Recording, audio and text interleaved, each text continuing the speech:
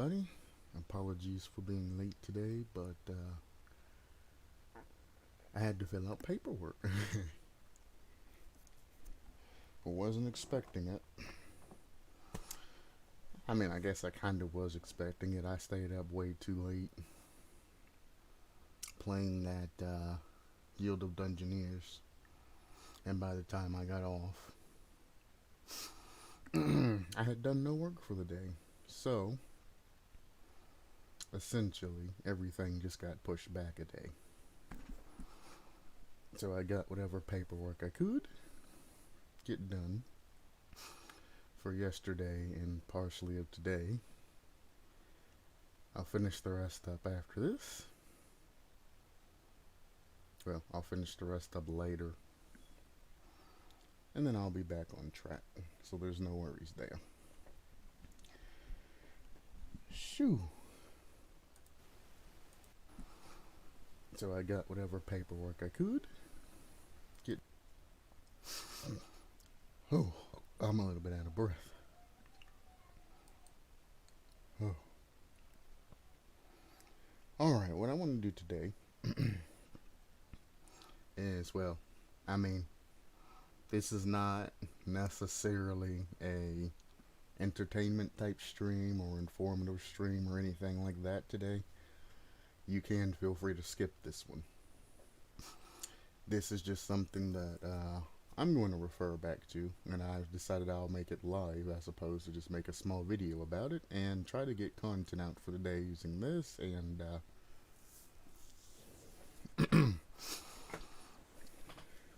move forward. Today, I want to take the entire day going over Dead by Daylight's perks, which there aren't, I mean, a huge amount of perks in the game. It's not like insurmountable. I'm going to skip over, the obvious perks.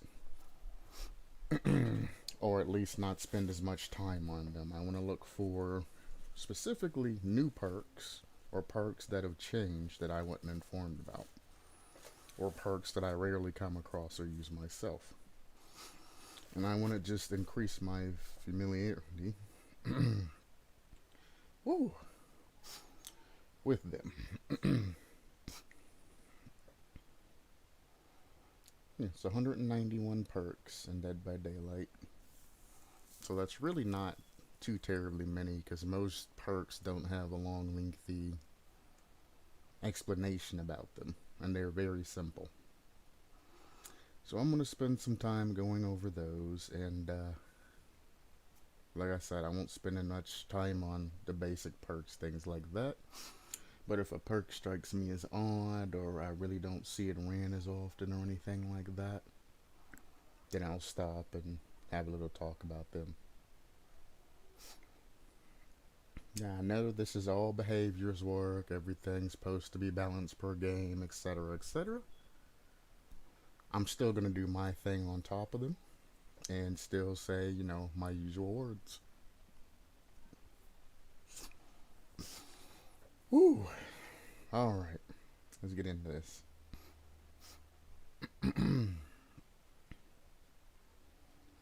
And the first perk, well, Ace in the Hole. Guaranteed item with a very rare attachment on it. Ace in the Hole is good when you're doing like chest challenges or you're just low on items. Adrenaline. Adrenaline lasts, or exit gates powered. You get a health state. You get 150% movement speed, which is 6 meters per second for 5 seconds. You are faster than the killer with adrenaline. Aftercare. I don't think I've ever seen or ran aftercare. You see the aura of the last 3 survivors you have rescued from the hook, or have rescued you from the hook. Or you have completed an action, a healing action on, or have healed you. They also see your aura.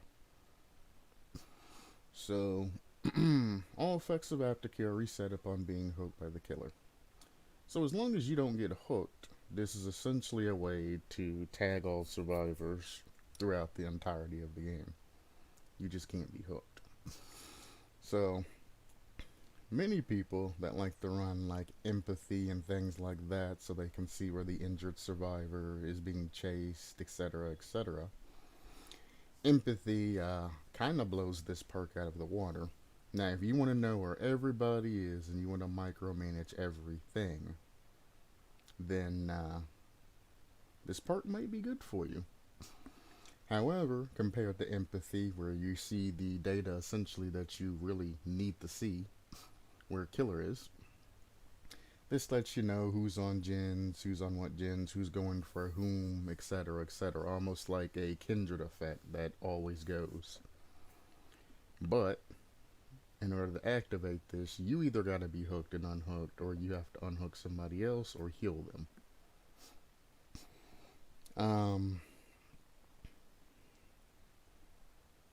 For a perk that has such a bad activation, such like a niche activation, it's kind of bad because you have to do the rescuing or the healing or anything like that, which makes you put yourself in danger, which then puts you in danger of losing all the effects that this perk's giving you. So I mean, it's not really worth the risk to actually use this perk because you can lose everything that you've done. It's like you have to go for healing actions. You have to go for unhooks, things like that. If you're an altruistic person, you know, keeping eyes on people that are possibly being tunneled, etc., etc., I mean, is great. But is it really worth a perk slot? I don't think it is the way it's incorporated. Especially the fact that you're kind of at a catch-22. You have to go for unhooks and heals in order to get the perk active, but at the same time, if you get hooked by the killer, you lose the perk. So I guess it's not a complete catch-22, but it's like the start of one.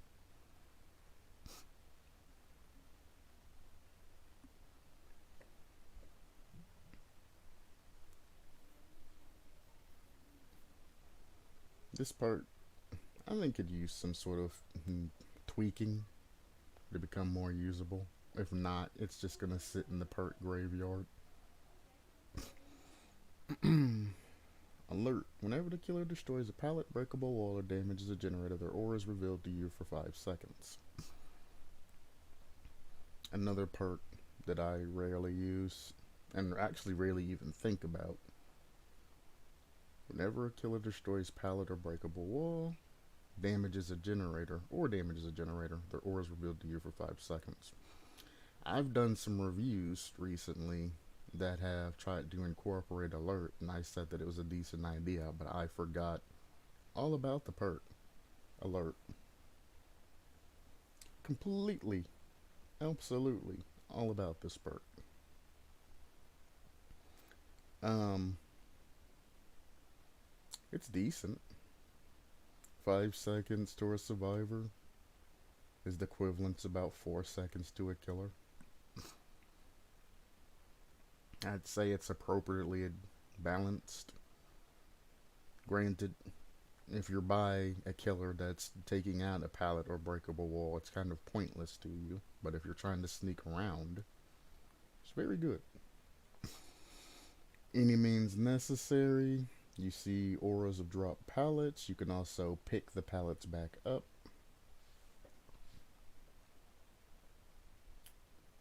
Appraisal. Don't know. Appraisals are just used for opening chests faster.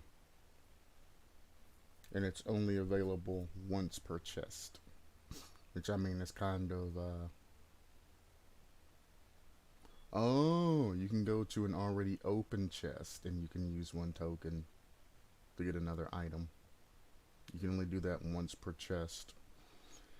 Appraisal is good for, again, the chest challenge where you're picking up chests, opening them up just for a challenge.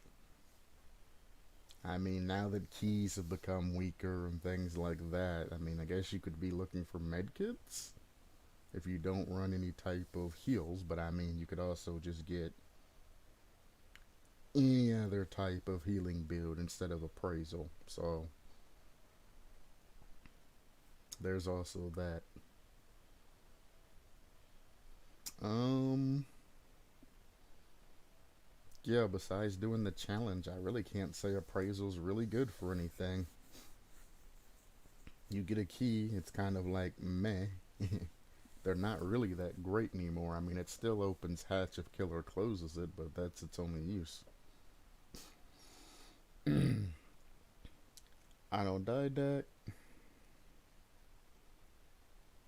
is it's healing on other people. Well, I guess I should explain what it does. You get up to 5 tokens. For each token grants a 15 bonus skill check for successful skill checks. Does not work with medkit. I know that. Yeah, not active when using medkit. Balanced landing, falling from great heights. You get essentially sprint boost and also reduces stagger time. Bite the bullet. When you're healing yourself or another survivor, grunts of pain and noises are suppressed. Failed skill checks don't do anything, but they do a regression of 3%. Blast mine. You can essentially put a flash mine on a generator. When the killer kicks it, it blows up in their face. It also stops their action, so they have to re-kick the generator afterwards as well. The aura of the trap generator will, it's either white or yellow. Yellow to all survivors, and they can see it. Blast mine will blind other survivors that are in the vicinity, including yourself. Keep that in mind. Don't know what blood pact is.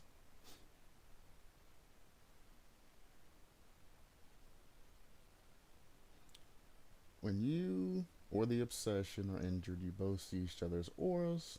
After healing the obsession or being healed by a session, you both gain a status effect. Moving at an increased 7% until you are no longer within 16 meters of yourself. If you are the obsession, blood pack is useless. But it lowers the odds of becoming the obsession by, well, the initial obsession by 100%. So you cannot spawn in as the obsession unless you are using something that increases your odds of becoming an obsession. It's not just completely negligible. So if you just use blood pack, you have a 0% chance of being the obsession. If you use any other perks that increases your chance of being the obsession, it does become positive. So keep that in mind, that it's very small dice roll, but it can also completely screw you over. If you use Decisive Strike with Blood Pack does immediately deactivate. I do know that.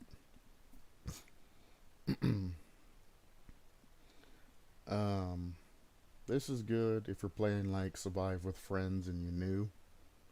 You two kind of stick together. You can always see each other's auras. You'll get an increased 7% speed, which isn't much, by the way. I believe that'll take you up to like 4.3 speed. Killer's at 4.6 speed, or if it's a slower killer or a ranged killer, 4.4. This will essentially increase your speed faster than the nurses, though, to where you really don't have to worry about getting caught by her.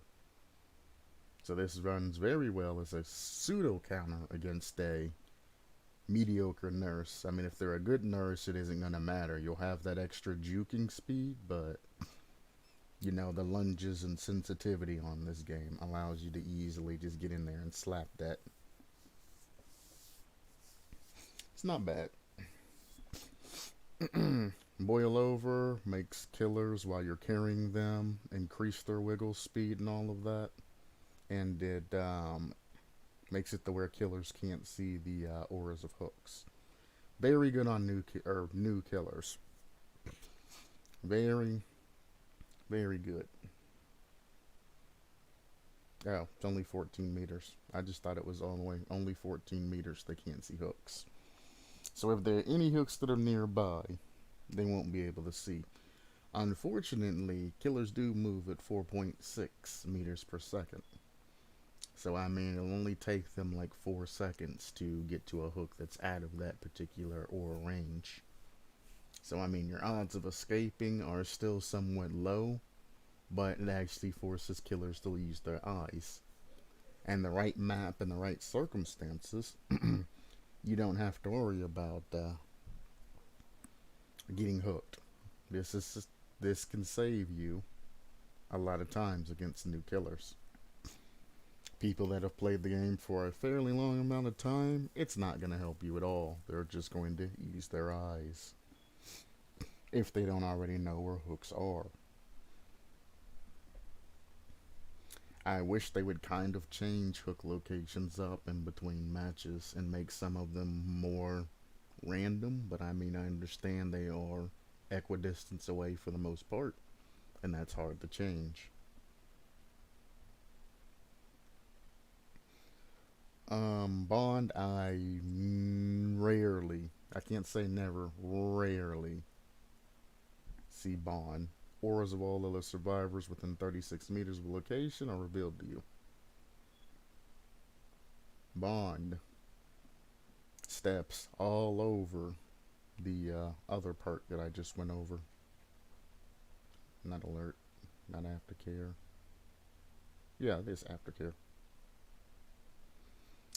Bond steps all over aftercare. Aftercare, to get the unlimited range of the entire map, aftercare requires an activation. Whereas Bond, you just have it. As long as survivors are within 36 meters, for those of you who need a comparison, regular tear radius, I believe, is 32 meters. So a little bit beyond killer's regular tear radius is where you'll be able to see survivors that are around you. I don't know why you'd want to see why other survivors are around you, but I guess if you're injured or something like that and looking for a heal, I guess that's a way to do it. Or if you're looping a killer and another survivor pops up, you know not to go that direction. I don't think I've ever used Bond my entire time playing through this game. Not once. Circle of Healing, I went over. It makes self-care 16 seconds, medkits 8 seconds. Boon Exponential is new per public test beta. I've used this personally. It just allows you to recover faster and always get up. It's essentially unbreakable. Shadow Steps gets rid of scratch marks. All of these boon totems, you do have to be within the range. Some effects persist a couple of seconds outside of the totem's radius, like Shadow Step, it's 4 seconds. But that's all it does is suppress scratch marks in the radius. Very good if you are looping killer. If you're looping killer, getting rid of your scratch marks is amazing because you, within 24 meters, can't be seen. So you can hide behind things, run behind things. I play a stealthier game, and the killer just kind of has to search for you. I've used Shadow Step to escape lots of times, especially if you mix Shadow Step with Deception to get that extra 2 to 3 seconds of stealth on top of that. You find a locker right outside the 24 meters. You run out of that, use the extra 4 seconds that you get to get to a locker, use the Deception to get an extra couple of seconds.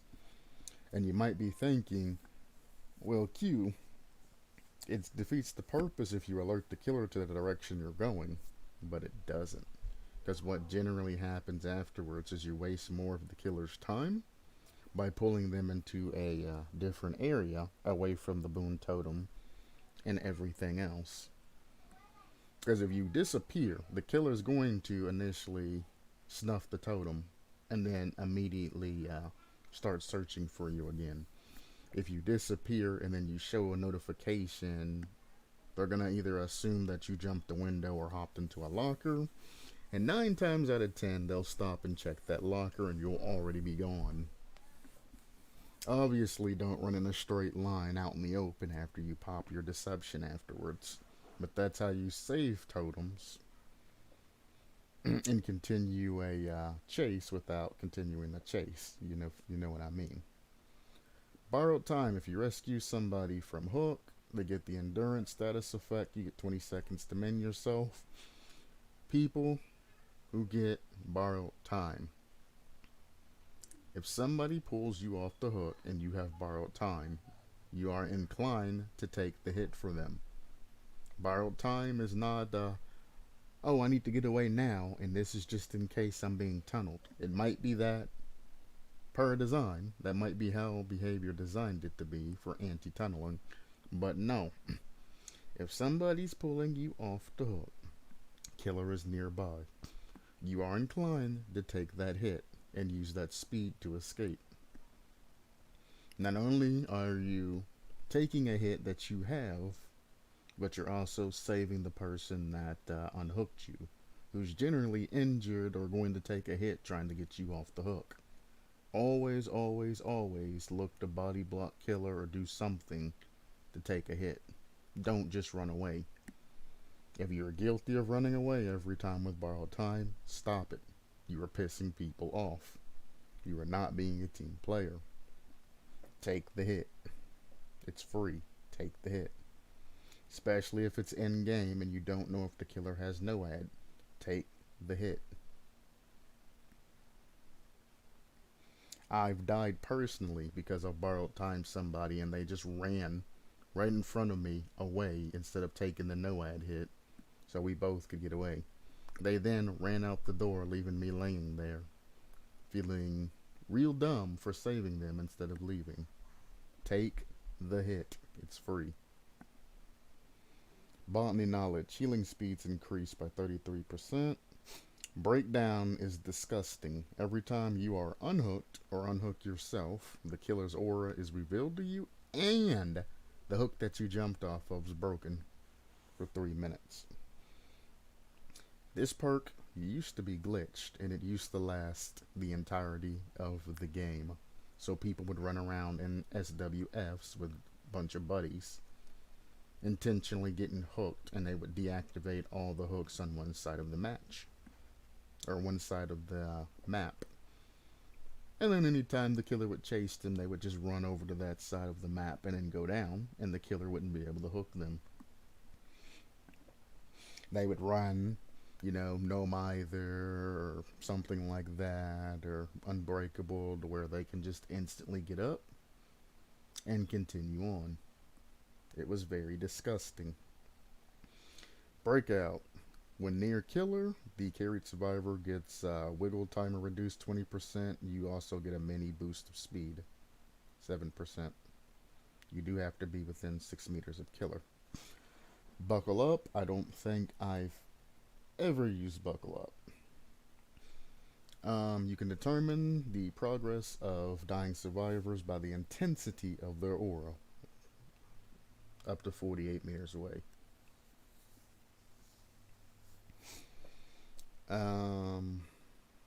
When healing another survivor from dying state to the injured state, killer's aura is revealed to you both for 6 seconds. That was added in, I do believe, the aura reading ability. Generally, you can tell that a survivor's healing or not. They'll either be moving or they'll just be kind of just laying there flopped over. There are some people, though, that do not heal, and you'll run over to get that 1 or 2 second butt touch to get them up, and they'll just kind of chill. And you'll be like, bro, you weren't healing, and you'll end up going down because of it. But it is what it is. Built to last. You can recharge your item. You can replenish your item charges once the item is completely used up. Keywords there is completely used up. It'll bring it up to 99%. I thought it did 99%, then 66%, then 33%. I thought you got 3 uses. No, you do get 3 uses. Regular use, it brings it to 99. You use it again, then it brings it to 33, and you can use it again. Yeah, you get 3 uses out of it. You have to be inside a locker for 12 seconds to activate it. Calm Spirit makes crows not, you know, fly off and make noises. It also, very important, suppresses the urge to scream. Calm Spirit counters Doctor. So hard. You no longer scream. Not Spirit. Plague. One of their things is when they down somebody near you, you scream. Calm Spirit is a perk that I rarely run, but I have ran it sometimes. Like if I get back-to-back Doctor games or something like that, I might switch on Calm Spirit.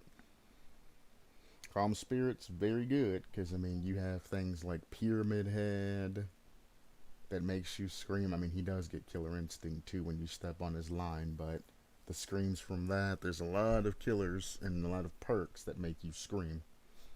Nemesis, for instance, has Eruption, which makes you scream, I'm pretty sure. Etc., etc. The new killer, the Artist, makes you scream. Or does the Gin Blow? I think it makes you scream and the Gin blows when they hook you on a Scourge hook. If it's the most completed one, of course. So Calm Spirit, underrated perk, actually has very good uses. It sucks that you aren't able to know what killer you're going up against. It's kind of a shame, or Calm Spirit would be a very high tier perk. Clairvoyance allows you to see the auras of essentially everything for 10 seconds. Clairvoyance, last time I checked, was broken, and you could actually move killer, or you could actually take advantage of their animations and just walk through them during animations. Very funny. For killers vaulting a window, you can use your clairvoyance to walk through them and revolt the window they just came through as a sort of a pseudo juke. Or if you 360 a killer near edge, you can use clairvoyance to just pop them off the edge. Even if they hit you, you can still use clairvoyance to pop them off the edge. Clairvoyance is very good because you can also see hatch too. That's why you might want to take them out. The Michaelas or Michaela, whichever way you prefer it. You want to take them out before endgame. So that clairvoyance will just literally give them hatch win majority of time. Corrective action. I don't remember this perk. 3 tokens. Each time you get a great skill check. Oh, this is the new guy's perk. Somebody fails a skill check when you are on the generator with them. You use up a totem, or token, and it acts like nothing happens. It's charged by getting great skill checks. Counter Force from Jill. You cleanse totems faster. And when you cleanse a totem, or you cleanse totems 20% faster and gain a 20% stackable buff per totem cleansed.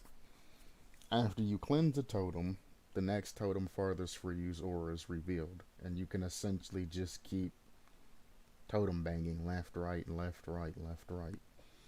Counter Force doesn't get in the way of any other totem location perk because it shows the farthest away.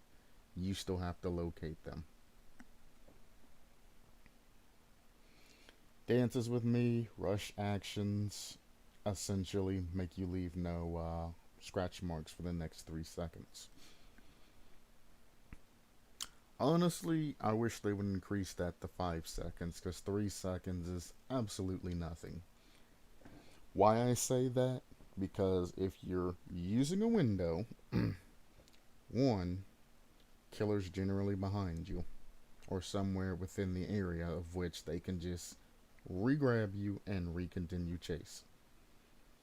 If you're running and you jump out a window, the only time this is actually good is that one particular. Actually, there's like two windows I can think of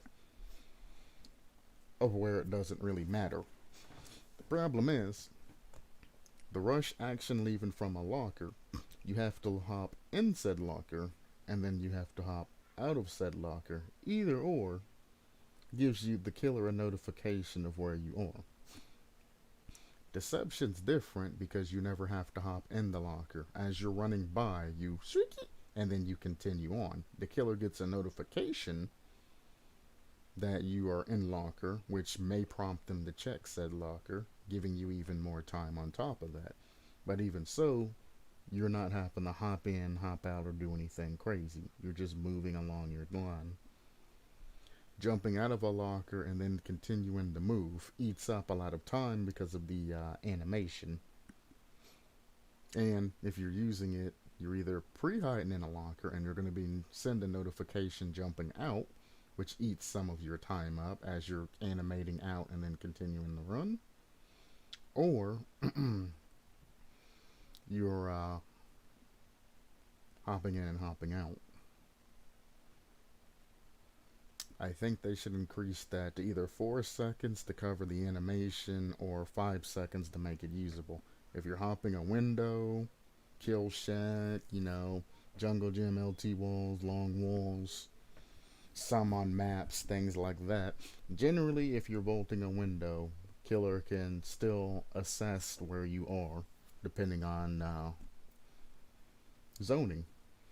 If you're in kill shack or LT wall or anything like that and you hop window, killer has angles to see whether or not you left or if you stay against that loop, making dances very, very, very not great.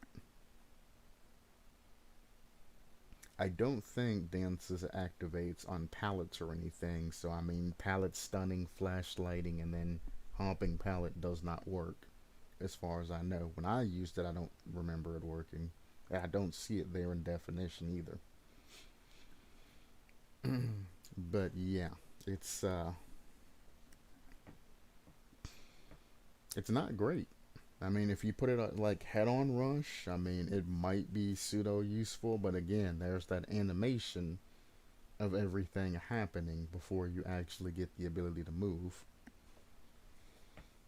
It might be great stacked with another perk, but I mean, why should you have to stack any perks with any other perks to get usability out of it? It should just be used regardless. Dark Sense is the opposite of Bitter Murmur. When the generator is complete, the killer is seen by you. Or you can see the killer's aura.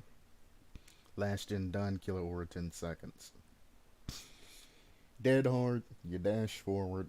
You get the exhaustion effect while you're dashed. You're invincible, so they say, while you're dashing. Deception, I've talked about deception a lot. Anytime you try to do a rushed action towards a locker, you essentially flip the locker open and close very quickly as you're running by. It gets rid of your scratch marks for the next 3 seconds, and you do not leave scratch marks or pools of blood. Deception, very good if you're being chased and you just need an escape. Decisive, I mentioned this earlier too. Decisive, once you are unhooked, Decisive activates. Actually, I think no, it is the next 60 seconds, yes. For the next 60 seconds, if you are grabbed by the killer, you get a skill check. If you hit the skill check, you stun the killer for 5 seconds, you're able to run. However, like I mentioned earlier, you become the obsession. So if you do run it with that other perk that I mentioned earlier, it completely turns off that perk and nullifies everything. Decisive's good as an anti-tunneling perk, so if killer's just up your butt or you're just looping and, non-stop like that, works very well. However, if the killer leaves you alone, Decisive kinda becomes useless, which kind of sucks. Deliverance allows you to get yourself off the hook one time. You get the exposed status effect.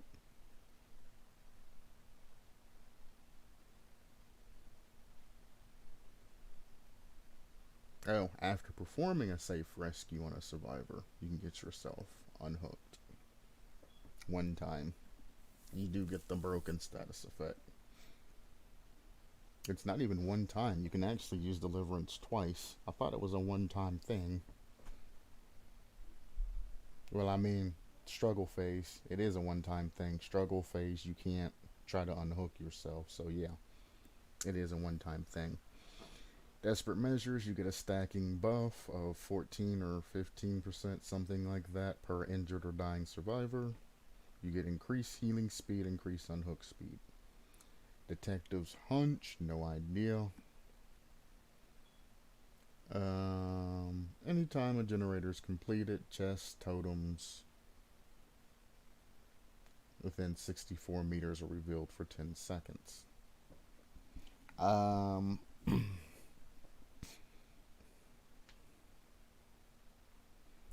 mean, I guess that's good.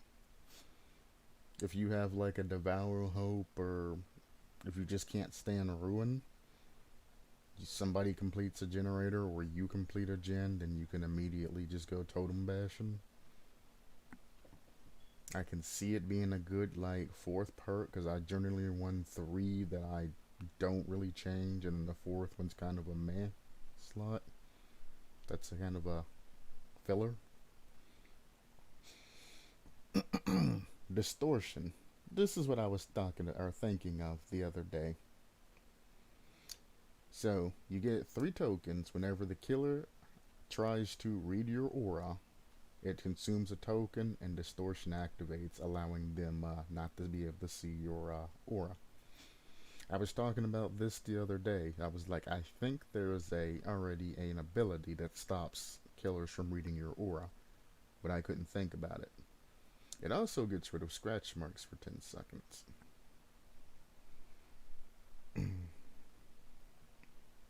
Distortion. I gotta remember that. That's what I was thinking of the other day.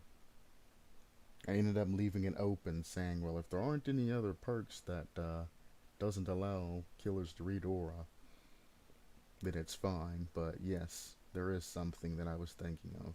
I gotta remember that. That's a big one. People that create killers, or survivors in this case, always try to do some sort of, well, killer can't read your aura perk. Distortion already exists. It's been balanced per game, etc., etc. And shouldn't try to incorporate anything else that blocks the killer from being able to see. It covers scratch marks, it covers aura. That's generally the only things that the killer could go off of to find you. I mean, yeah, they could probably luckily find you grunts of pain or blood if you're using them, but that expects you to be out in the open anyway for the killer to be able to see that. So the 2 major things, auras and scratch marks, are hidden. That's all you need. Diversion. When crouched, you can well, you have to be in the killer's terror radius too. When crouched, you can throw a pebble. It makes a distraction sound. I didn't know that it made scratch marks. Interesting.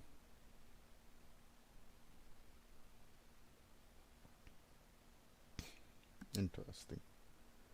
Deja vu is just for finding generators. You find the 3 generators that are closest proximity to each other to keep you from 3-genning yourself. When you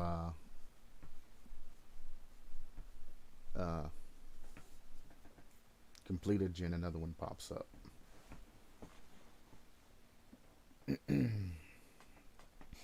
Empathy, I talked about earlier. It just allows you to see survivors in the injured or dying state, essentially the entire map. This is good for if you want to see where the killer is or where that person is running the killer to try to avoid them or potentially help them.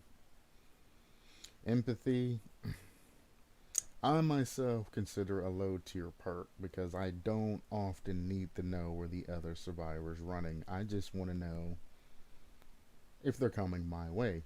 I have eyes that do that. My eyes say, hey, I don't see anything. My ears say, hey, I don't hear anything. Tear radius or killer wise or any type of activities. I am safe. Empathy is good for healing builds and healing challenges. I think that's majorly what it's made for, is to make you essentially a medic, or you can run back and forth and get quick heals. With all the healing perks nowadays, empathy kind of becomes useless. Now you can just put something down and survivors will go heal themselves. There's no need for you to know survivor location or anything like that. I honestly would say empathy needs a buff, but I mean it already does 128 meters, which is essentially an entire map. So I mean, empathy's just kind of a meh perk.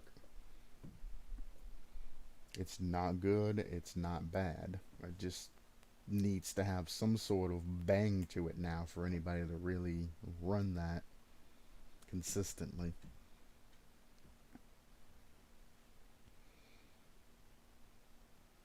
Like I said, instead of running empathy, you empathy runners, learn to use your eyes, your ears, your instincts to assess situations and what's going on.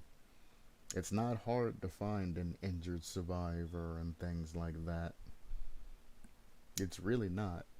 You shouldn't need a perk to locate that. If a survivor's running a killer, you shouldn't even be interested in that, period.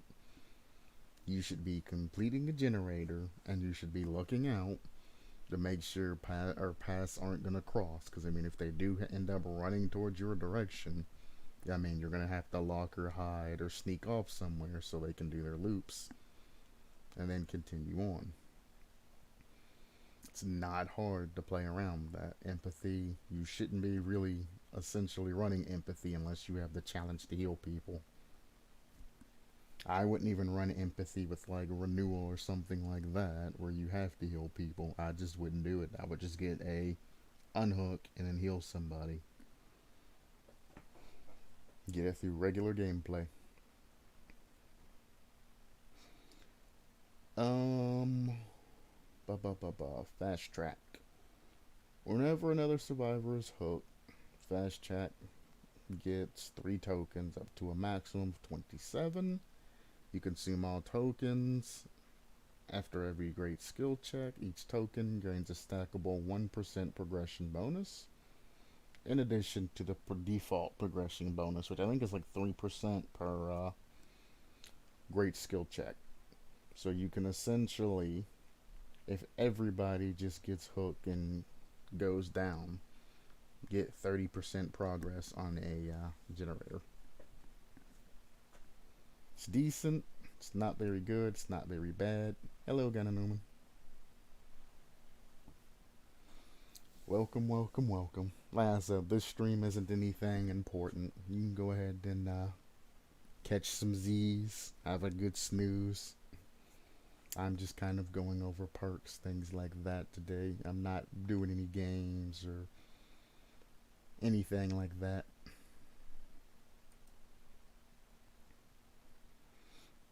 As I noticed the other day that I'm not up to date on some perks because they've been changed and things like that, and I find myself reaching to find a solution when I'm reading these creation reviews, and I'm like, I know there's a perk that exists, but I don't know what its name is.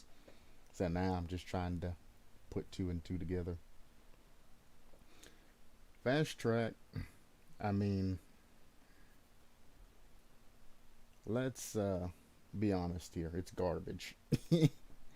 It's absolutely garbage. For the most part, you're going to have a couple of hooks, and if you save it up all game, you might be able to get an extra, let's say 15%. But I mean, brand new part does that as well. I mean, if you manage to hang on to a brand new part the entire game and have fast track and you're the last one left, I mean, that's 25 and 30. That's only 55% on a generator. So, I mean, you'd still have to be working on the generator previous to it and then pop it towards the end. But, I mean, if you have a brand new part toolbox and a charged up fast track at the end of the game, you're kind of a scumbag as well. Fast track, I definitely either add some sort of speed increase instead of just bam, you get the progression on top of everything all at once. I would make it to where every token you get, you just get a minor increase in speed. So it's always usable, and the more people that get hooked, the faster, essentially, that you'll go. Also, you're going to be resetting tokens left and right if you're always getting great skill checks. So, at the most, you're probably going to be getting an extra 1% here or extra 3% there. It's not worth a perk slot to actually use fast track as it sits. I would even go as far to say fast track can be removed from game and just discard it. You really don't need any type of stacking buff. I mean, I understand what it's made for. If everybody on your team dies and you're kind of screwed, it kind of helps you out. If it's like one gen left or something like that. However, hatch is a thing. So fast track, it could do with just being a increase in speed as opposed to a token system. That is kind of a whoopsie now in today's Dead by Daylight games. That kind of makes this useless. Also, is it? Well, no, it's not. Will make it. Whatever the one is, when you do things faster when you're injured. I'm pretty sure, or even spine chill in this case, you'll get more progress out of it than I think you'll get out of this perk.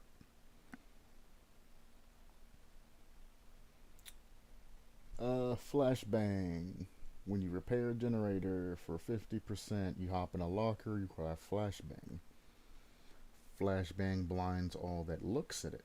Keep in mind, you have to be looking at it. Flashbang cannot be thrown, he just drops it right at his feet. Why they made it not throwable, I do not know.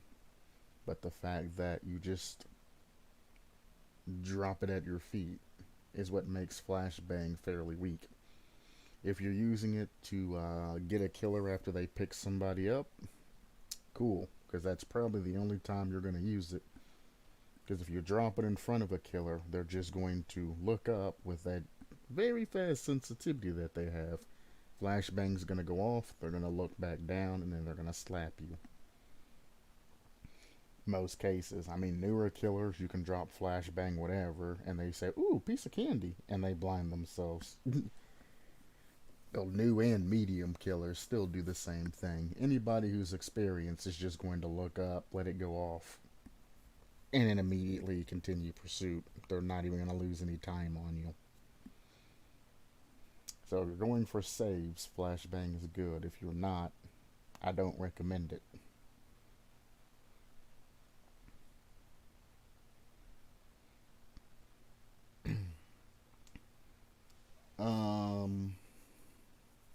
Flip flop. Oh, okay. Flip flop is the Ash perk. I know this perk. When you're in the dying state, half of your recovery progress is converted into wiggling progression. This perk stacks very well with power struggle. You go down under a pallet, you heal up. As soon as they pick you up, you immediately, wham, slam pallet back on them and you're free to go.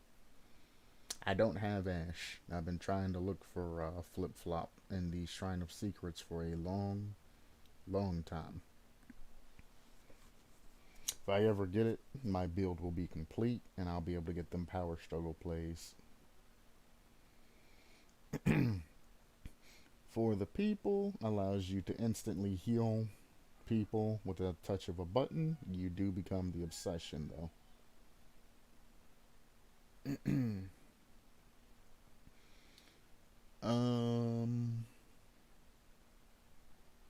For the people, causes broken status effect for 60 seconds after using it. So, I had once talked about an actual perk, which I guess it already exists. You can essentially give your own life to another survivor. If you're already injured, it really don't matter, but if you are a healthy state, you will become broken after using it. Same with all the other perks. It gets rid of your ability to be the obsession, but if you stack anything else that gives you obsession on it, it is a small roll and you can become the obsession. This perk, however, doesn't really matter. If you're in a room with a spirit, you really don't want to activate this perk unless it's towards end game, because you don't want to get rancored, which we will go over that. Maybe. Might do Survivor today, Killer tomorrow. So I guess I'll go Rancor now is Spirit's perk. It allows Spirit to Mori, whatever the obsession is, after the exit gates are powered.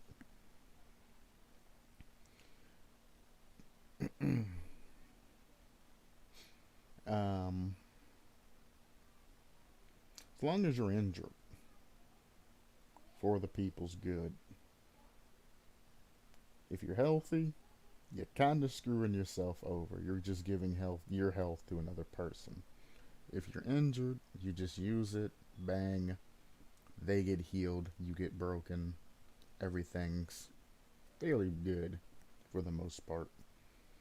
For the people, the only bad thing besides, the broken status is you cannot have a med kit.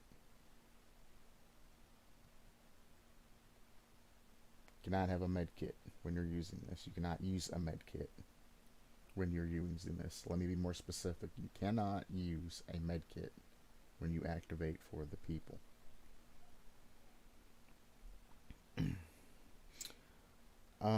Guardian, I don't even remember what Guardian does. This is a newer perk. Oh yeah, this is the one that gives them the speed boost and they don't make pools of blood. Yeah, no scratch marks or pools of blood and a 7% haste status effect. You see the killer's aura for 8 seconds. This is Guardian is one of the perks that I think they should revisit, because they came out with Overcome, which allows you to, which I talked about this the other day. Overcome allows you to hit that, or take the injured status effect, or the boost that you get from being hit, and essentially use that speed for an extra 2 seconds. If you borrow time, Guardian somebody who has Overcome, and Overcome might become a meta perk because it's so strong, you get an extreme amount of speed.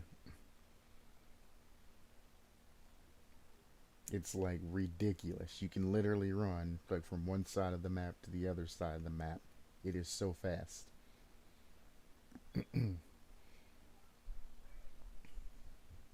Again, if somebody borrowed times you always take that hit.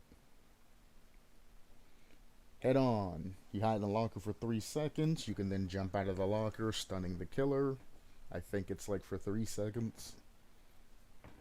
Yeah, 3 seconds. You do get the exhaustion status effect. And one of the caveats here is you can't head on rush when you have stillness crows. So if you sit in the locker for too long to where you start getting crows over you, you can no longer use head on rush. So you can't just hide in a locker, have one of your friends walk by the locker, and then stun the killer. So no camping. Excuse me. As soon as exit gates are powered, you gain the haste status effect for 120 seconds. The only reason this doesn't interfere with adrenaline is because adrenaline's made to give you health back. This is made for speed.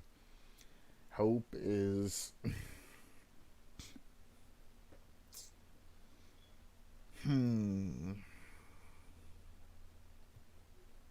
How do I put this? Hope will give you about 4.3% speed.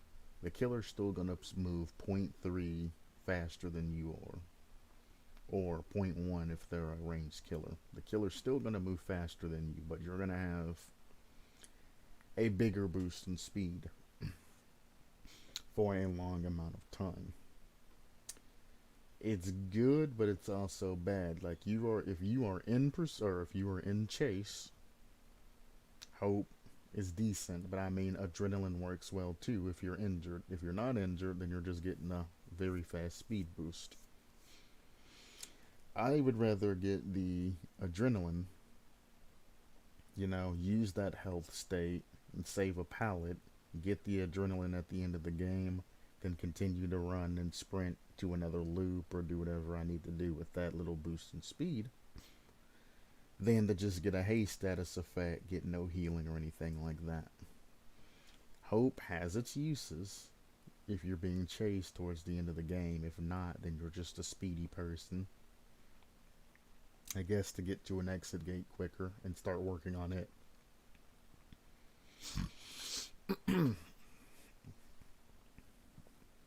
But like I said, if you are a looper and you generally have killers towards the end of the game, or you look for them, hope, I still would run adrenaline, but adrenaline and hope, I guess you could run both together,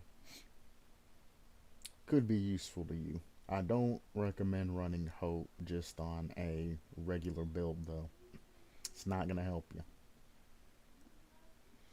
Inner healing, you can heal yourself in a locker in exchange for breaking a totem. Keep in mind that inner healing only gives you one health state though. If you are deep wound status effect, it'll only heal the deep wound, I'm pretty sure. Iron Will lowers grunts by 100%. Only grunts, not screams.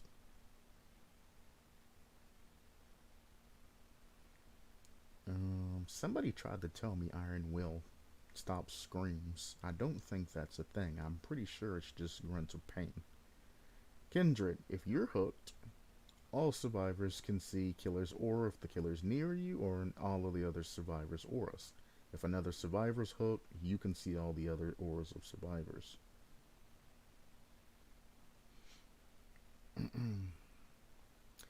Kinship, also known as, or previously known as camaraderie, it stops your struggle counter for 34 seconds now, if they become within 16 meters.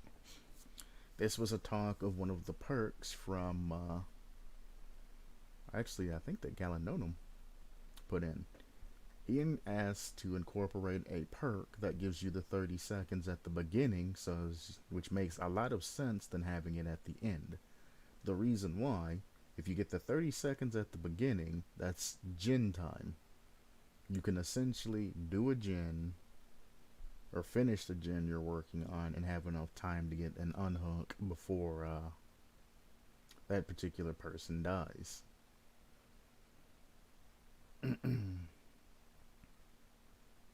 And I'm pretty sure his perk would have worked on the first hook too, unlike Kinship only working on the second hook. Kinship, you're actually losing time. Kinship gives you an additional 30 seconds to just unhook. You don't have any type of utility from it. Once you get within that 16 meters, that 30-second timer stops. You have to be off of a gen and at that particular survivor. It's not going to take you 30 extra seconds to unhook, even if the killer is camping. It shouldn't take 30 seconds. In that case, you and another survivor is just going to have to go down and save this person. Hopefully, one of you have borrowed time, or it's going to be a little finicky. But even before that, if the person's not savable because the killer's camping and everybody gives up, it should be less than 30 seconds. Or 34 in this case. Kinship is balanced because you're essentially wasting time off Jin to extend somebody else's hook timer. So in that case, Survivor is losing Jin time, going for an unhook, but they're staying alive slightly longer.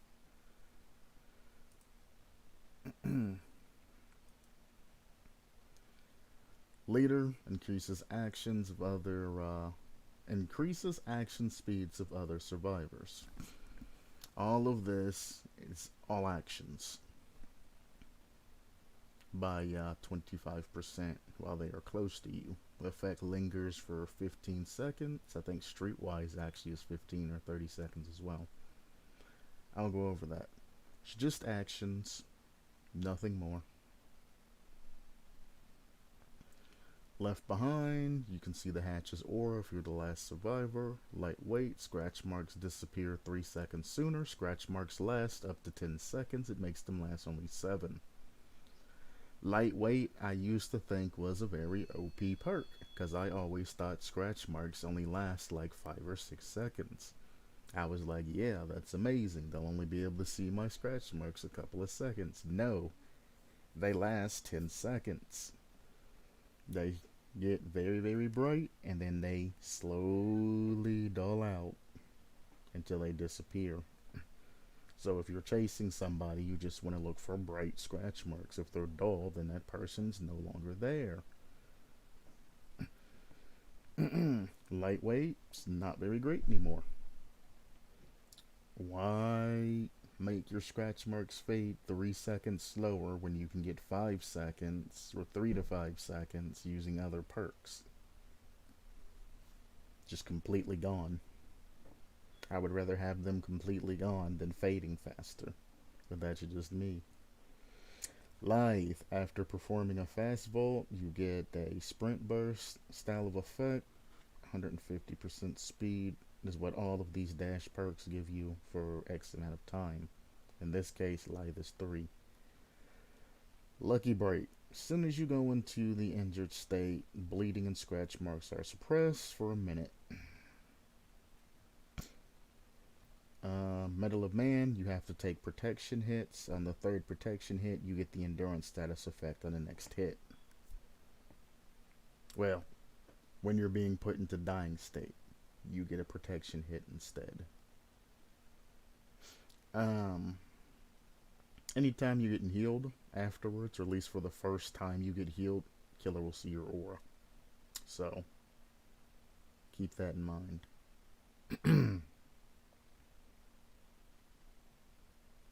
Well, after the perk activates, let me be more specific. After this perk activates, anytime that you are getting healed to the healthy state again, your aura will be revealed to the killer.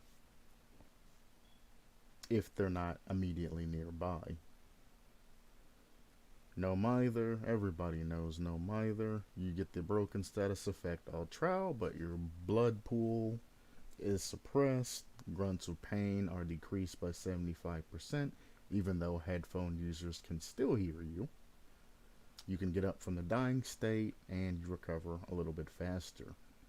As I always say, No Mither should not activate until you are hit for the first time in a trial. Recovery speed does not matter. Grunts of pain does not matter. Recovering from the dying state does not matter. Pools of blood does not matter until you are injured for the first time.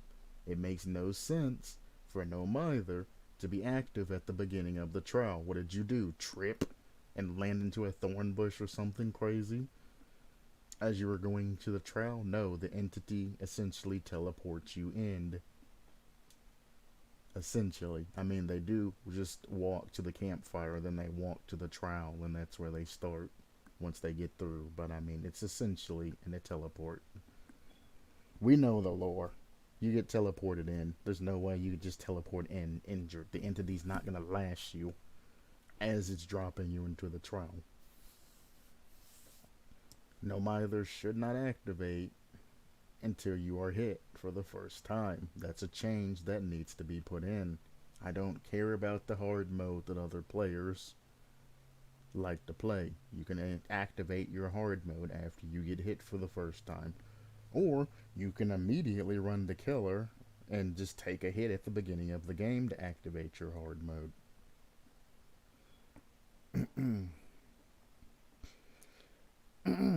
No one left behind. When exit gates are powered, you gain bonuses, unhooking, healing. You can see auras of survivors, and then you get blood points. Object of Obsession used to be my favorite perk, but they changed it. So what happens is you get increased to actions. You become the obsession. I don't think you can ever leave or lose the being the obsession with this perk. You might be able to lose obsession, but I don't think you can. But I mean, I guess, well, decisive does transfer that, so.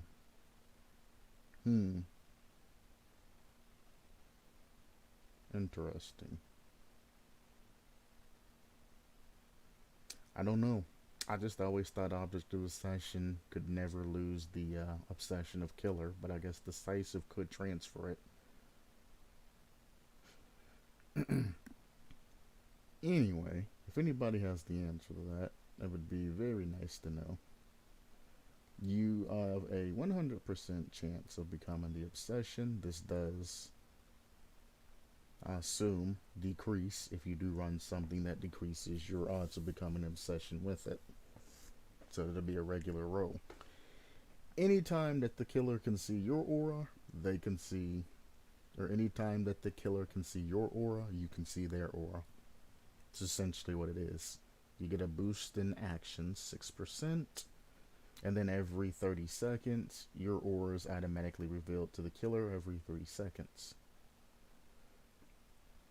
This perk used to be my favorite because it used to be anytime you look in the direction of a killer, you both can see each other's auras. And I would use that with running. When I'm doing loops and things like that, you just keep your eyes on the killer. You can always see where they are, and they can always see where you are.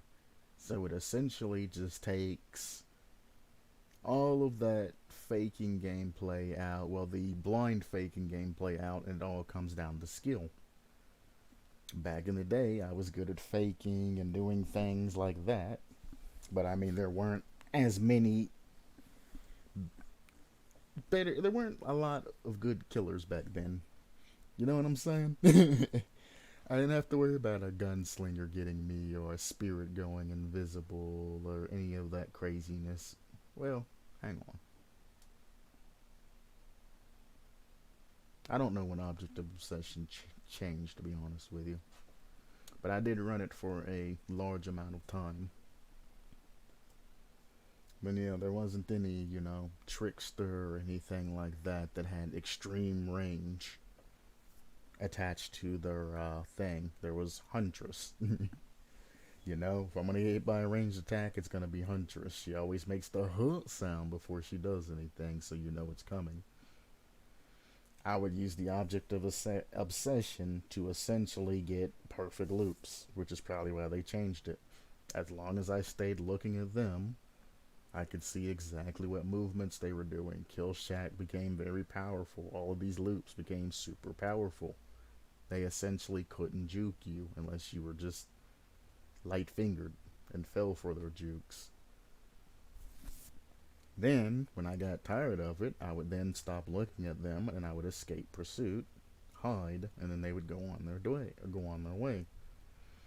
If it was a killer that I didn't particularly like, I would go to an opposite side of the map and I would look at the killer and they would see my aura.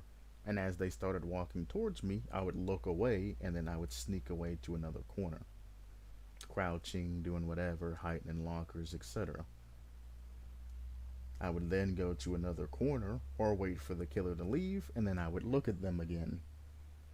and they would see my aura. So they would head over again, and I would play essentially peekaboo till I either was caught, they gave up, or the generators were completed and left. If you wanted a hard mode for this game, Object of Accession definitely is it. The old school one. Now, the only way it works is like this, and they've really botched the perk, and I won't use it anymore. They've taken all the fun out of it. Now, I don't have the option to turn it on and turn it off. It's just, bam. Every 30 seconds, you're getting tagged regardless. Which, I mean, it's good for balance purposes. But, I mean, the timer is very tight. Because if the killer's near you, and you just, boom, hey, I'm right here, bud. For 3 seconds, you're probably going down.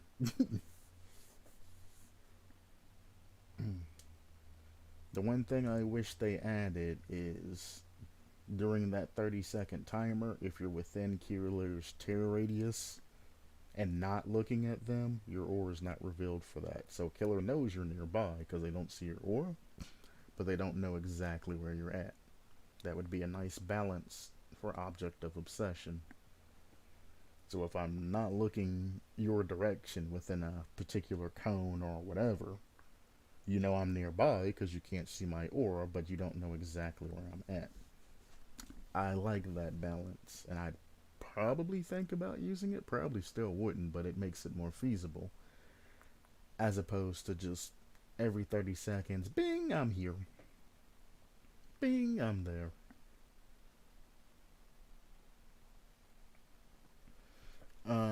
Off the record, anytime you're unhooked, or unhook yourself, but anytime you get off of the hook, your aura will not be shown to the killer for, it's like a minute, 80 seconds.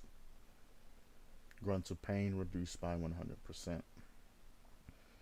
Open-handed increases all aura reading ranges by 16 meters. Absolutely useless. I don't care who you are, that's useless.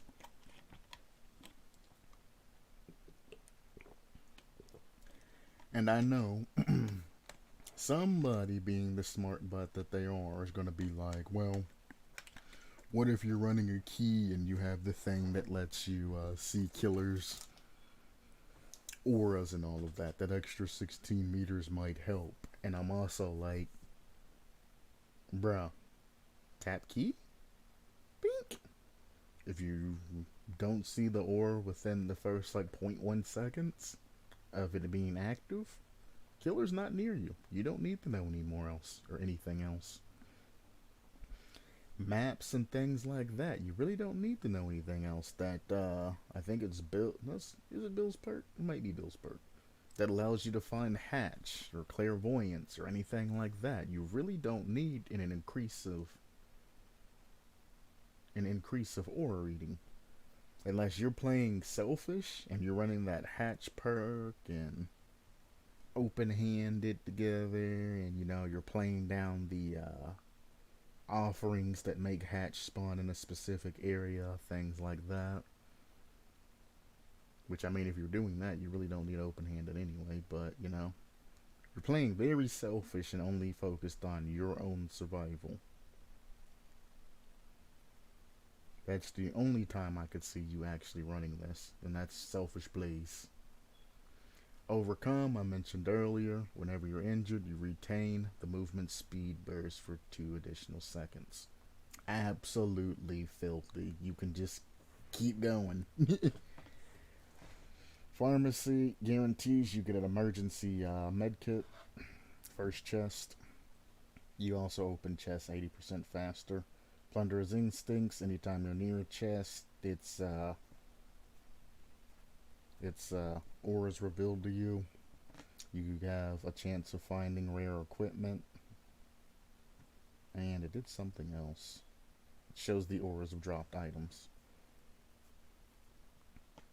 Poised, I don't remember. If your generator is completed, you won't leave any scratch marks for the next 10 seconds. Why are you so bad? I think yours the other perk that I didn't like earlier too. Maybe it was the other one, I don't remember. Poised is terrible.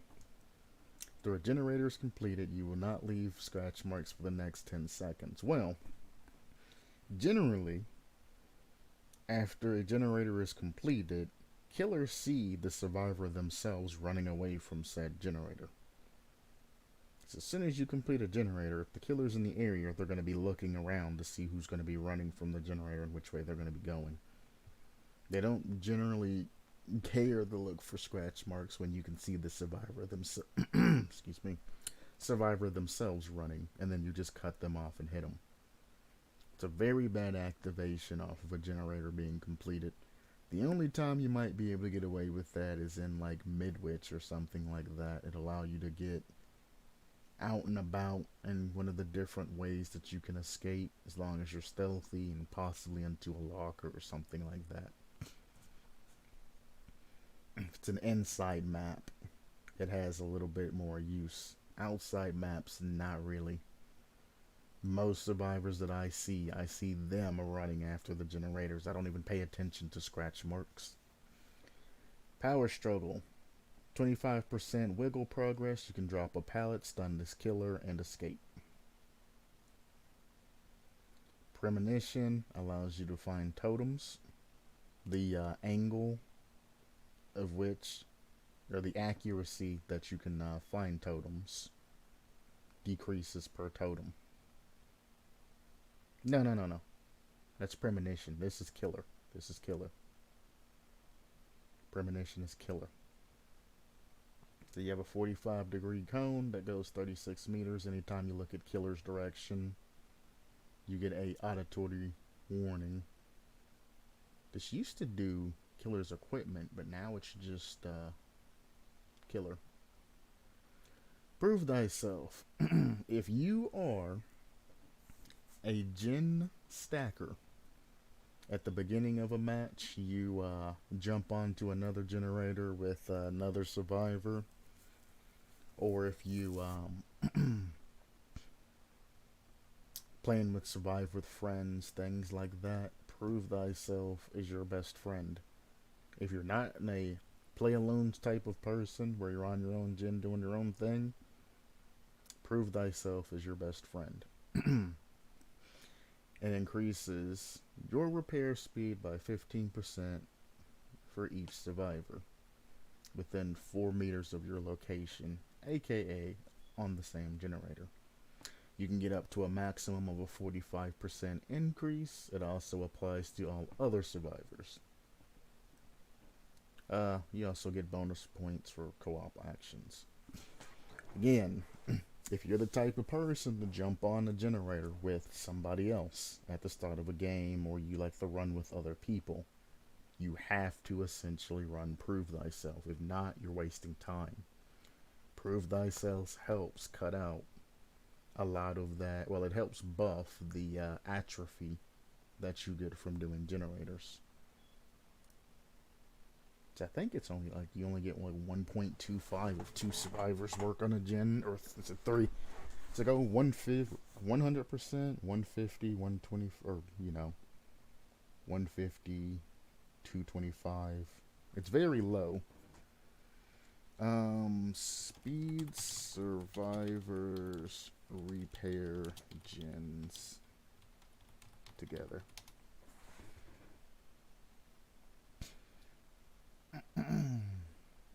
There you go.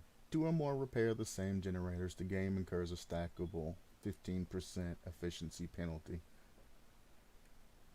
So it's not you lose 15% efficiency. It's not that it's only 15%. I have it backwards. Yeah. A stackable 15% efficiency penalty per survivor. 1 survivor does it 100% per tick. 2 survivors minus the 15% gives you essentially 1.7. 3 survivors gives you a 2.1. 4 survivors gives you a 2.2. Seconds wise to complete a generator, 80 seconds drops down to 47 seconds, which isn't too terribly bad, but then it goes to 38 and 36. Having 4 survivors on a generator is dumb unless it's the last generator. But if you run Prove Thyself, gives you the 15-second or 15% repair speed for each survivor, which stacks. Two survivors working on a particular generator, your efficiency penalty is 15%. You both have an extra 15% repair speed on top of that. So you're looking at this essentially being a positive 15. Three survivors, everything's going to be neutral. Four survivors, you're still losing efficiency, but there's rarely any generators all four can actually work on. Very rarely.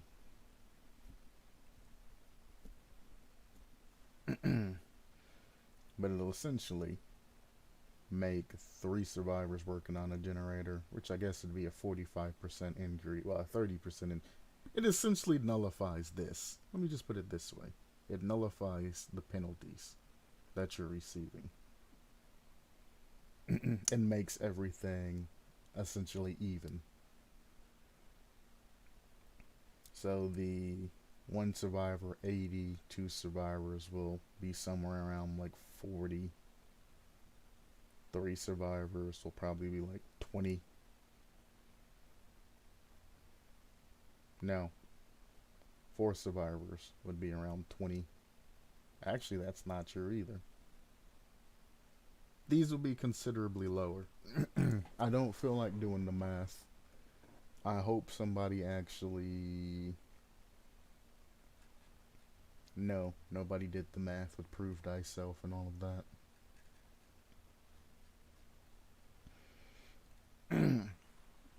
But as you can see, and this is why I say at the start of games, two people should not be stacked on a generator. All four survivors should go to different generators. In 80 seconds, you can pop 4 generators if nobody's bothered by killer. If somebody runs killer and the other 3 work, you'll have 3 generators popped or ready to pop within the next 20 seconds or so. By the time the other survivor gets hooked. It's 3 gens done, you only have 2 left. A lot of pressure on killer. Some killers will just give up at that point. Some will rage quit, some will give up, etc., etc. Dead by Daylight tries to mitigate that by spawning 2 survivors together. And then one by themselves, or they spawn everybody together and see what happens.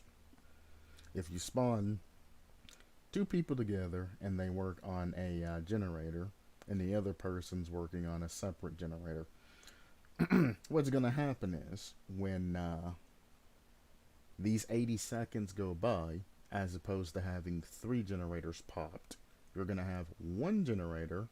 Both of these people are probably either going to go for an unhook, one's going to go to another gen, and this guy's probably going to go for an unhook. And then this guy's going to continue on the gen. So once you have 80 seconds done, instead of having 3 gens pop, you're going to have 2 gens pop. One person's probably going to take a couple of seconds to get to another gen, and he's probably going to be 20 seconds on another gen. So you'll have 1 gen pop, 20 seconds on another gen, or 2 gen pops and 20 seconds on another gen, as opposed to having only 80 seconds gone and having 3 or more gens popped. If 3 people are working on a generator, yeah, you're going to get the gen popped in 38 seconds, but in that 38 seconds, you've essentially wasted 38 times 2. Even 3 in some rare cases, so that's almost another gen. You know what I'm saying? That 38 seconds is coming out of that. All survivor time equals to 60 times 5, so 300 seconds. 300 seconds is the combined time survivors need to be on generators. This don't look that bad until you actually do the math. So between all survivors, you're going to be looking at a minimum of 600 seconds. That's going to be your baseline. Now, if you add in, survivor travel time, maybe 2 survivors towards the end are both working on separate generators, it's going to be in upwards of like 630 seconds.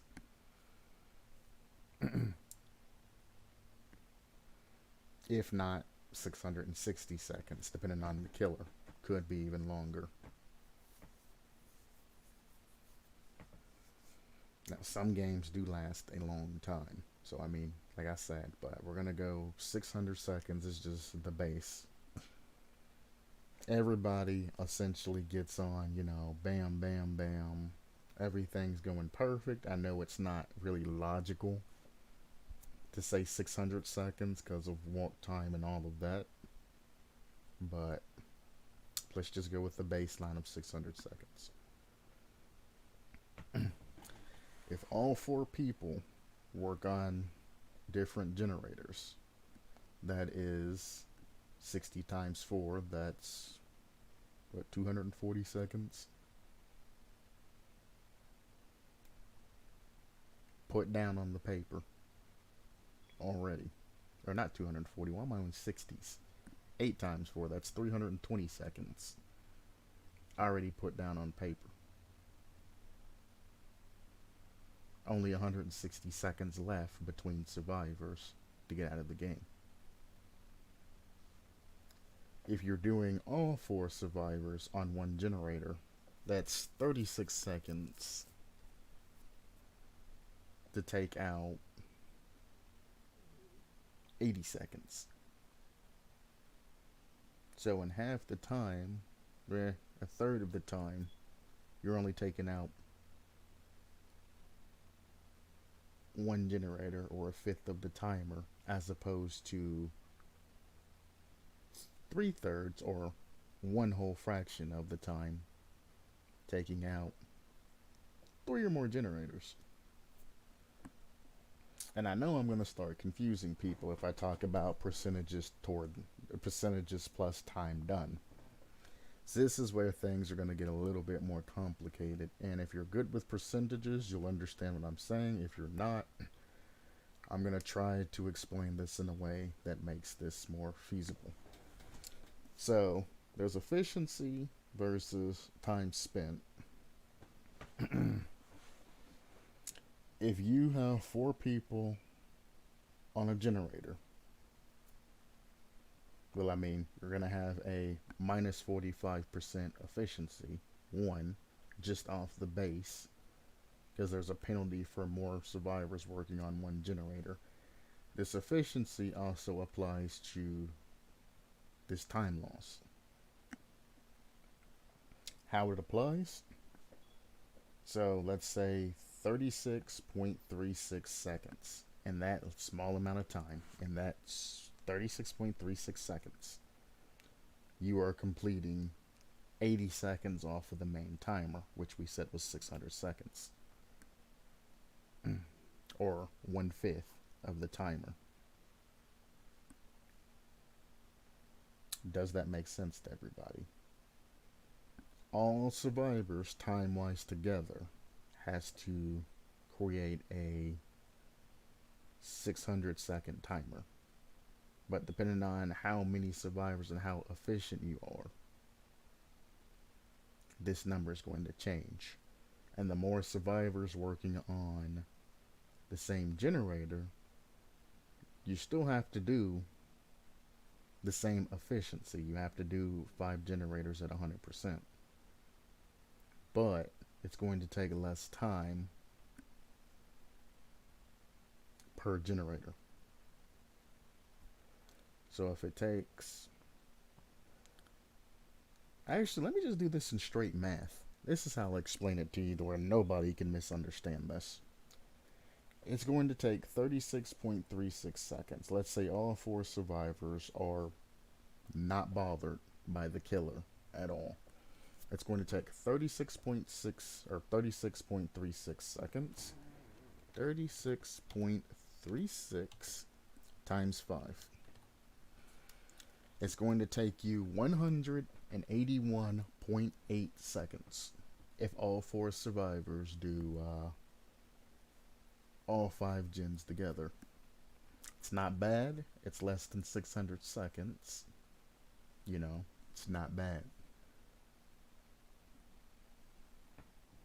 Now, by the way, the 600 seconds, if you're getting confused about how 600 seconds comes in here, 600 seconds is the measurement of Every gen getting popped in consecutive order. So one gen gets done. As soon as that gen pops, another gen starts and gets done.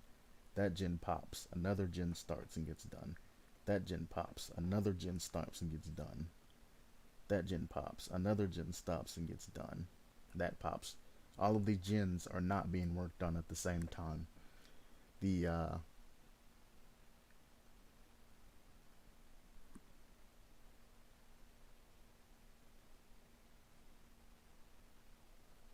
Not 600 seconds. It's 80 times 5. 80 times 5 is not 600. It's 400 seconds. Don't know where I got the 600 seconds at. It's 400 seconds. Somebody should have corrected me. Somebody probably did. Hang on. 80 seconds per generator times 5. 400 seconds. Start over. 400 seconds. Fuck the 600 seconds. It's 400 seconds in total. The 400 seconds is the equivalent to it's the baseline. It's also the least effective. If you have 0% efficiency, like absolutely, you did the absolute worst. You did one generator with one person on it. As soon as they completed their generator, another person started on a generator and completed theirs. As soon as they get done, another person jumped on their generator and completed theirs. And all the way up to 5 generators. This is the least efficient, huge amount of time wasted. The most seconds it should take is 400 seconds to do it like that. So in essence, if more people work on generators at the same time, the more efficient you're going to be. However, the efficiency needs to be spread out between doing multiple generators at the same time, as opposed to just doing one generator at a time. This is where I will show you the lack of efficiency of multiple people doing generators. 4 generators takes 36.36 seconds. 36.36 times 5.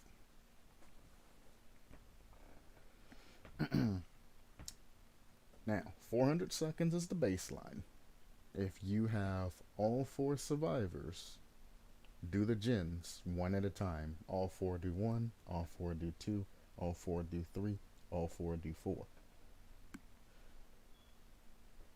Everybody knows that 400 seconds divided by 4 equals 100, right? But the efficiency of that 45% coming in progress, or coming in effect here, makes all 4 generators be done at about 181 seconds. So you're essentially 81 seconds slow, and that lack of efficiency adds up to that over the 400 seconds. So even if all 4 of you jump on and do all generators together, boom, boom, boom, boom, you've actually just added 81 seconds into this actual equation. Now, every survivor doing everything, every survivor working by themselves on separate generators takes 80 seconds, and there's 0% efficiency penalty. Now this is where things are going to get a little bit dicey, and it's not going to make sense to you. We found out that it's 180 seconds to for survivors to do gen after gen after gen after gen. This is not including travel time. Keep that in mind, because they're going to all have to travel from generator to generator. That's going to add time. This is just standard base. One survivor does a generator in 80 seconds with 100% efficiency. If 4 survivors are working on 4 different generators at the same time, it's going to take 80 seconds for all of them to get this generator done. Instead of timesing, all 4 survivors are then going to work on the last generator together. It might not be as efficient as one survivor working, but it is faster for all 4 of them to meet up and work together. When all 4 are on the same generator, it can be done in 36.36 seconds as opposed to the 80. So we're going to add 36.36, which gives you a grand total of 116 seconds on this last generator. Why is it over 100? Because at the end, all 4 survivors are working on one generator. There's only 4 of them. So on the last one, they're going to have to work together to get it done faster. But there's that efficiency loss. That efficiency loss here, just on one generator, makes it take 16.36 extra seconds on top of the 100 if there were 5 survivors. So that efficiency loss ends up being an extra 16.36 seconds.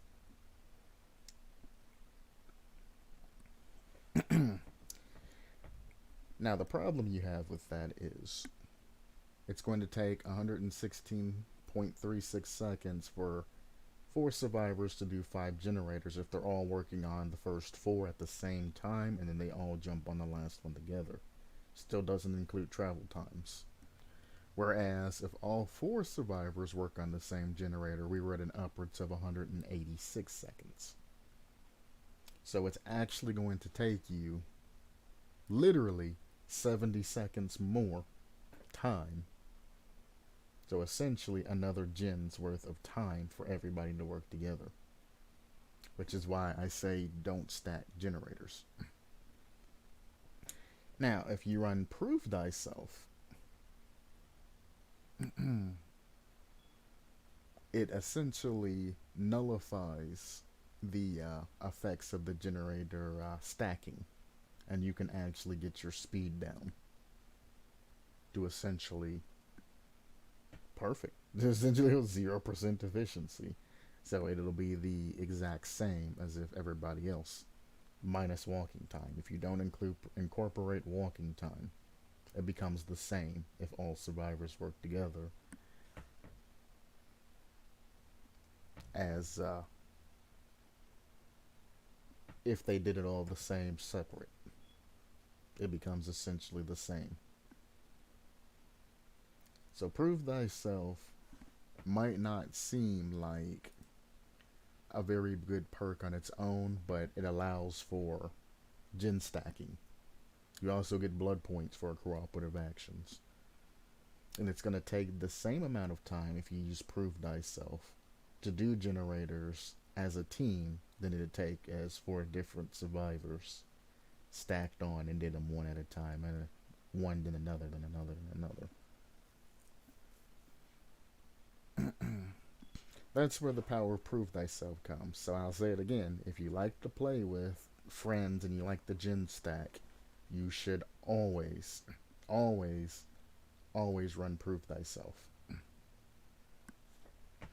If you like to play by yourself, then don't run prove thyself, because the only benefit you're going to get out of it is if you're 3-gened or on the last generator with somebody.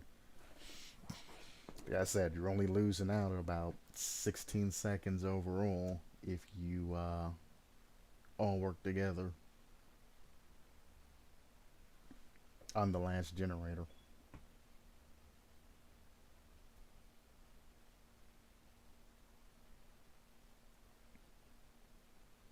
And that's from a base if you have 5 people. You only have 4. So you're only losing 15%. Well, you're losing whatever the efficiency said. You're losing 45% efficiency if everybody's working on it. Quick and quiet, they let you vault windows, pallets. No, it lets you, you let you vault windows, pallets, and enter and exit lockers without a sound. Very short cooldown. Red herring, if you repair a generator for 3 seconds, you hop in a locker, that generator pops. Renewal, if you heal somebody when you get pulled off of a hook, you get the broken status effect for 20 seconds, then you get a health state. This cancels if you are hit or placed into the dying state. If you have any change of health states, besides, like deep wound, which I don't consider a change in health state, but yeah, if you're put into the dying state, it gets rid of the renewal effect. I do wish if you were put into the dying state, it would give you the endurance effect or deep wound effect or something like that instead of just nullifying that perk. Because you can't be healed during that 20 seconds, so you're taking the gamble on the free heal. But I mean, since they made inner strength publicly and widely available, I would rather just take the penalty of, well, you're not using this totem and I can just jump into a locker and heal myself, than get picked up off of a hook by a survivor that's trading and immediately go down. I think you should get like a borrowed time effect if you're getting hit within X amount of seconds from being unhooked, just to keep trolls and things like that from getting you. This can be modified to be a little bit better. So I can't tell you how many times I've been picked up and had renewal and immediately went back down before my timer was able to do anything. And that's with having dead hard and all of this other stuff to try and survive. But, some killers you just can't get away from quick enough. Repressed Alliance. After repairing generators for, 45 seconds, the entity blocks the generator.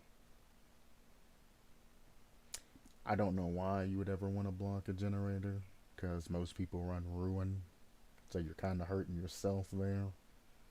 But I guess if it's almost done and they don't have Ruin and they're about to kick it, or if they're up your business, you can just block and then walk away and have another survivor come in.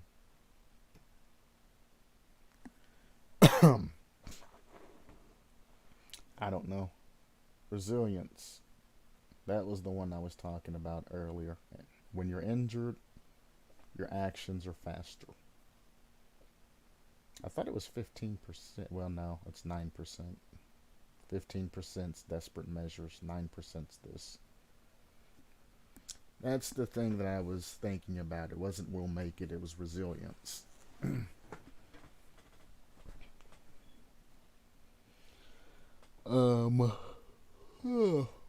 Resurgence. You get healing speed after being it's Jill's perk. When you become unhooked, you are instantly healed 50%. Very good, except for the fact that occasional times I ran Resurgence, especially in PTB when it was widely available, people would unhook me and then run away. And I'm like, I'm already 50% healed. If you unhook a Jill, probably go for the heal immediately. They're already halfway done. We already know that it takes 16 seconds to heal somebody. She's already 50% there. That means it's only going to take 8 seconds to get that heal. And if they self-care, that 8 seconds, still gets doubled to 16 seconds using self-care. Keep that in mind.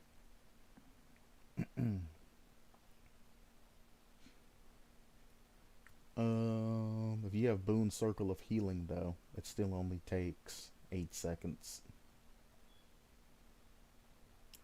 Rookie Spirit. Not familiar with Leon's perks. I didn't play him much in the public test beta. I played him like twice. His flashbang was doo-doo, so I said no thank you. I can't tell you how many times I was getting chased by a killer or trying to get a save, and either was a little bit late so the killer had time to just look up in the air. Like, it literally, if they look up ever so slightly, flashbang's useless. Same with flashlights and things like that. All they gotta do is just slightly look up. A lot of people turn their heads and do all kinds of other jazz. Just slightly look up. They can't get you for the most part. Flashbang has no effect if you look up. Some people look down so they can see the path that they're still running on. You know, it's risky, but I mean, it works too. Flashbang, it's not that great. As I said, if you're going for saves, or maybe if you're like upstairs or something and the killer's running after you, you might be able to get a cheeky flashbang out if they don't see you drop it. Or maybe after a stun, you throw a flashbang down to kind of ninja disappear. But other than that, it's very circumstantial that you actually get a flashbang.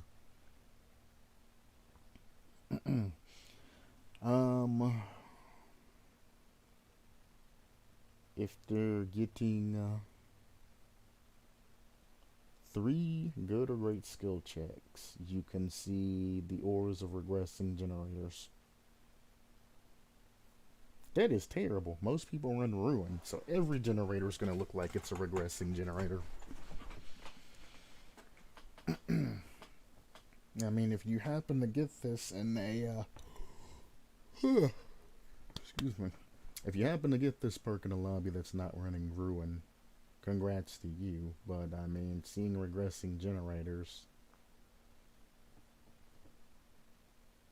isn't that incredibly useful. I mean, it's good if you're towards the end game and you're trying to find a gen that you all should stack on.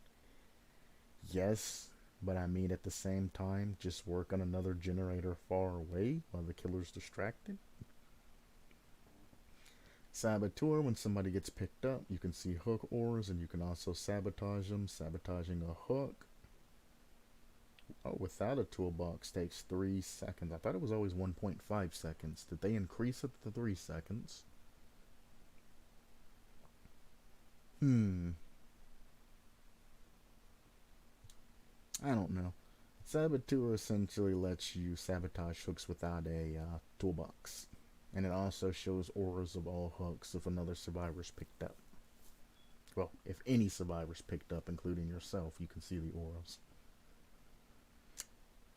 Takes 3 seconds. I could have swore it was only 1.5 at some point in time. Maybe it's 1.5. No, because it's even right about as long with a toolbox. If not longer. So I know a regular toolbox takes 6, and then you have like the Alex and all the other things that make things faster. And I still think that's 3, with the add-on makes it 1.5. 3 seconds. Interesting. Self-aware, you can see your own scratch marks. You also walk 20% faster. The 20% faster is nice, but scratch marks can become confusing. They're very bright. They are very in the way. Everywhere you go or run, you're going to see them. It's very annoying. Self-care. You can heal without using a medkit at 50% efficiency. Apparently, it now decreases the depletion rate of medkits by 20%. Interesting. So they added in a passive to make self-care not useless now. Circle of Healing has really crushed self-care out of the way. But I like that. Decreases the depletion rate of medkits by 20%. It doesn't really mean anything, albeit, because, you know, a regular medkit literally has 16 charges, which is how much it takes to heal. Taking a fifth of that away takes away, like, what, 3? You save 3 charges. The next time you heal, you get a whole 3 seconds of healing, which, I mean, saves you 6 seconds of self-care time, to be fair. See, but you still have to do another 26 seconds, so still not that great. Wait. Yeah. 26 seconds. Self-preservation. When another survivor is hit with a basic or special attack within 16 meters of you, scratches of pain, grunts, bleeding, all of that is suppressed for 20 or 10 seconds. Situational awareness, I hate it. I hate it a lot because it shows the aura of the generator that you are working on to all survivors, located within 32 meters. Just trying to drink water while talking. If a killer downs a survivor while you're paying regenerator, you see the auras of all other survivors for 10 seconds. The only thing that makes situational awareness any type of good is while you're repairing the generator, you see the auras of all of the survivors for 10 seconds. If any survivor is running Kindred, you're not getting any type of value, though, in this particular situation. This is good for new people, like the windows of opportunities, things like that. This is good for newer people. This windows of opportunity is good for loopers as well. But if you don't know the general methodology of saving somebody from Hawk, is if you are close to being done with Gen, you finish Gen, then you use whatever time's left to get to Survivor. Depending on how many gens left, you might even let him go into level 2 if it's like last gen, just to ensure that you get this take. But generally, if you let them get near level 2, another survivor from farther away will go grab them. So if you're somewhere within the general area or nearby, you're going to wait. If he starts to get near level 2, then you might want to think about dashing over and trying to save him. You have to go if he's about to die. You don't want a survivor to die on hook. Like I said, you should use hang time. If the killer's not messing with you or anybody else in this particular area and you just have time, the killer's probably camping that hook and you want to finish your generators and all of that and get pseudo close for them to die on hook and then just go for an unhook. That is probably the only time where I would say trading is fine, is if you get a significant amount of gen progress and the killer has very little hooks. You can trade that person out for yourself. That person can go heal and then go to an exit gate or something like that, or hide, while the other people then use your hang time to complete the rest of the generators because the killer's a camper. Then afterwards, the other 2 healthy killers and the last guy, who would essentially be opening up an exit gate, can save you, take hits for each other. If any have borrowed time, you take a hit as well. And then all of you escape together. Easy peasy. So generally, this isn't very useful once you get a basic hold of the game, because if you're not anywhere near the survivor and you're on the opposite side of the map, you should be completing your generator every time. You are a stone, or you are the rock of the team, one of the rocks of the team, the foundation of whether they're going to live or die. And I see it all the time. The survivor gets hooked and everybody just immediately leaves their gens and goes for an unhook, which results in snowballs and things like that. Stop it. Stick to the plan. If you're nearby, finish your gen off, go for the unhook. If you're nowhere near close to your gen, get as much gen progress as you can and try to save them before they phase up. Slippery meat, 3 extra self unhook attempts. You have a 7% chance on these 3 hooks to escape. You do lose progress on failed self unhook attempts. Slippery meat needs to make it to where you get 3 additional self unhook attempts and they don't make any type of progress against you negative. Slippery meat is so bad because you have a 7% spin each time. A 7% out of 100 spin 3 times, you ain't gonna get much efficiency and escape.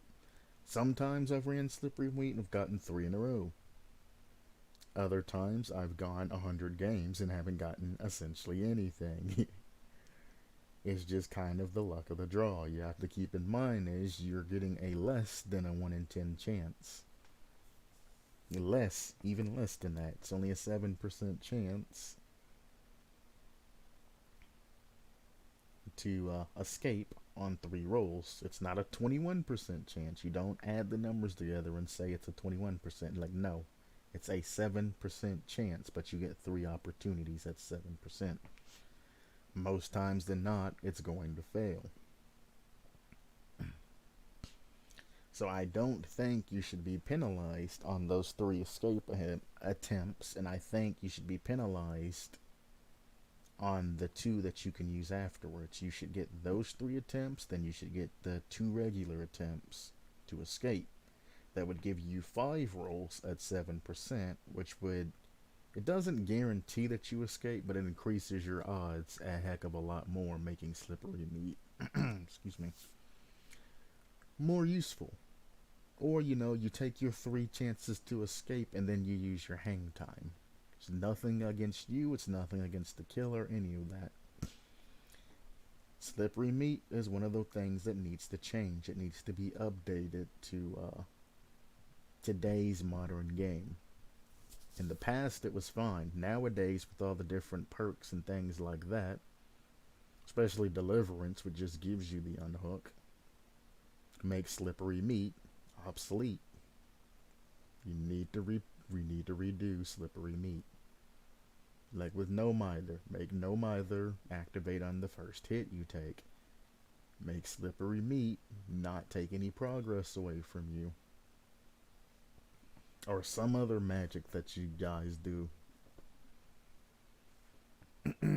Small game is what I was thinking about earlier.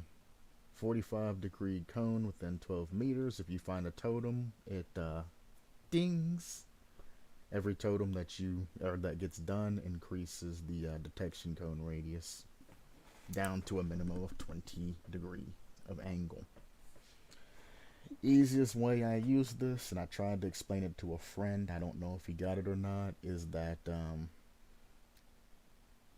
fan your camera from one way to the other, and as soon as it dings, you now know that the totem is right on the edge of where your vision box is.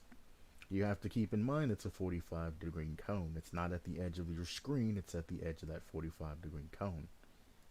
You do have to have some semblance of angles and imagination to be able to use that trick. I've had one problem trying to find a totem. But for the most part, I've never really had any problems finding totems with this perk. Now, if you're just running around looking randomly and it goes ding, you're going to be searching a fairly wide area looking for this totem. Unless you know totem spawns, which I believe they changed since last PTB. Smash hit. After stunning the killer with the pallet, you break into a sprint for 4 seconds. It's essentially like live sprint boost and everything else. It's just off of a pallet stun. It's for 4 seconds because you are pseudo stuck in animation for the little bit of the 4 seconds, so you're getting 3 and some change of runaway speed. So 4 seconds is completely fine. Does exhaust you though. And like all other exhaustion effects, you cannot use this while exhausted. I like it. Different ways to essentially achieve the same goal. Instead of holding sprint burst or typing the stun a killer, then jump over pallet and use live, or something crazy like this allows you to just go. Which sometimes this is kind of what I'm talking about when I say if you want to make a specific perk, take something, the 100% movement speed, and then spin it into something else Don't incorporate sprint burst into a perk if you're trying to get sprint after a pallet. Make it happen after a pallet, and then, balance it, run it, and then make it unique, as opposed to just say, doing this, do this, and that, and that. Or taking a perk and saying, well, I want an activation on sprint burst. Which, albeit, with all of these effects that they've added to get you that essential sprint burst, nowadays, I'm surprised they don't just essentially remove sprint burst. Because, the next thing that their ad's going to say whenever you're working on a generator for so and so seconds, or whenever you release a generator or stop working on a generator, you get speed boost. That'll be the next perk. But they've covered almost every single essence of which you would need to get speed.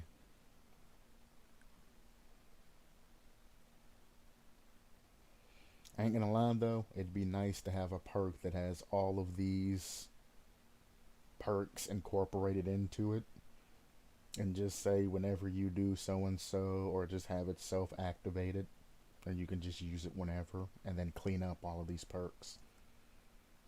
I would love that. No more live, because I don't think live increases volt speed or anything, so no more live. No more sprint burst, no more smash hit, no more any of this. Combine them all into a perk called like sportsmanship or something like that. I don't know, or enhanced conditioning or something. I don't know, just a random name. And just make all of this crap activational. I press button on my pad, and now I run real fast for 4 seconds whenever I decide to. Clean up all of these excess perks that you keep making and throwing around, and then shrink the perk list down and incorporate newer things. They've gotten up to, how many perks did it say it had? Like 201 or something like that. It's time to start chunking perks down. Because, let's say I have every character and I want every perk on one individual character. You know how much listings that I'm going to have to go through to find perks. Anyway. Soul Survivor. Every time a survivor is killed or sacrificed, you get tokens. Of course, you can only get a maximum of 3, but I've went over this here recently. Every totem earns a stackable radius of 24 meters. I cannot speak. 1. It guarantees that you're the obsession. 2. You can get 3 totems. That's 1 for each sacrifice of a survivor. 24 meters. The killer is unable to read your aura. Per token. Solidarity. I'm not. I'm not gonna say solidarity is bad, but solidarity is not good. Solidarity allows you to heal another survivor, essentially, without a med kit. But you also heal yourself as you're healing the other survivor. So essentially, after getting 16 seconds of heal on a survivor, you then have 8 seconds of heal on yourself, which only makes the other survivor have to heal you for 8 seconds. The thing that comes with solidarity is, if you try to heal somebody and they stop, or they move their controller to stop the heal, you're going to naturally try to attempt to heal again. They're going to shake you off again, and then they're going to eventually start healing you if you don't say screw it and walk away. During that time, you've already wasted like 4 or 5 seconds already. Then you have to get healed, which is going to take 16 seconds on top of that. then they're gonna heal, and the time that you wasted doing this back and forth, that happens a lot when solidarity is a thing, is you're not really saving any time there, because it's a lot of back and forth. I like the thought of it, but also I generally also carry around med kits sometimes too. So sometimes I just give them the med kit. But the good thing about solidarity is it can be stacked with. It's good with urban evasion, uh, built to last. Urban evasion built to last. I can't think right now. Streetwise, not urban evasion. It's streetwise built to last. Solidarity comes in good with that. Because you can then heal a survivor using your regular hands, just 16 seconds. Then you can use a med kit on yourself if a killer comes, and only take 4 seconds to heal yourself very quickly with the med kit. So you drop a pallet or something, pre-drop it, heal yourself up, boom, you can continue to move. Soul Guard's a very interesting one. As long as there is a hex in place, with Soul Guard you can get yourself off the ground.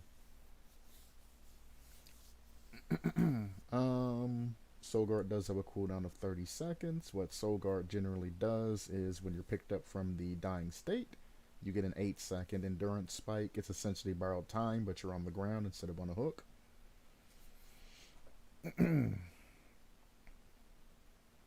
That only activates and lets you get up by yourself when you're cursed, essentially.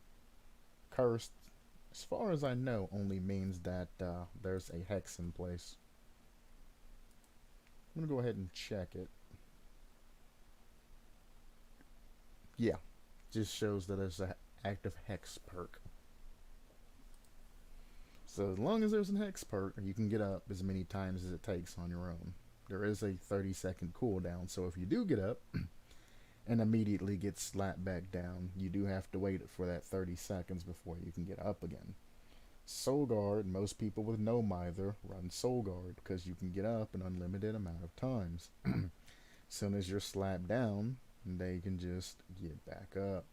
You slap them down twice now, 2 more times, plus a dead horde, and it makes you extremely hard to down. Running Soul Guard and Decisive, if you do get that 1 hook over on them, or try to, well, the 2nd hook on them, they'll Decisive you and continue upon their way. If you leave them on the ground, they'll get back up. If you try to hook them, they'll Decisive you. It makes it extremely hard. I don't know why no mither is considered hard mode if you're going to run cheeky perks like Soul Guard and things like that with them.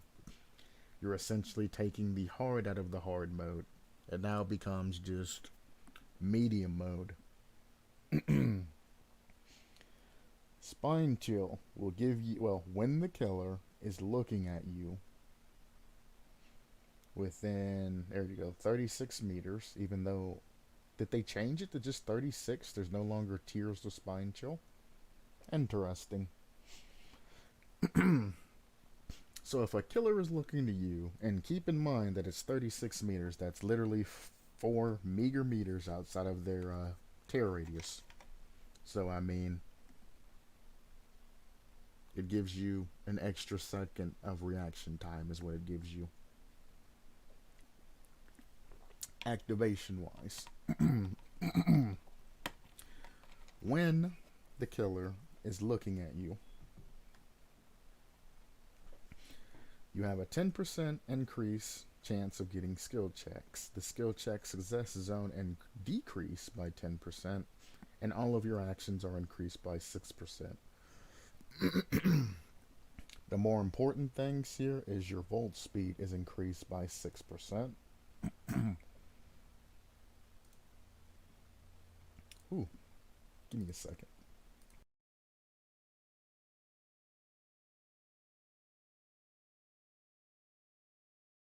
Done. and decrease. Ooh, about died.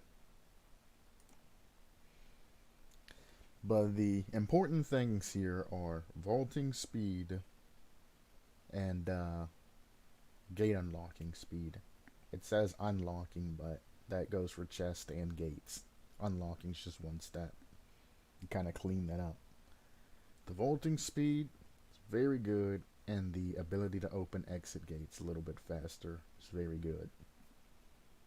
The healing and all the other stuff really doesn't matter. I mean, I guess the totem cleansing, but it's kind of meh. You're not really saving much time though.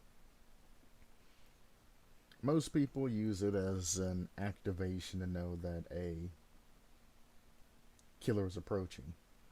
If it's a range killer, doesn't really matter. Spine chill doesn't really give you that much of enough. Well, no, never mind. If it's a regular killer, spine chill doesn't really matter. The time that you get an effect isn't going to help you regular killer wise. So if you go up against a regular killer, you're not getting much benefit except for that slight increase of gen repair time, and then like I said, the exit doors and all of that opening. Spine chill isn't that good for regular killers with regular tear radius. Range killers generally, well, I mean, they keep changing it. They used to have like 24-meter tear radius, but I don't know anymore now. I'm gonna assume that hasn't changed. It helps against range killers a lot. Did I say a lot? I mean a lot, a lot. It helps against stealth killers, Ghostface, Michael Myers, things like that. If you're running Spine Chill during that, it's a very good counter, but if a killer notices as they approach a generator that a survivor just yeets out when they're being stealthy, they're going to know that that survivor has Spine Chill, and they're just going to look away from generator if they don't naturally do that. I do it occasionally if I notice somebody, you know, is a little jumpy. Well, it's the Spine Chill. It's supposed to be calling you a coward, is essentially what Spine Chill is. It's a perk that labels you as being a coward. It's a meme. Scaredy cat. That is what this is. Calling you a coward. But all you have to do is just turn your head away, walk up to wherever you're going, and then essentially strike. Spine Chill only works when the killer's looking in their direction. A lot of people are like, well, I get Spine Chill activations all the time and all this other thing, and it saves my life, and they'll swear by the perk. And they'll run it every single match that they go in, and I'm like, any killer that has a brain would just not look at the generator you're working on. I have to be within 36 meters of you for this to activate. When it first activates, I know you're not going to immediately run, and if you do, then I'm just going to make sure I look at every generator I go by, because I know you're a runner. As soon as you take off running, once the Spine Chill hits, I'm just going to cut you off and finish you off there. Or from a range killer, you're going to get a hatchet or a shot or something like that for leaving the area earlier. You're going to be the one that gets targeted if you run early. If I'm sneaking up on you as Ghostface and you see that your Spine Chill isn't going away and you freak out and move, I'm probably going to go after you because you're going to be the one that lets everybody know that, hey, I'm coming. I need you out of the way. You're going to be targeted. And once I figure out you have Spine Chill, anytime I approach a generator, I'm just going to look away. I might look at it originally and your Spine Chill might flash a little second there, but then I'm just going to look to the side and approach.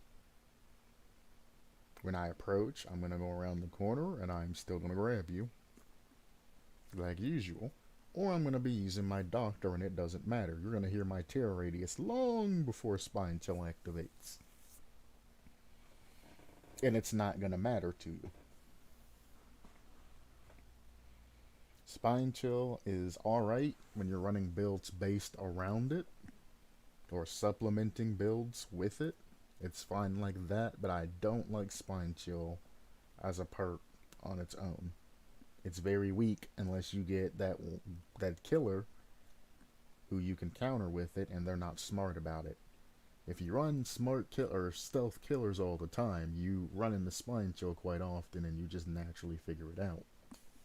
Regular killers, like I said, it doesn't matter. They'll hit your terror radius right after their spine chill activates, so everybody's gonna know you're coming by the time the spine chiller does anything. It gives them essentially 1 extra second to act. Sprint burst, I've talked about this a lot. You get running speed for 3 seconds. Sprint burst activates whenever you start to run. So if you have a sprint burst charge, you have to walk, or you'll just use it. I use sprint burst just to get the generators and things like that. I use sprint burst every time it's active, or every time it pops up, unless I'm working on a gen to get to another gen.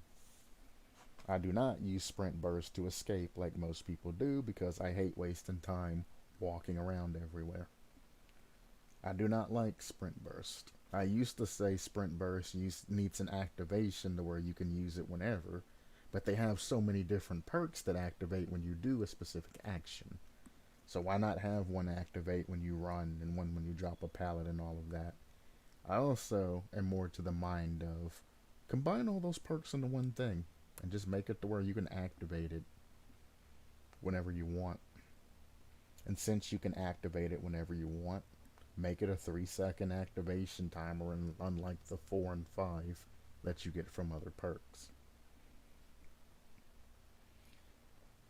Stakeout. Every 15 seconds, you're standing in the killer's terror radius without being chased. You get a token. Every time you get a great skill check, you get an additional 1% per token. This is the same as that perk I went over earlier that I think started with an A or something like that.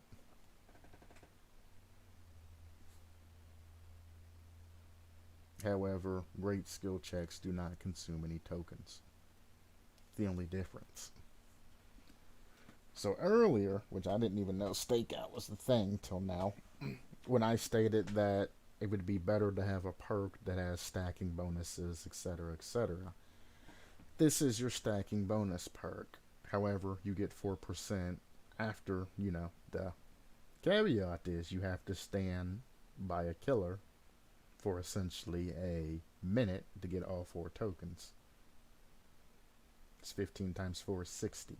That 60 seconds could be put into a gen and only have 20 seconds left by the end of that. So keep that in mind. You're essentially giving up 1 gen's worth of progress sneaking around the killer.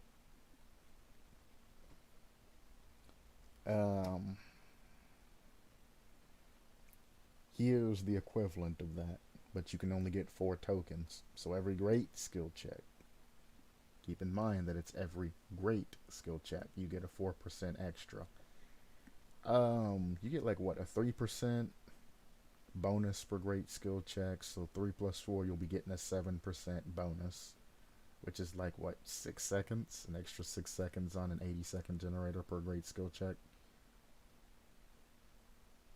If you find some way to increase the amount of skill checks you get, whether it's toolbox or something like that, or killer has a perk, you can get a little bit of value out of it.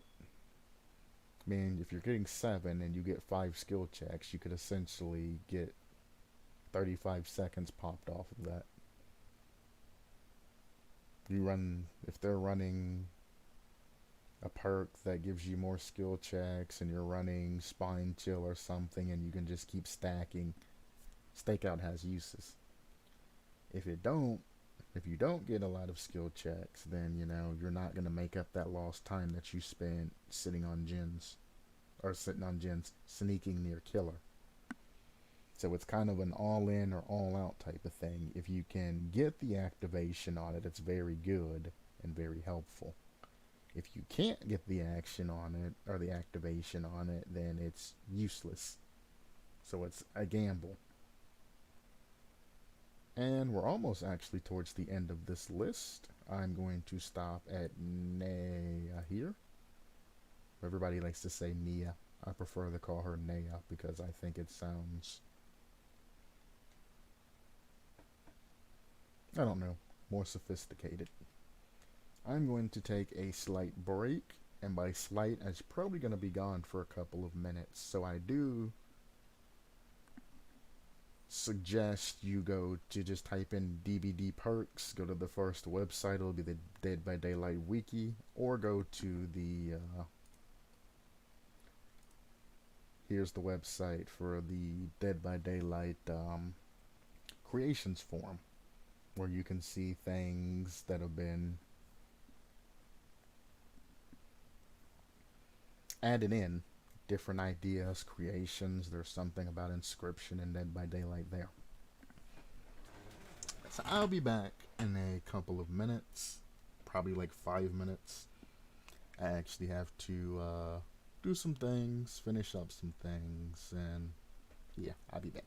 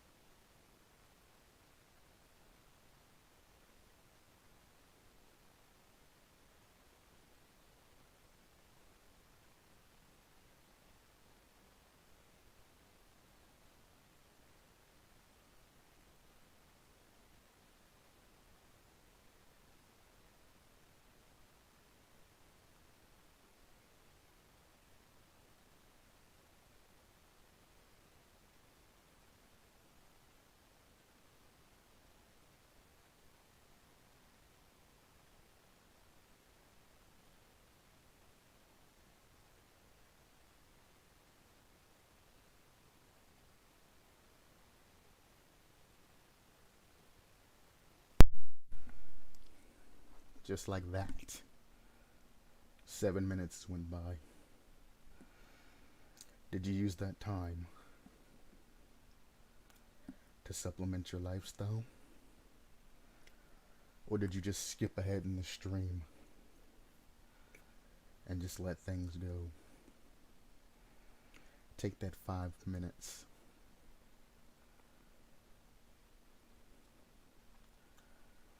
Supplement yourself. Boy, I'm out of breath. Take those 5 minutes. Just close your eyes. Close your eyes and lounge back. Don't get bothered by anything. Even if you have to get headphones or earplugs or something like that. Take those 5 minutes. Just lay back, maybe set an alarm. Don't think about anything. Don't let anything bother you. Well, I guess nobody has reached the perfect state of Zen, so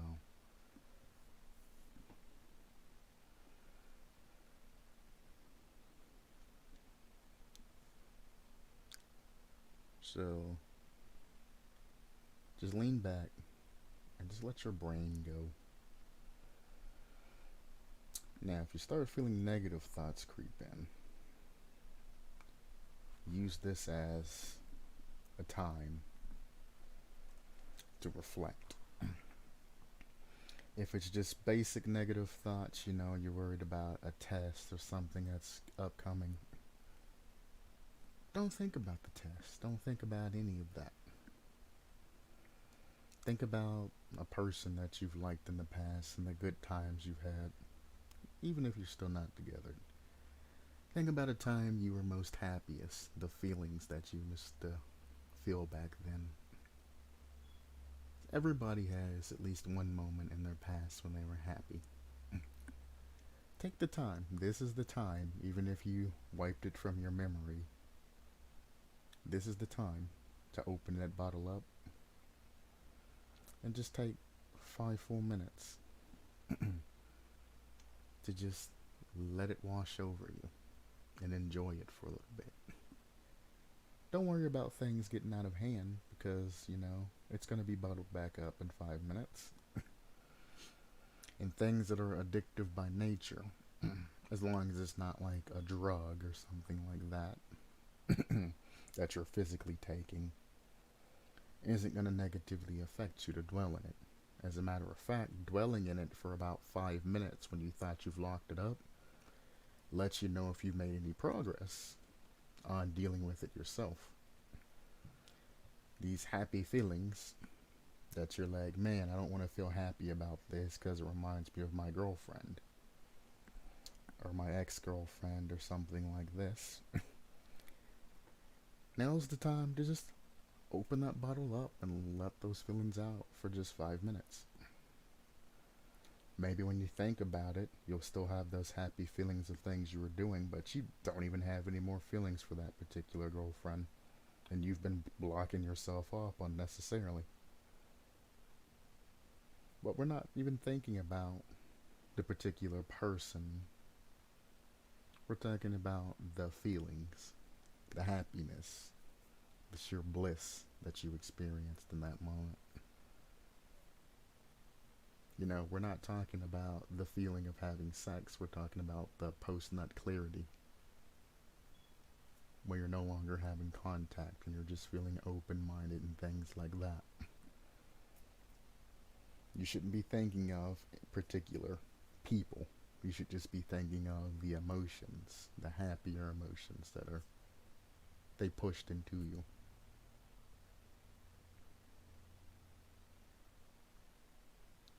Now that you've basked in them, I do recommend you pausing the video if my voice is interfering. Bask in them, set an alarm clock, let it go for about 5 minutes. then rejoin the steam or the stream, and then continue on. That little bit of time, that 5 minutes of, which is essentially self care, that you've just given yourself, you'll find yourself happier and feeling better. And if you make this into a habit every day, just going back and dealing with something from the past, past, present, that's been positively affecting you. And don't think about the deed itself, just think about those happy feelings that you got. If you spend 5 days, 5 minutes every day reflecting on that, your general mood would increase. It's only 5 minutes, it's not a long amount of time. And if you're one of those people that have to really search through and think about how happy you're going to be, you're thinking too hard. You're looking too hard. When you're hungry and you just got food into your belly, that feeling of content still works. When you get up and you drink that first cup of coffee for the day, and you're just now waking up and everything's starting to make sense to you, that feeling that you get, that counts. The feeling of when you first jump into the shower, that warm water hitting you and that just blissful feeling, that works. Some people feel extremely good when they get done using the bathroom. That works.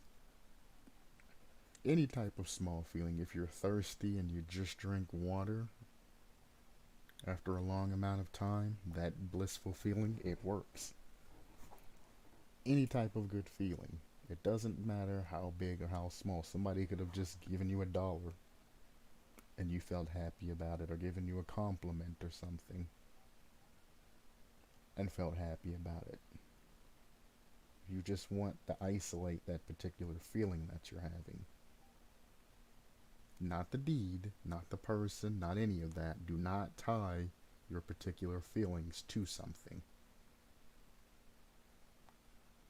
Because when you start to tie those particular feelings to something, that's how you end up getting bad habits and addictions and things like that. Particularly if they always say, well, your choice in your significant other or partners or people that you're dating is terrible. It's because you're associating a particular quality with a particular type. If you fall in love with abusive types and all of that because they seem to be more forceful, or if you're associating confidence or their dominant actions and things like that, even though most people that are forceful are freaking cowards.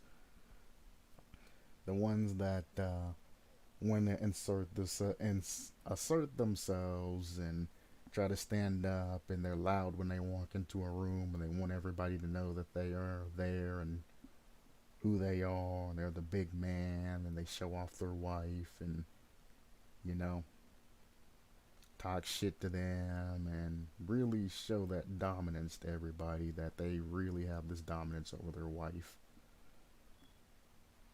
Things of that nature. People like that are cowards by nature. They're just wanting to seem bigger than what they are because they don't want people to target them, pick on them, etc., etc. If you're around a good community, that's exactly what they're going to do. They're going to pick on you, not because you're a coward by nature. They're going to pick on you because you're taking the initiative to make it seem like that you are better than what you actually are. You're putting up such a high front that it's just become ridiculous. They should bring you back down to earth, and they should put you in your place.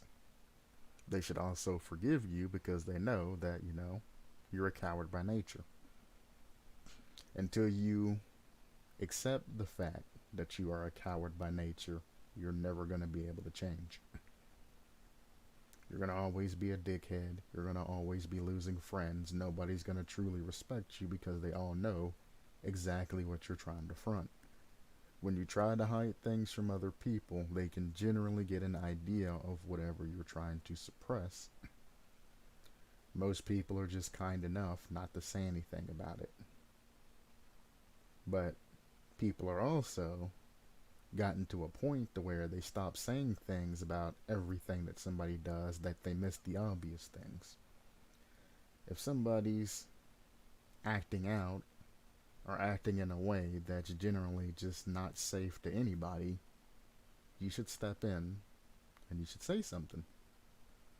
I'm guilty of that in the past, but nowadays I've noticed how I was and I've changed and I've talked and been educated and done everything to alleviate those symptoms. I still have times to where I'm like, it's not my problem. I'm out of here. But I try not to be that way anymore. Don't get me wrong, I'm still an a-hole. I still, I guess a realist is what people call me. I tell it like it is and I say it how I see it. That's just how I am.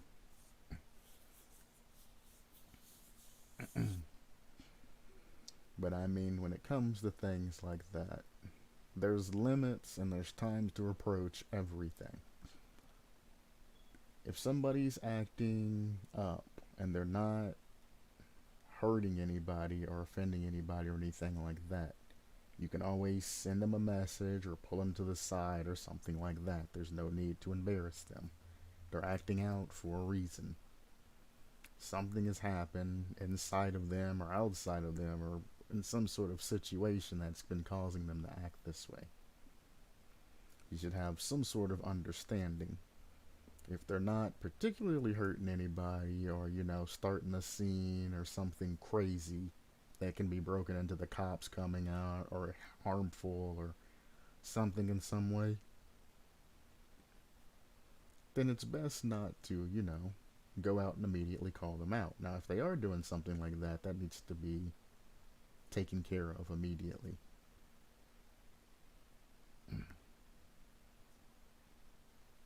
you know, especially if it's an argument between two people.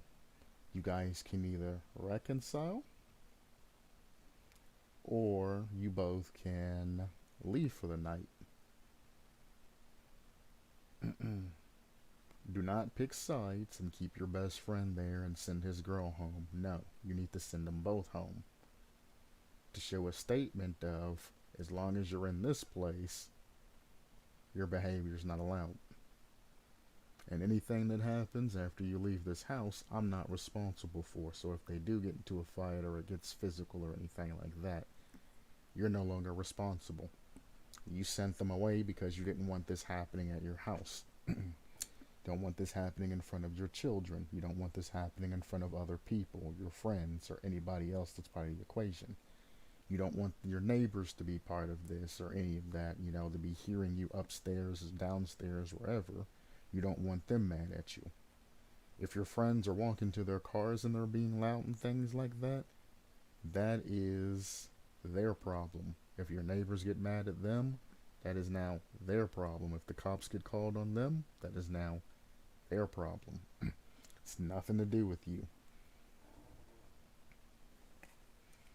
The apartment complex, homing department, neighborhood watch, whatever, can no longer be mad at what's going to happen afterwards. Now, if you're on private property and something happens, yeah, it's still going to be part of you.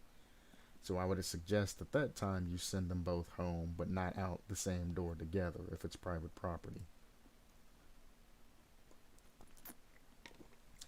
Send one home, or send one out. Make them get in their car, make them leave, send the other one out, make them get in their car and they leave. If they come together, offer to give them an Uber or something like that. If not, you personally walk them out to their car. Let them know if they continue the behavior anywhere outside and disturb anybody, they're no longer welcome back at your house for X amount of time, if not permanent, if you really don't know them. You need to cleanse the toxicity at its source. If you're always around friends, and you have friends that are always arguing, or a friend that's always getting into mischief and getting the cops called on them, or friends that are always doing just the dumbest unsafe things, It's fine to hang out with them every once in a while, because everybody needs a little bit of action in their life. Every once in a while. Keywords there. There's friends that you can see every day who are chill. There's friends you only need to see like once or twice a year.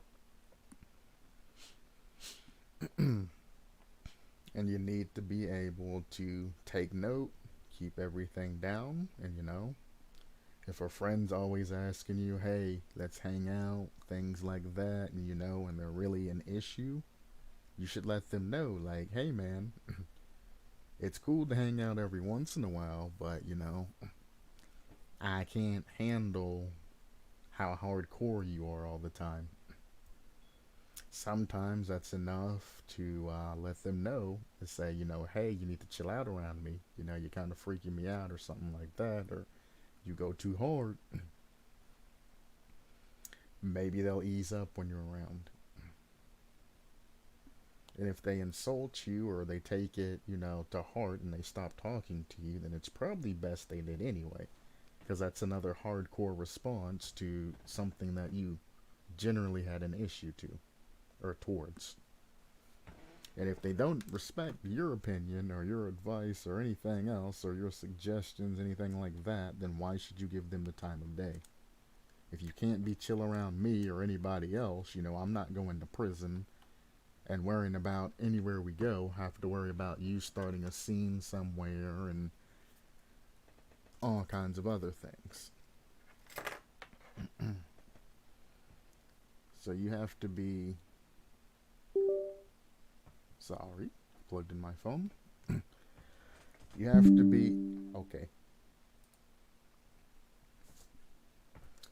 You have to remain vigilant throughout your life. And you have to cut some of the fat off the meat when you have nice steak. If not, you're just going to have a whole bunch of fat, and when it cooks, it's going to make you unhealthy and infect your body. Anyway, this is not a lecture. I kind of got off on one of my tangents. It's kind of what I do when I'm not here. Most of the time I'm working, on projects, getting new teaching materials done, doing new modules, things like that, staying up to date for the lectures that I give, or occasionally a one-on-one class, etc., etc. I am very heavy into psychology. And I stay, I'm not going to say up to date, but I stay knowledgeable. At least I try to stay knowledgeable about things.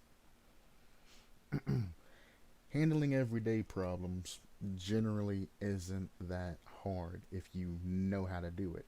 That's where most people come in that go stressing out saying, you never understand what's happening to me. I'm me, you're not me. And then they start fighting back, and you don't know anything about me, how I was raised, how I was brought up, I don't need to understand anything about you.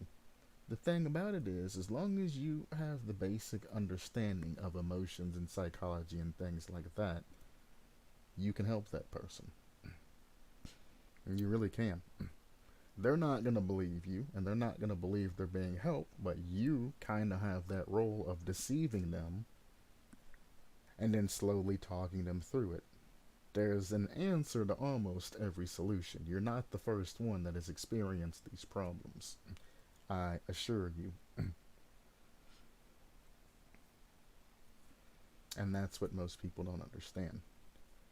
But I'm getting back into this, streetwise, Naya, things like this. So as I said, I get paid. This is just a little free excerpt that you guys get. Generally, I get paid for doing this, so I'm going to stop talking. I might... If anybody sees this, leave me a comment. Let me know if you would just stop by, because I might just start doing free lectures. I wish I had a second screen up so I could actually review my material and all of that. as I go along and use it as references when things that I kind of forgot. But I mean, I could hold, Discord meetings or make YouTube videos on the basic psychology and how I see it and how I was taught it if people are interested. And if you're very interested, I mean, send me a message, I guess, on Discord or leave a comment or something like that. And we can just set up private classes, things like that, to talk about whatever's going on. Keep in mind that everything we talk about is going to be confidential. However, I am in no way credited and working as any type of, psychologist or therapist or counselor or anything like that. I am not your designated counselor. I'm not your designated psychologist. I'm not your designated therapist. I'm not your designated anything. We are just friends having a conversation. I'm helping you through it. Or if you're just generally asking about a specific thing, and I'm answering questions. This is not a therapy session or anything like this. This is an informative section. So I don't want you to go and, be like, well, my therapist said that, this, that, and that. Like, no, I'm not your therapist. No. No. And no.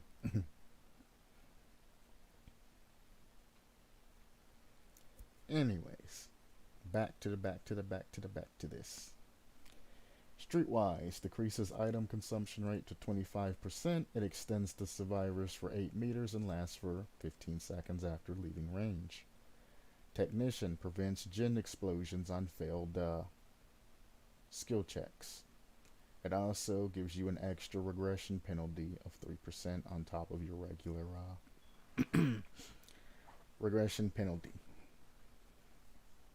The audio range of your generator repairing noises is masked or reduced by 8 meters. Tenacity, you crawl 50% faster. This is not happening. Great skill checks are, the zones of them are increased by 30%. Only when you're injured. Unbreakable allows you to recover 35% faster and allows you to get up from the dying state one time. Up the ante. I don't know what up the ante does. For every survivor still in the trial, up the ante gets 1 token. Each token applies a stackable 1, 2, 3% buff and adds a bonus lock of all survivors up to 9%. Luck is a game mechanic that affects any self-unhook chances for escape.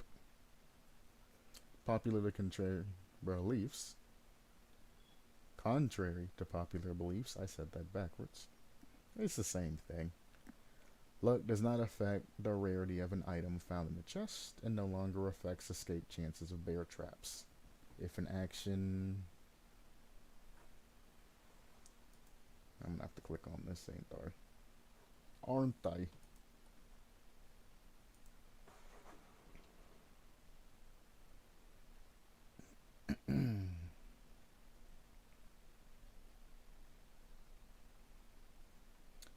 If the action is affected by luck, the trans proficiency indicator will be shown in the HUD. So there you go. There's an indicator that shows luck that luck is going to be affected by this. It's just a 4-leaf clover. Only applies to self-unhooking from the hook. So they completely removed luck from doing anything else except for getting off hooks. It does not state how much luck gives you anything. Oh, yeah, it does. There it is. So if you run slippery meat, you can get a 10% chance to escape from hook with Jar of Salty Lips. They remove luck, giving you that extra chance to escape from bear traps. Apparently, it does not affect items, which I mean, even though it says contrary to popular beliefs and the four-leaf clover don't show up, I have still gotten better items running Jar of Salty Lips when not running Jar of Salty Lips. Might be placebo, but I mean, might be just luck. It lines up every time. I don't know. But I mean, I do run Plunderer's Instinct sometimes with Jar of Salty Lips.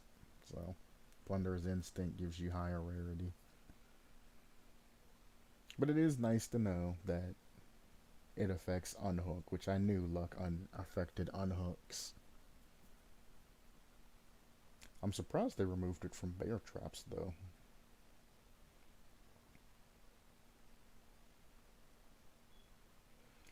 For instances of Up the Ante and Vigo's Jar of Salty Lips, survivors can stack luck to 48%, which is then added to the base chance of trap escapes and self-unhook attempts, 4%.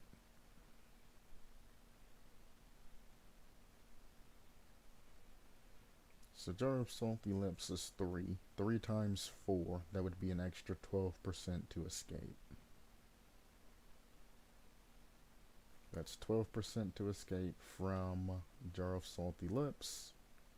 Slippery Meat gives you an extra 4. That's 16. Of the Ante gives you an extra 9. That's a 25% escape chance.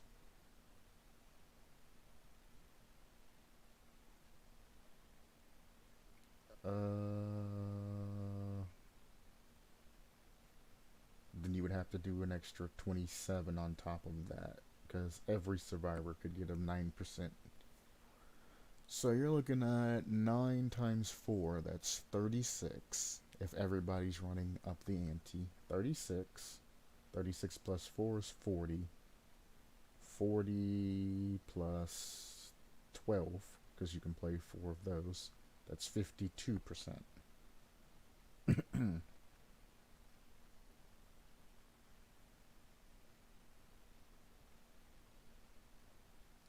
I'm still getting 52%.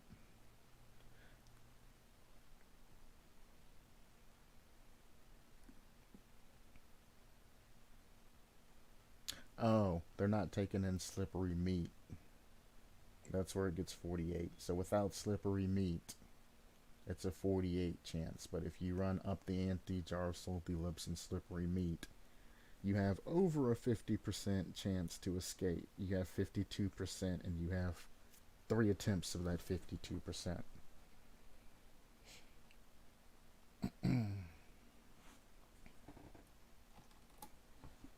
If I ever have an SWF party,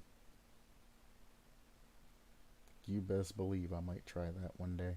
52% chance to escape hooks on your own with no penalty, except for, well, you're losing a perk slot and an offering that I rarely use anymore, but a perk slot. And then this stack dies by 9% per survivor that gets hooked, though.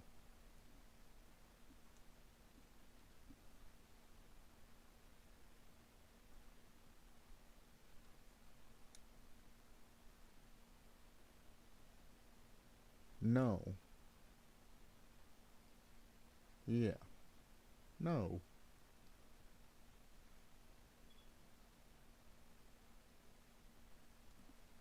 That's not how this works, is it?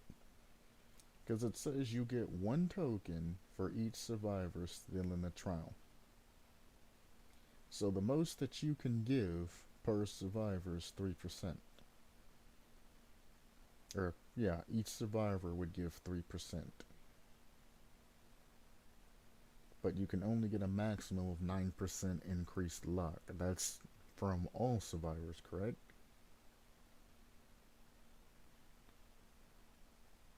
Each token applies a stackable...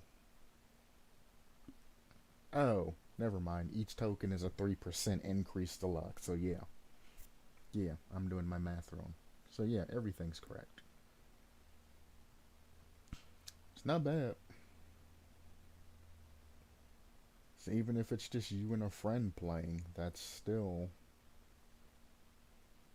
18% between two. Well, no. Yeah. It's 18% between you two there. That's 18 plus 4. That's 22. Plus 6. That's 28% chance. 28% chance is still good rolling that 3 times. It's not gonna happen more often than not, probably, but I mean, you never know how the game determines its RNG. It might happen more than not.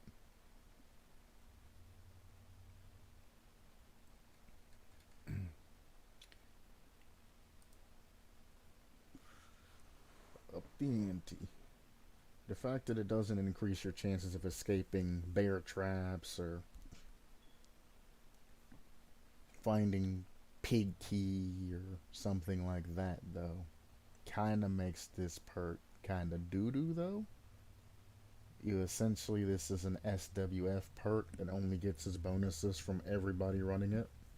That's a shame.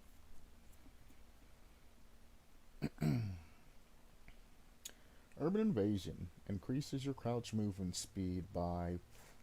They increased it to 100%. It used to max out at 90%, correct? Just straight up 90%. Now it's 100%. Let's go. Visual makes status effects go down quicker, 30%. It's essentially all status effect decreases them by 30%.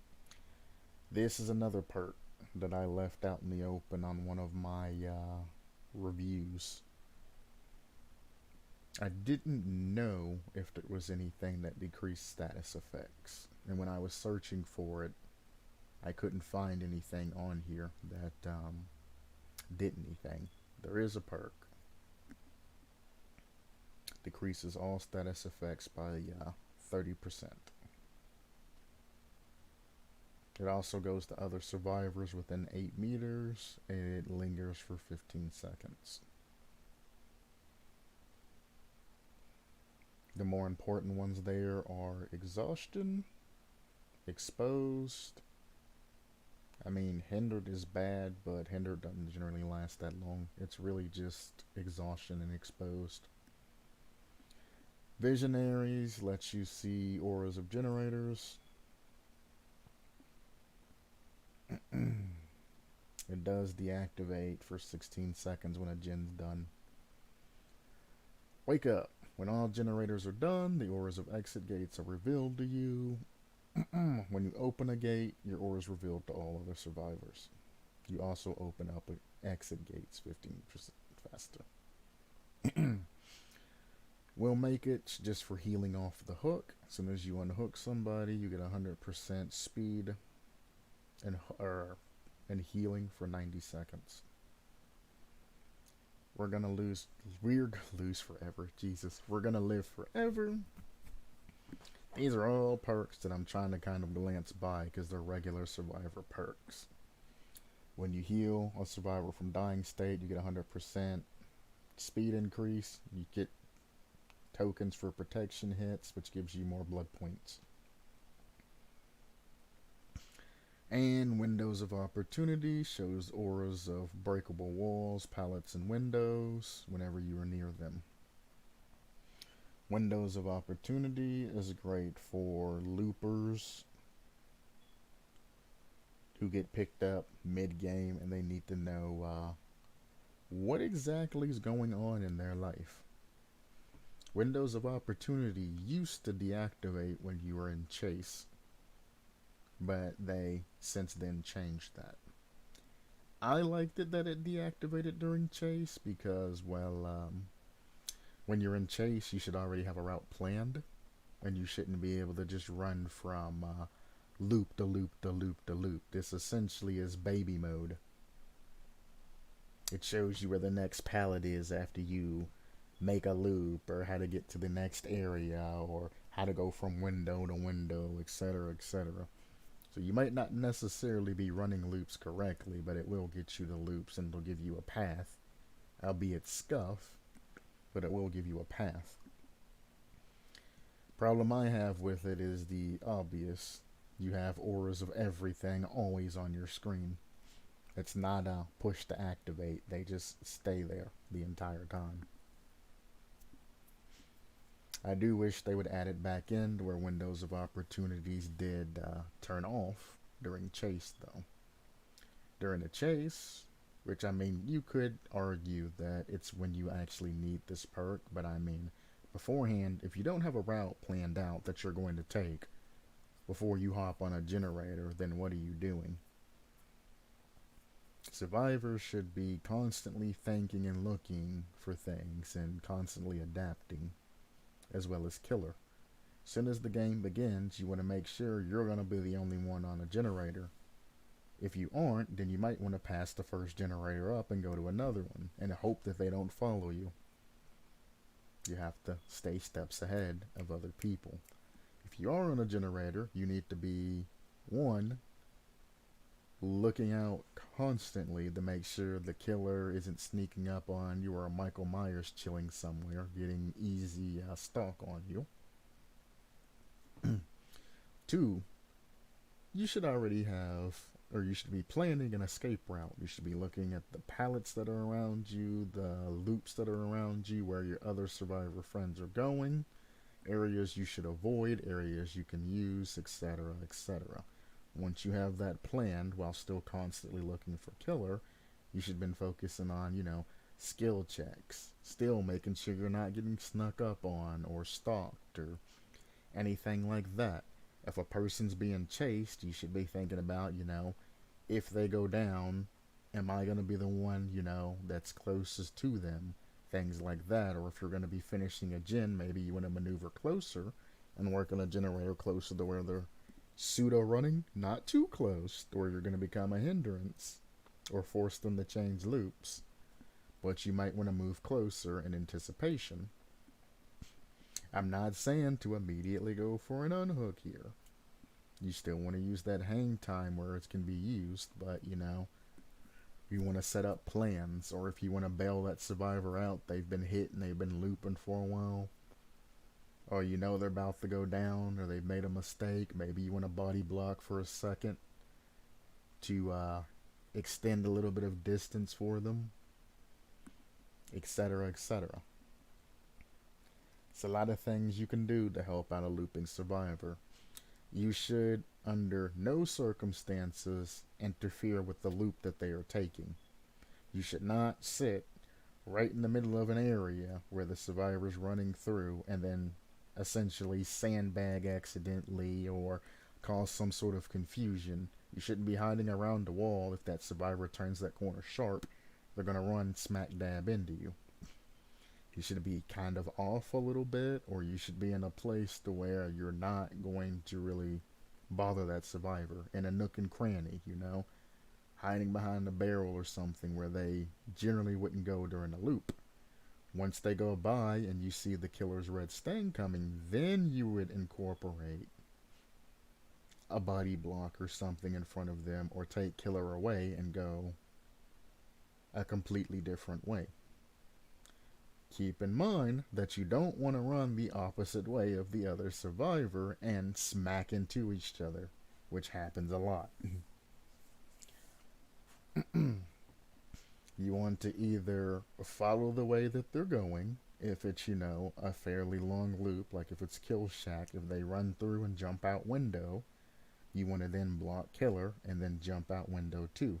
Because they're going to be waiting on the red stain to come up, and they're going to react based off that. If they see or notice that you're there and you take a hit or you're a distraction, they then know that they can take off and run out in a different direction. You've bought them time. Do not take a hit, run in, drop God pallet, and then run around side. That's not helpful, and you've just blew up one of the God pallets. If you make a mistake, something like that, you get hit, you just accept it and you take that down. Worst case scenario, the person who's looping will just pick you up later on, or he'll loop the killer away from you and things can continue on. If anything, you at least reset that chase timer so any windows that were blocked are now unblocked. Because that's all you're trying to do, is just essentially block the killer long enough to where they drop the chase, and which re-ups everything that that survivor's already used and allows them to reuse the loops they've already went through. You have to have a little bit of tact when you're trying to help another survivor. If not, you're going to have issues. And I thought my mic was still muted. I was about ready to cry.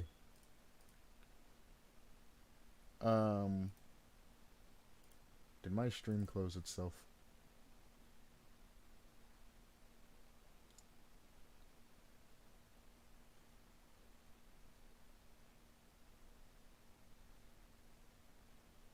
Was already used and allows them to reuse the loops they've already went through. I left this up. So when I left, somebody must have come in and messed with my computer. Let me just scroll back a little bit.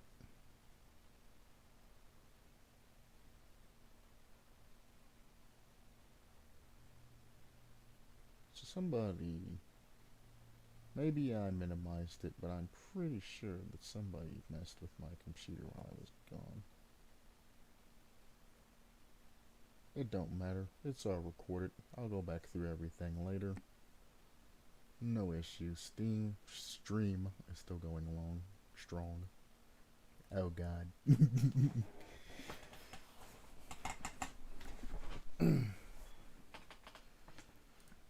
Alright.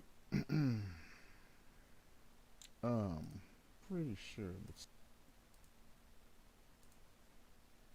my timer down here that's showing me how long I've been going isn't there. But it's been about 3 hours. I think 3 hours is pretty good. I've went over the majority of survivor perks. There's quite a few, but I mean, it's really not that big of a deal. I mean, there's very select few survivors. You got 2, 4, 6, 8, 10, 12, 14, 16, 18, 20, 22, 24, 26, 28, and he makes 29.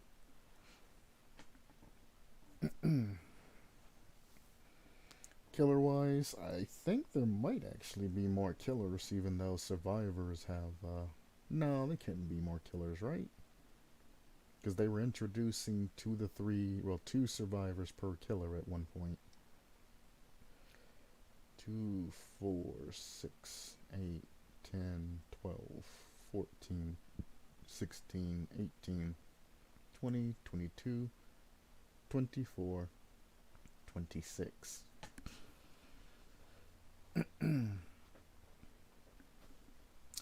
there's 26 killers and there's 29 survivors, so that means I have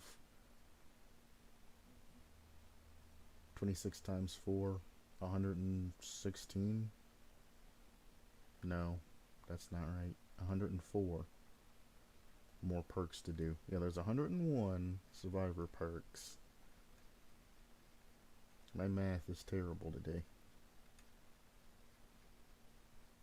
And 90. There you go.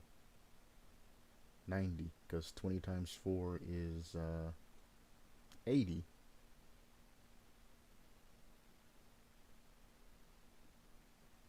But anyway, 90 perks to go over tomorrow, most of which most people already know, and they have very simplistic ways they're activated and things like that. Survivor perk wise, I mean, most of the perks that I went over are just baseline perks. There's nothing really to compare it to, so I mean, in essence, they're technically balanced because there's nothing else to compare them to.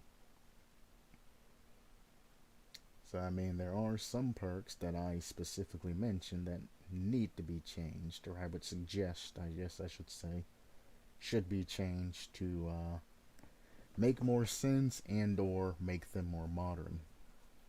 It's a pain in the butt going through. I think I said there was what 101 survivor perks. I mean, they're not going to go through every single perk at once and try to change things. It's not going to be efficient.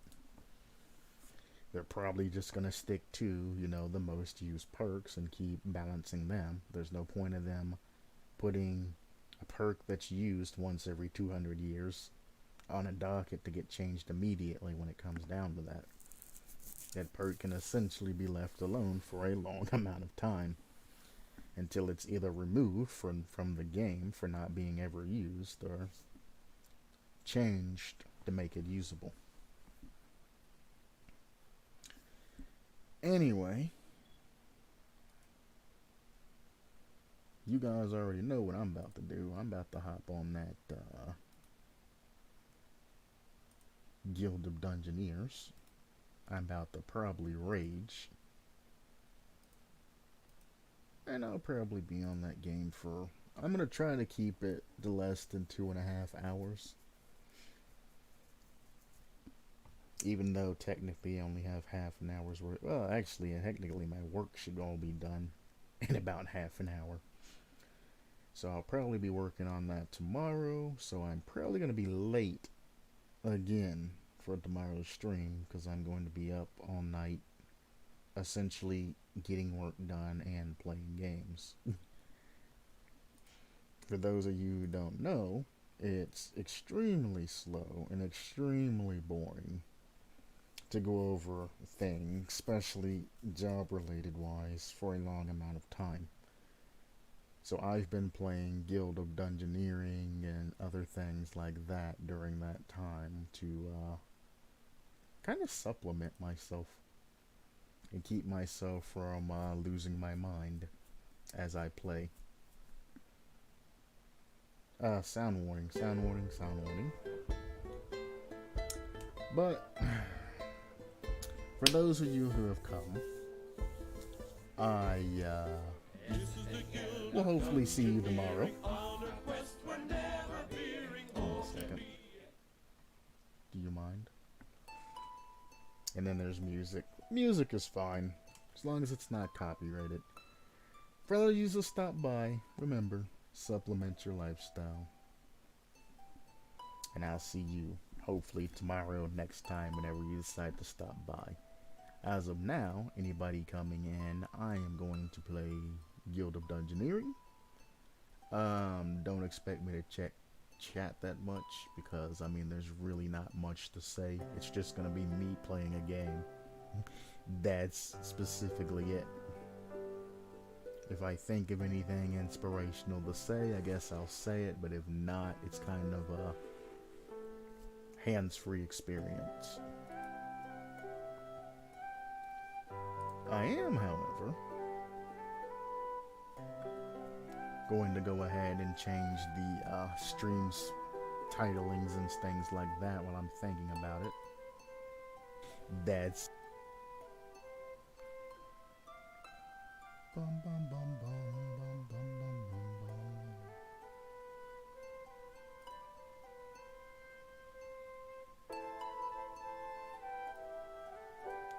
Dun dun dun dun dun dun dun dun dun. DBD, going over all survivor perks, then Guild of Dungeoneers. How do you spell?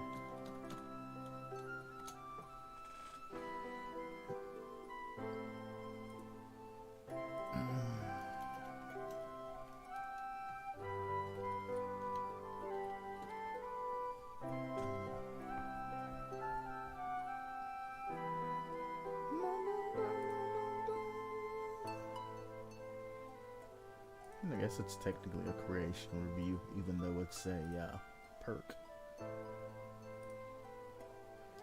We're gonna go down here. We're gonna knock out entertainment, and we're gonna put gaming.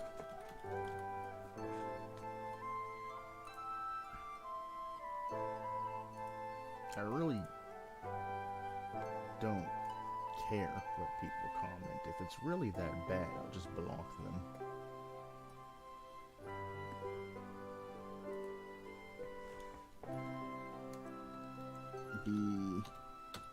Behavior.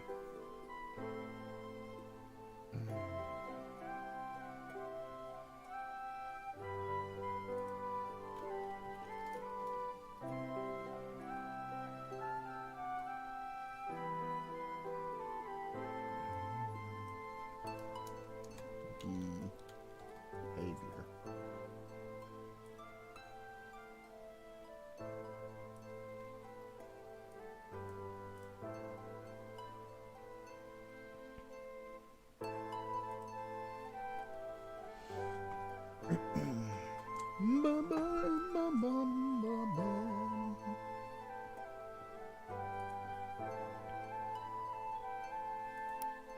And so again I joined this game to get RNG flamed. I'm going to rage and throw things, but it's... I mean... it is what it is.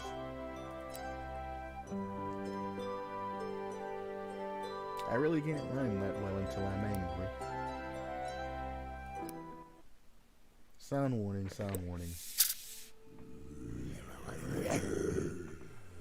I'm going to essentially leave things as they are, pseudo loud, and I'm just going to have the viewers themselves turn things down. It's easier for me to leave it somewhat loud and have you guys turn the volume down as opposed to having the volume low and people be scrolling to turn things up but are unable to.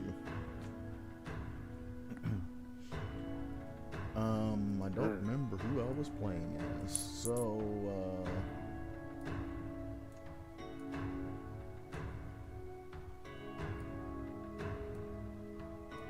yeah.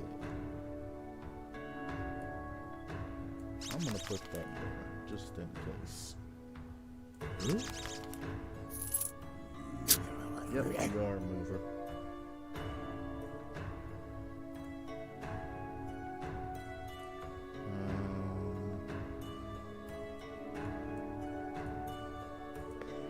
I mean, you're not giving me much of a path here to work with.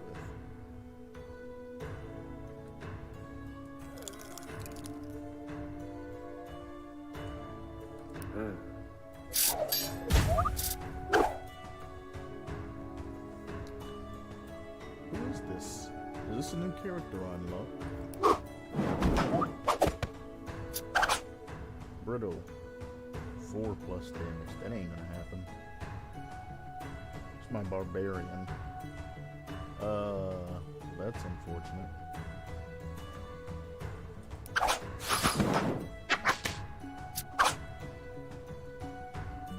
And you, of course, block basically everything physical.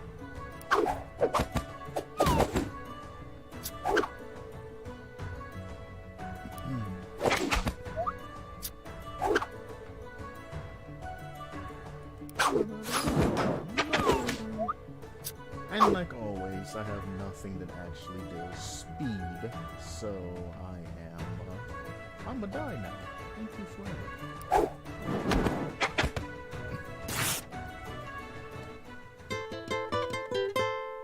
Across the land from far and wide, they come to the guild and want to fight. Sad to see them sliced and diced. Not only once, but twice and thrice.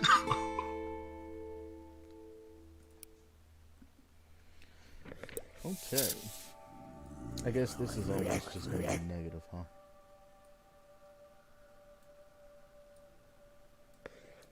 I'm going to take a lark and go after these dwarven explosives, since I have retribution triggers as well. You can block him.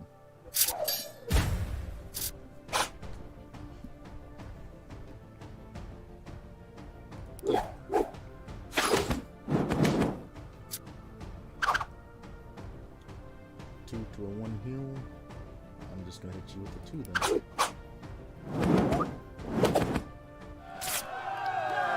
Let's go. seal is an equivalent of a 2-block. But I do like speed cards. Mind Strike is such garbage though.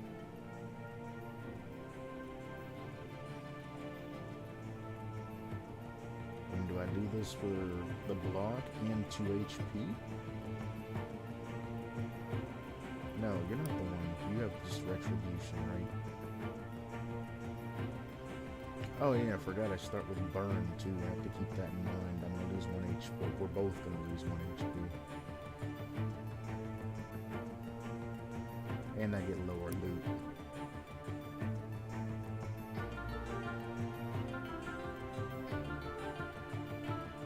And the dwarf map, if I remember correctly, is more magic than physical, right?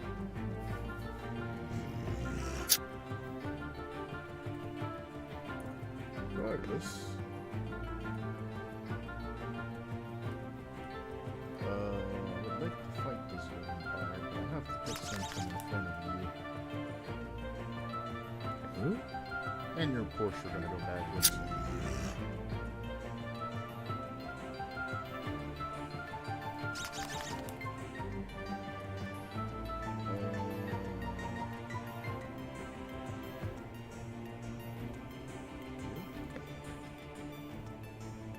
Nope. I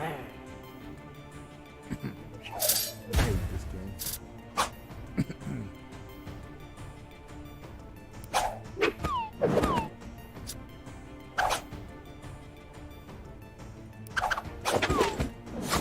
And he's gone. Oh, Tenacious. Burn gets rid of Tenacious. All of these aren't that good. I would have loved to have more time. I'm about to get absolutely destroyed.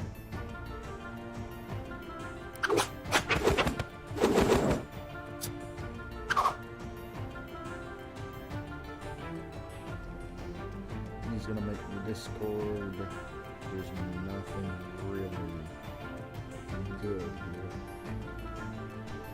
I can either go down to 3 HP, or I can go down to 2 HP. Frail physical attacks give 1 extra damage. I have the damage output, right?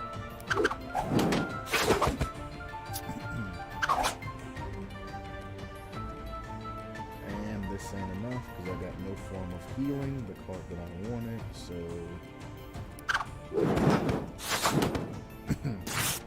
Sad thing is, This is the Guild of Dungeoneering, where Dungeoneers all come to die. One by one, they're disappearing. if I was wearing my Warriors, whatever it's called, I wouldn't have even had that issue. I would have won that. You're gonna go there regardless, so why not?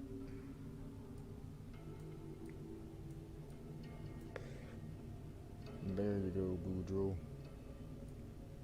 See, let's go to an explosive. Assortment. Boom, boom. I can't hit you for any more than 3 damage. I'm gonna face the consequences. So I'll take 3 damage here. No, next is withstand, so I want to hit you with the full might.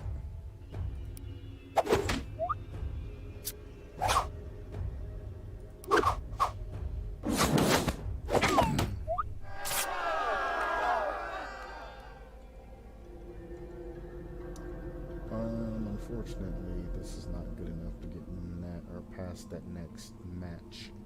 So we just dead.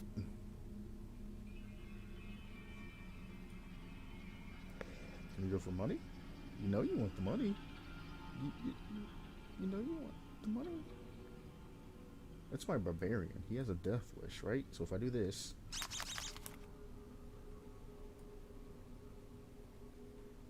it's my barbarian, right? He has a death wish. So if I do this, you're tenacious too. Oh, you're such a pain.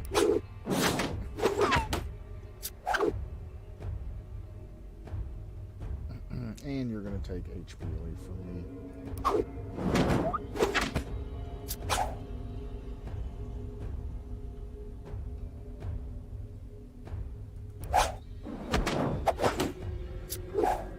There's the stand.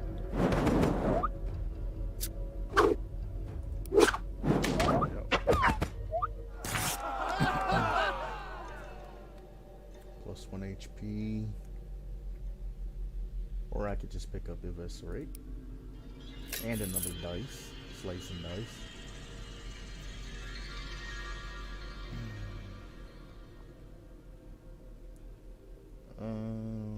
Counter's not bad. Bulwark is actually amazing. If I can reduce it down to 1 damage, I take nothing. You take nothing! I mean, I gotta do something to get out of it. Oh, wait, no, I gotta get to that century. What am I doing? I need you to, wait, 1, 2, 3, 4, 5, 6, 7.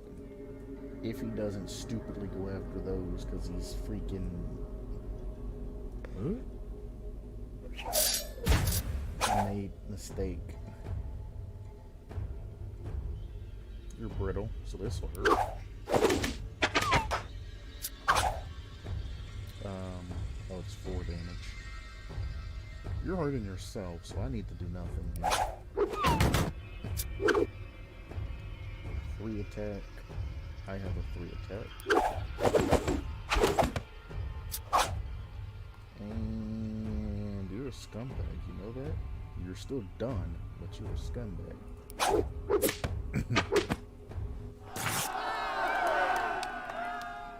Kappa. Fire Blast ain't bad. Oh, there it is. The brace that I needed. I'm not getting rid of Eviscerate for that. Yeah, I'm not getting rid of all of that for that. Oh, of course he's gonna go for that. If I put gold on the boss...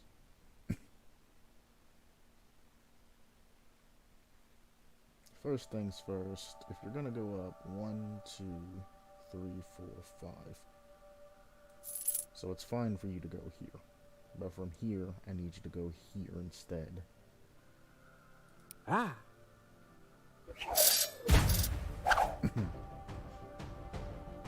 That's beautiful. You're gonna get 2 and lose 1 and then lose 1.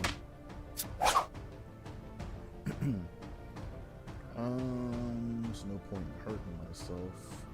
There's no point in not hurting myself on my head.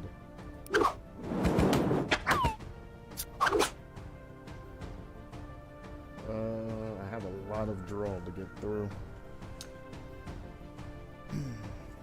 I only need to hit you with the 2-piece though.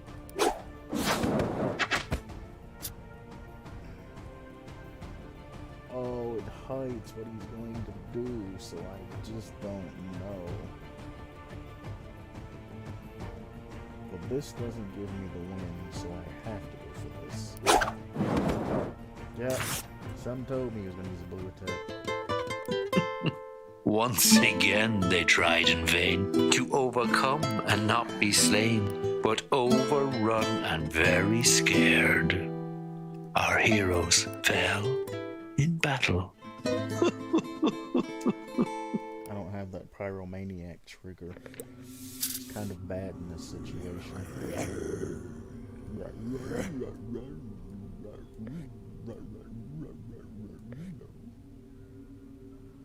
son of a... Well... Huh?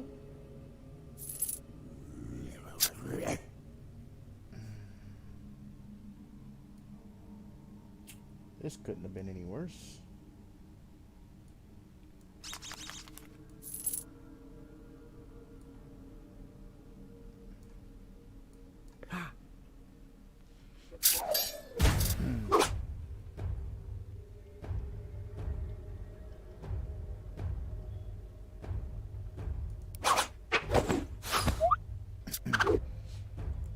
try not to use that, but it don't make sense not to. Like this, you might as well just take the HP. Now it's worth blocking. And that's unblockable. We meet force with force. Hope I get something good that's not just plus 1 HP. Smash is good.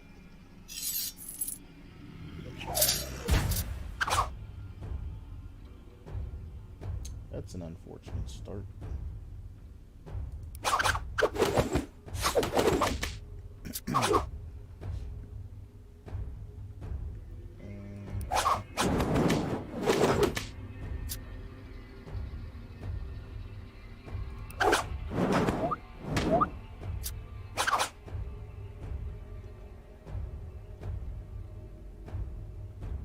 I can take 3 damage and deal 1 back, or I can take 1 damage.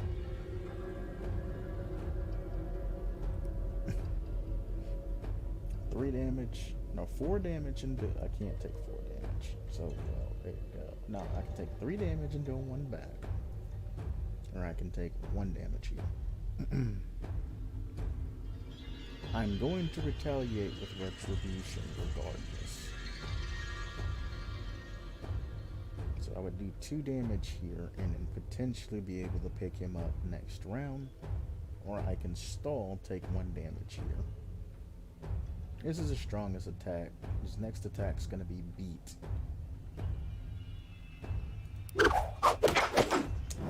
I should have did it the opposite way, but fuck it, dude.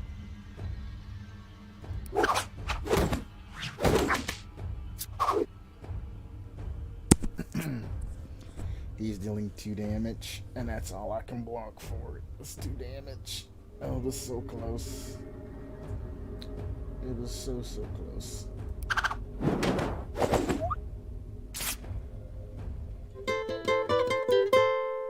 This is the Guild of Dungeoneering, where dungeoneers all come to die. One by one, they're disappearing. So now you should say your goodbyes. I think I'd rather punch you in the eye.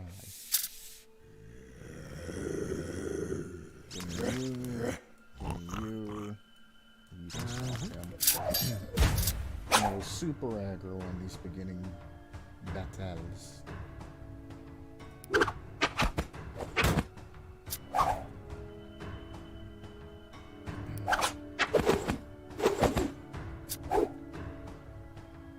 Just laying it on, huh? It's a good thing I have a guarantee with stage roll.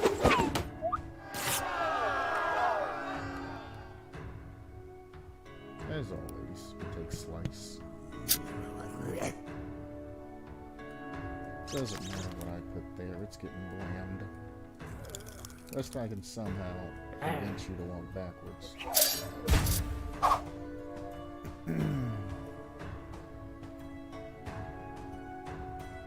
Stand. Why not? Of course you want to heal off of this.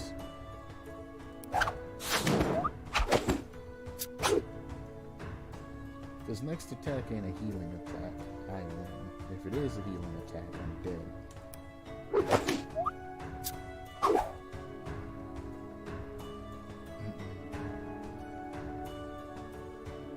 Did I discard a card?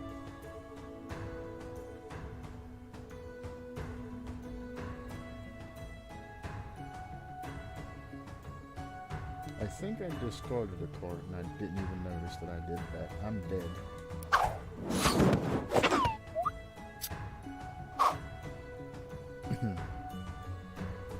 I'm dead.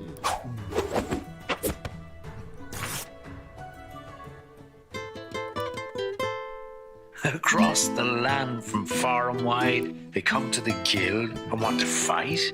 Sad to see them sliced and diced. Gotta go super aggro.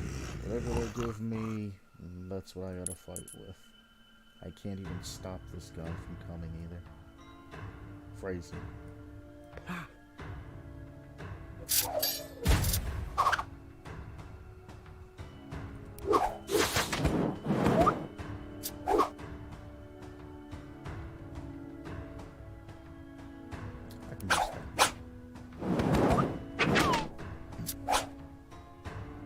Another 2-piece. That's fine. That's a 2-piece there. I do need to. Yeah, I'm fine.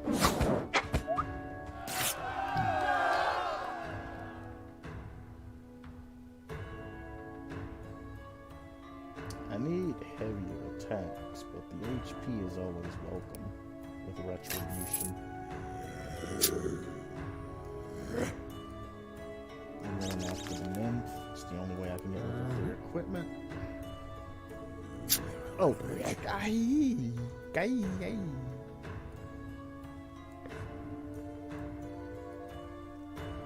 really fucked me up there, buddy.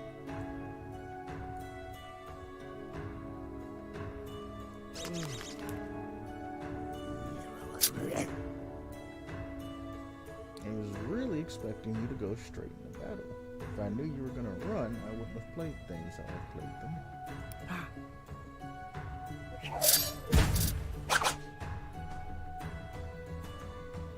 I can take extra damage and my health up. You're gonna make me discard.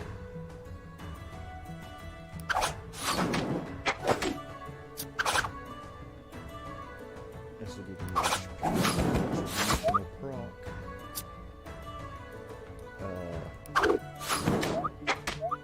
Okay.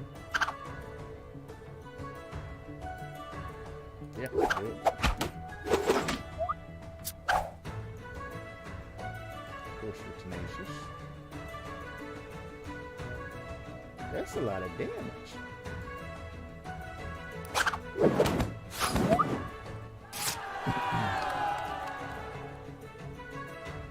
Holy Ceiling bad.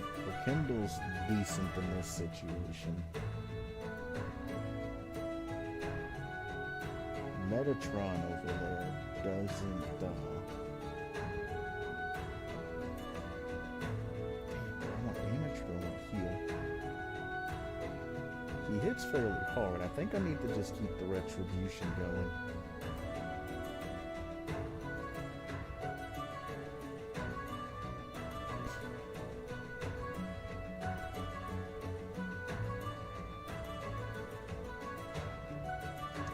No.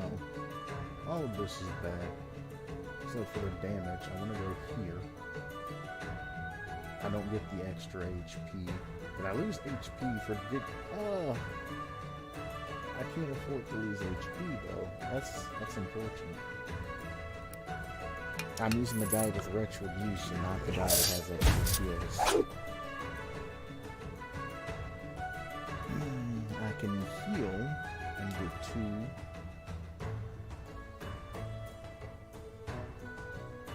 Really don't matter what I do in this situation. I want to drop one of these. Pommel's coming next, so...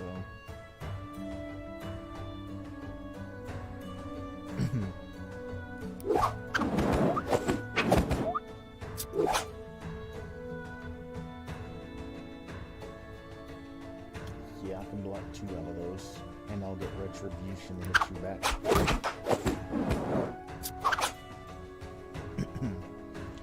You're gonna make a discard.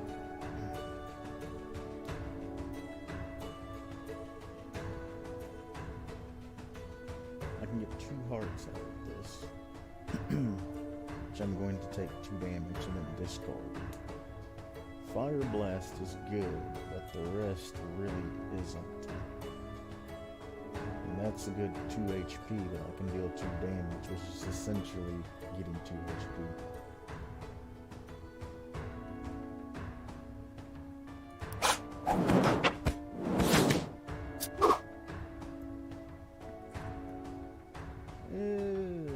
That's unfortunate.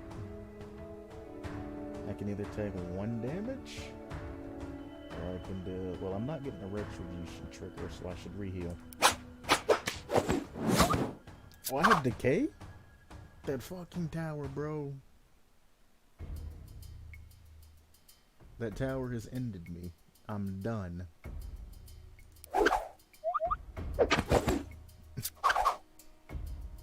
Yeah, I'm deader than fried chicken.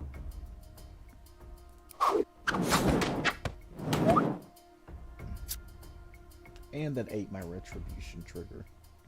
I thought decay stacked with that.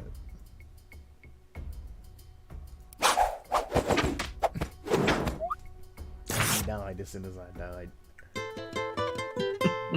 Once again they tried in vain to overcome and not be slain, but overrun and very scared.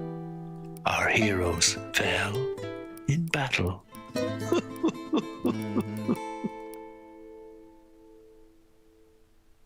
Your butterfree game designing blank blank blank put that decay there for a reason, then forced me to only go this way to be able to get any type of escape.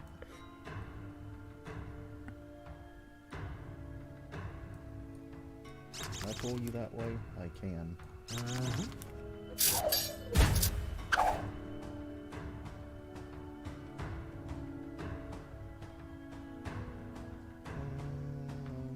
What are your battle scores? Start with armor 1. And then start with fire 1.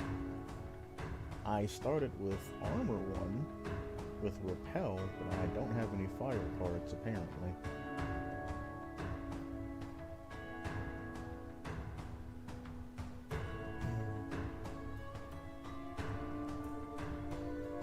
I think I should attack here.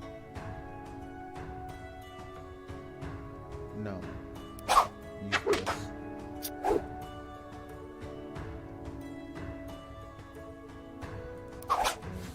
Block it.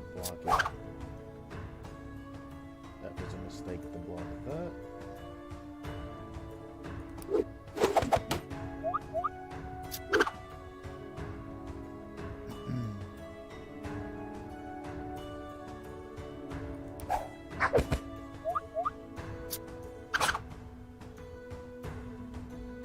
Where's my... Oh, I thought I had 2 charge attacks.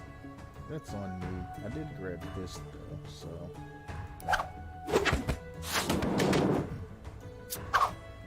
If I can block this at least long enough to get that build up, I'm good. This next attack's a 3-hit attack though. I might just straight up be dead.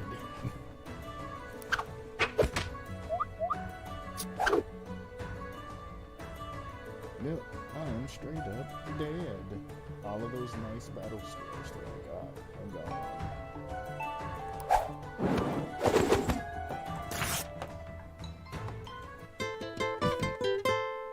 Across the land from far and wide, they come to the guild and want to fight. Sad to see them sliced and diced. Not only The Warriors attachment's becoming a lot more relevant to me now, instead of the card one. Nice. I'm pretty sure he has predictable though. Or is that card draw? No, that's predictable. 1 HP per block thing is great. Yeah, he has predictable. And frail.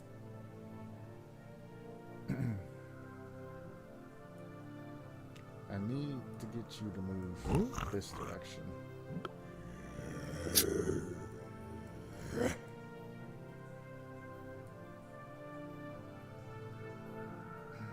Well, getting predictable on that's not a bad thing. I need to stop you. Potentially complete this into a complete loop.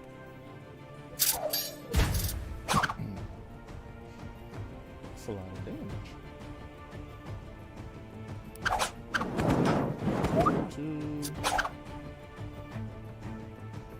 You're 1 for a heal attack.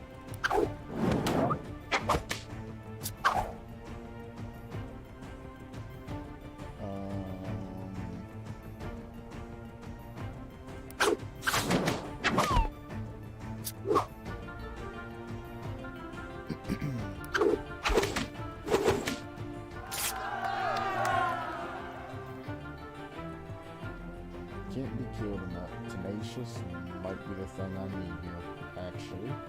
That though, I know it's gonna screw me over and it's not gonna end up mattering.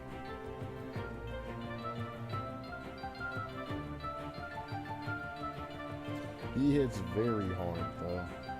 I have extra card draw, so that's what you take that for, baby.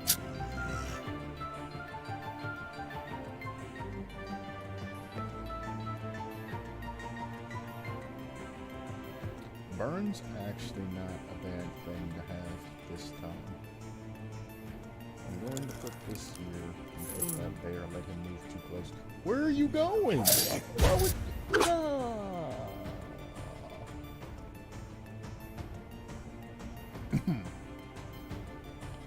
Well, anything that I block, I get an extra HP back from. Immediately drew the card, which isn't that devastating, but I have no blocks in this deck, I come to realize.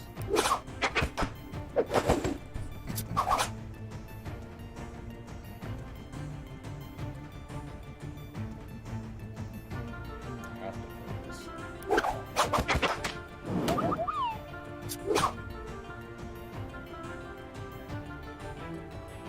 It's gonna make me discard, so...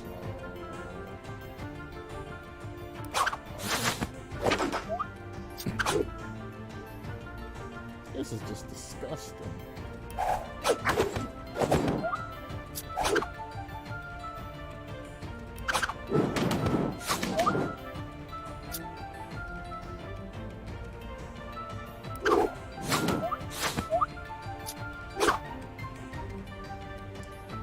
Ooh. And he just re-healed on me. That signed my death warrant right there. It's over. There's nothing I can do. Oh, those are good turn skippers, though.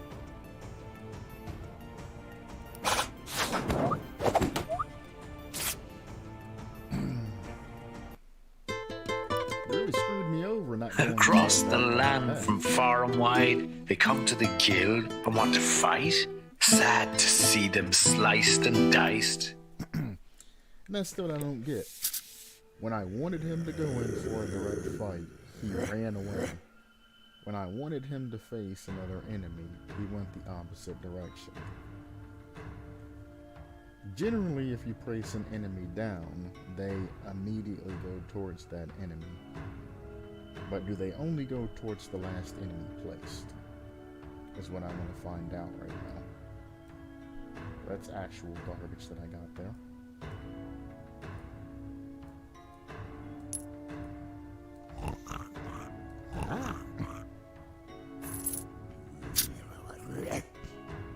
So, if I place an enemy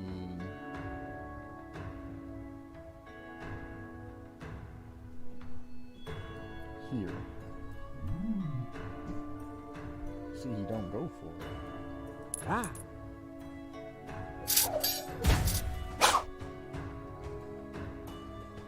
don't know.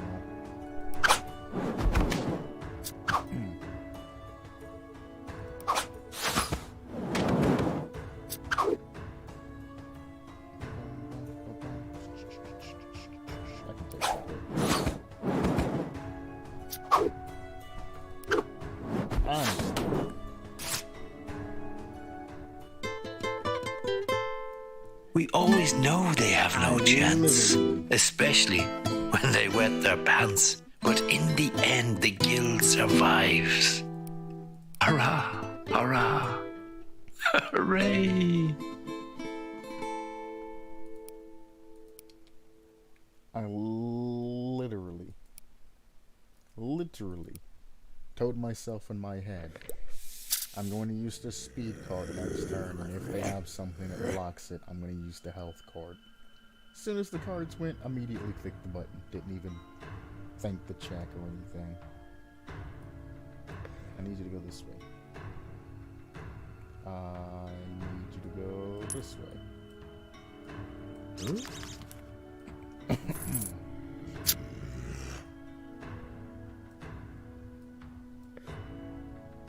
finally decided to go the right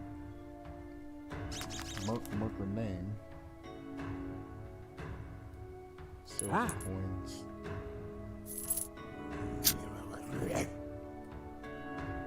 So it's 1, 2, 3. So what if... It's okay.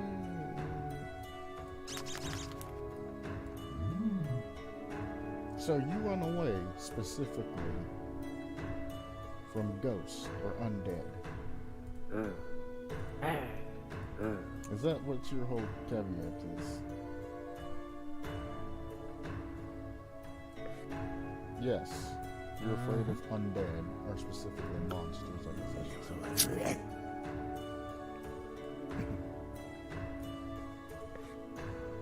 One, two.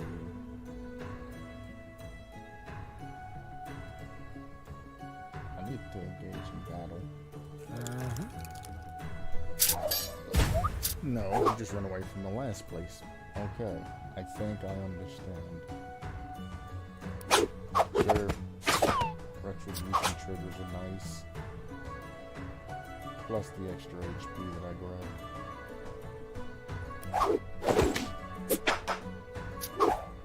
Was that not a retribution trigger? Was only 2.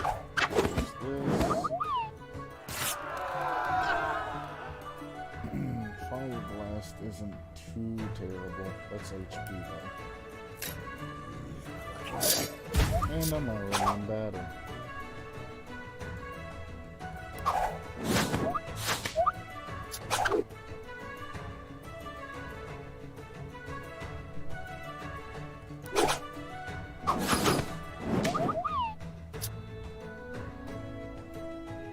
Not getting very good draws here, huh?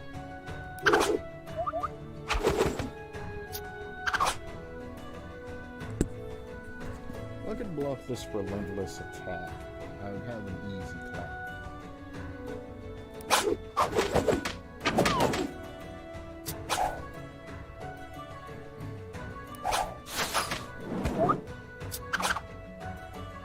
My dude with so much HP.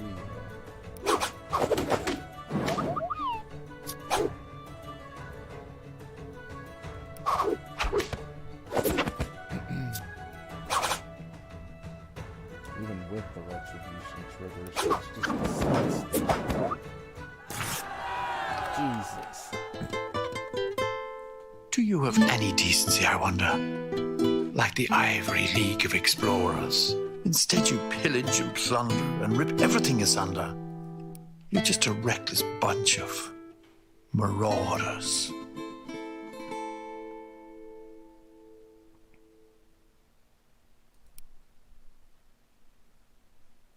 +1 hand size.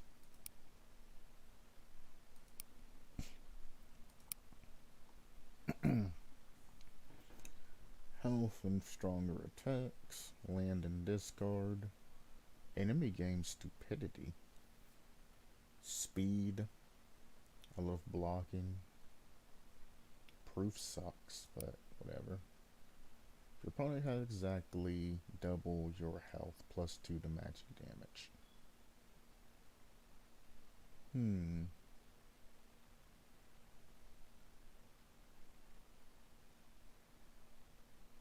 I mean, that's good. I could use you to take out one of the ogres.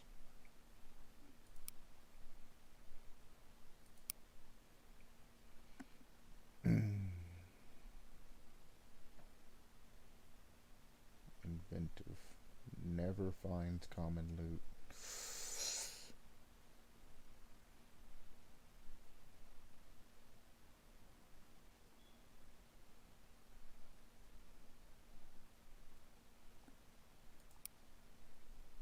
Artificer.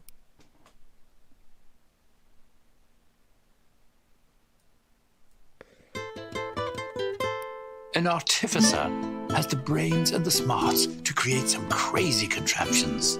So very astute, they can make things from loot. So they love to be in on the action.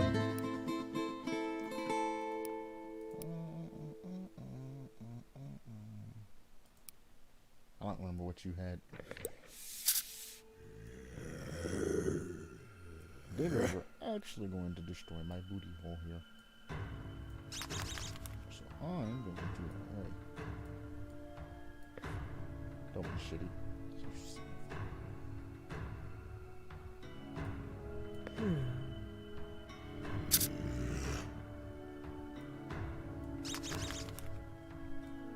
You're not afraid of monsters, are you?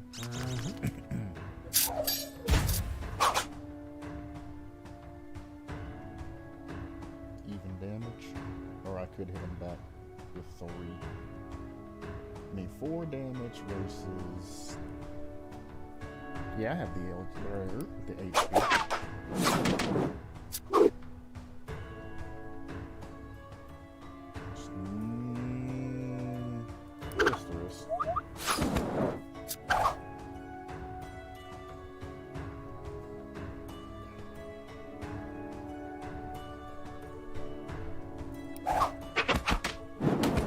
Thought about that way too hard. Not gonna lie.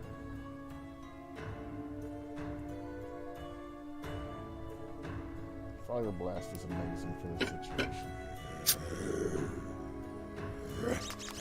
Come on now.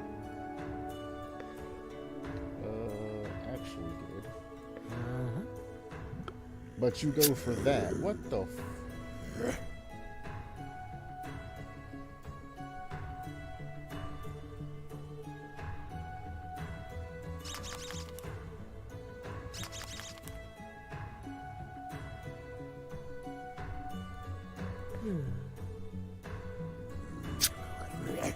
I've lost all control of the situation here.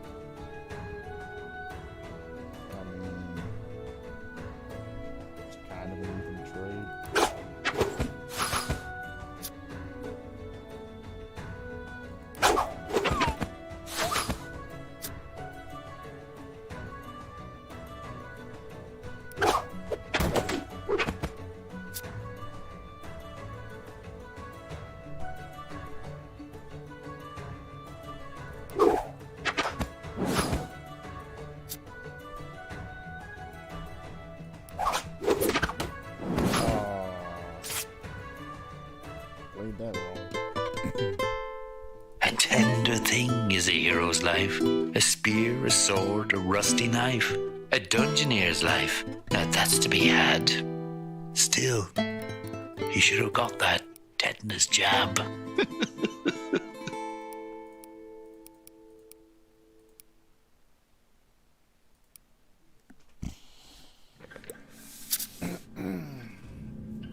I just have to reach that objective. That's it.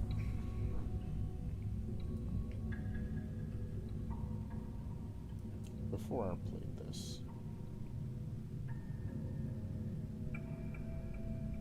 you're tenacious, you son of a bitch.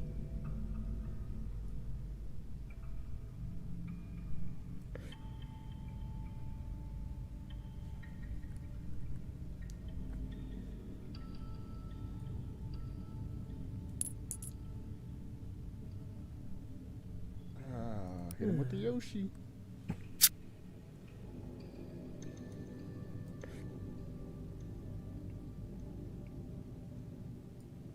There we go. A level 1 to start off with.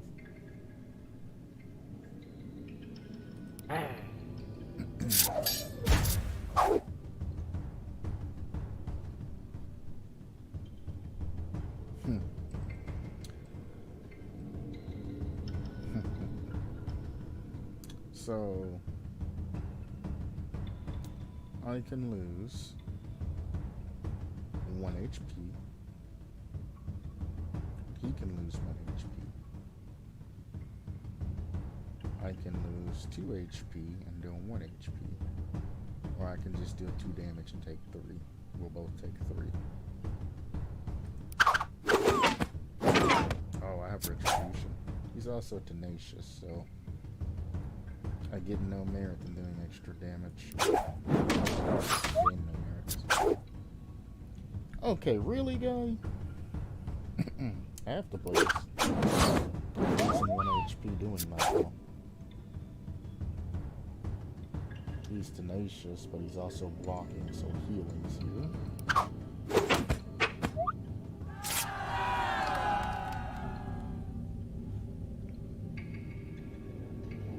I guess I'm taking slice. I can't make you go backwards, can I?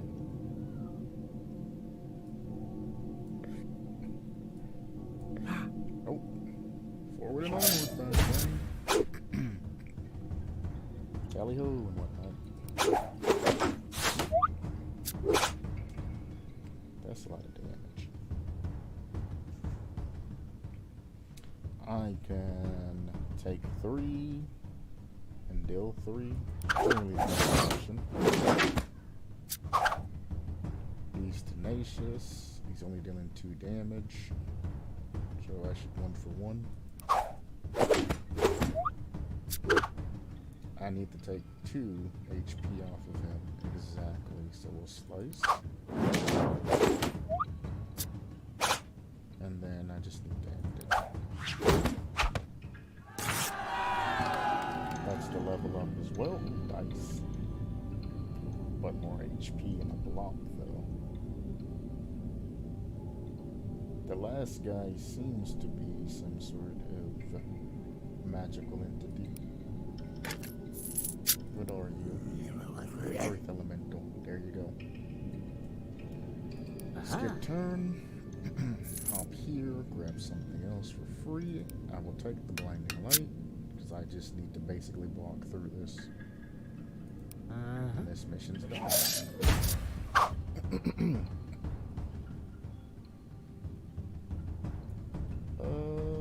That's a dual block. You're attacking me straight on, so I'll take the 2 HP. If you don't mind, hit me harder. I need those retribution triggers.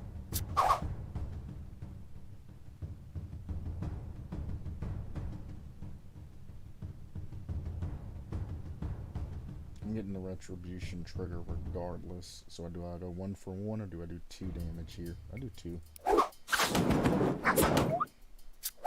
I have a fallback for at least 1 hit. It's another retribution trigger. I should double down. Is brittle. Brittle adds that. No, it's 4 plus damage. God dang it. This is a 4-piece. I can take 1 damage here, or I can block. Well, I'm taking 1 damage regardless.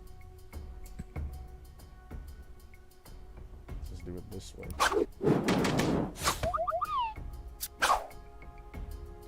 You are trying to heal, so I'm going to actually card draw while you're healing, and damage you for 1. You're hitting me with the 2-piece. We do meet damage with damage here. It'll be 3 damage.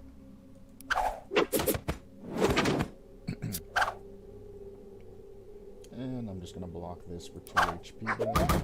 Easy. And now it's just to finish you off.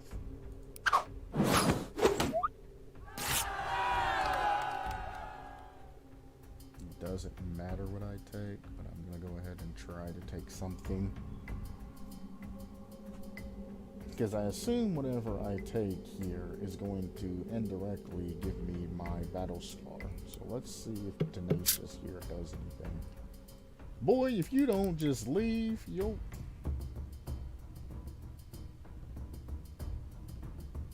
Your mom's a hoe. That's all I'm going to say. Uh-oh. we die, this is on you. You had the chance to walk away.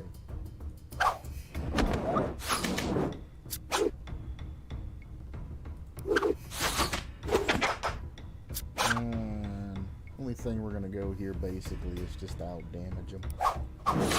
The only thing that makes sense.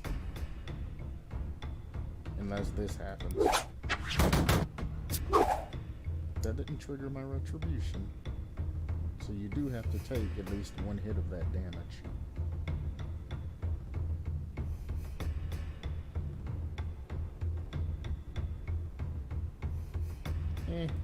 The retribution.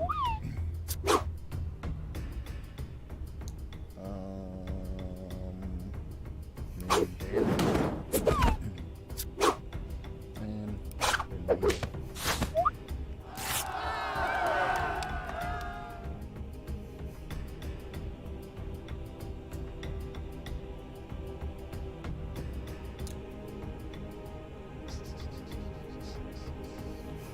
I wouldn't mind doing starting the M-size. I'll take the Ys.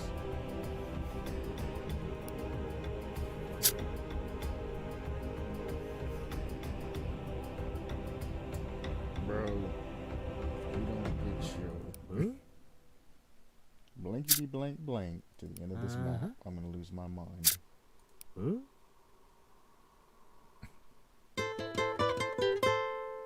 Here's to you, young dungeoneer. You stood your ground and acted very brave. But how long before you feel the fear? And how long before you're in your grave? Destroy the masterpiece?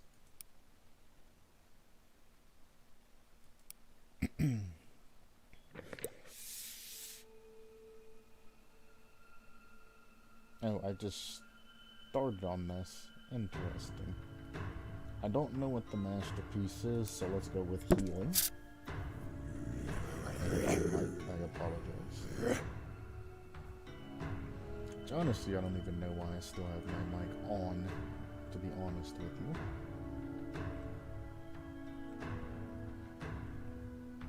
you. I also should have sent out a chump or something. I've made a mistake.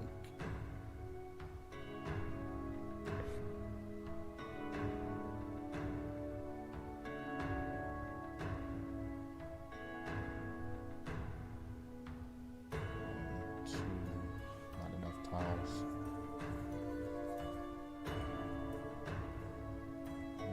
Let's see, 1, 2. Still not enough tiles.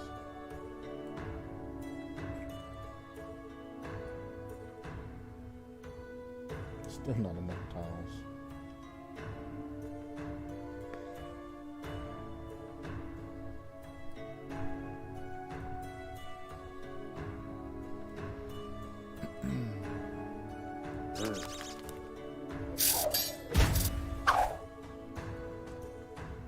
Why do you start off with so much damage? You're also tenacious.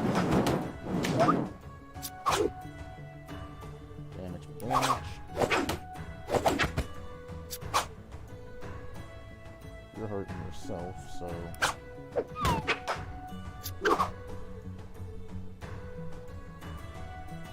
That's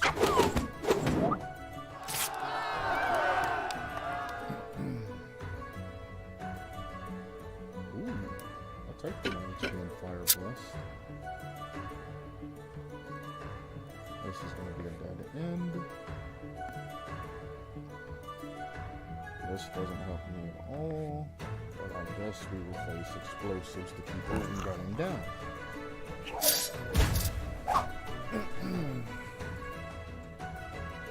It's going to be a war of attrition.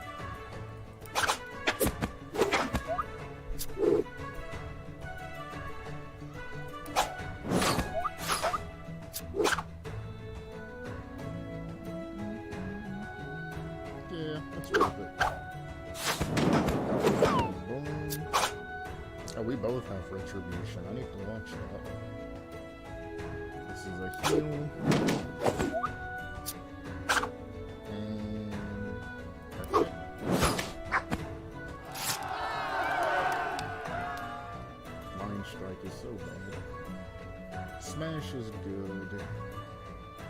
white is decent. I need to have some physical blocking and stuff like that. I don't particularly know. He has sorcery, so I'm assuming since he's a dwarf masterpiece, he'll have magic. But I don't know about that physical, you know what I mean? Jamo?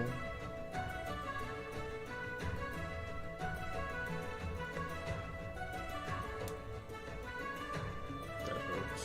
Can I get you to go here? I can't. That is going to be death, my friend.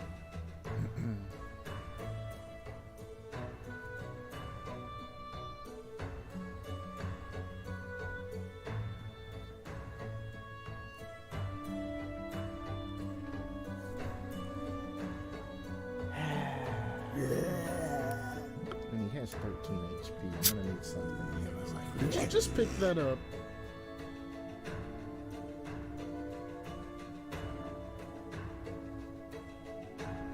Well, might as well go ahead and end it now. And restart.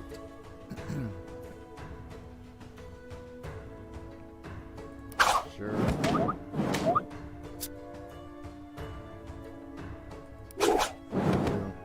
Attacking. We have more HP. Can't see what he's doing, so. Oh, that's a lot of damage. 2 and a retribution trigger isn't enough. You can only hit me for a max of 3. So I think I'll go here and heal, and then retribution trigger my way out of the next hit. Or just get smashed.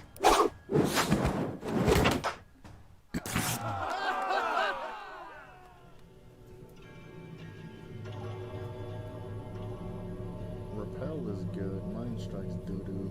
Focus, not very good for my build. 2 HP?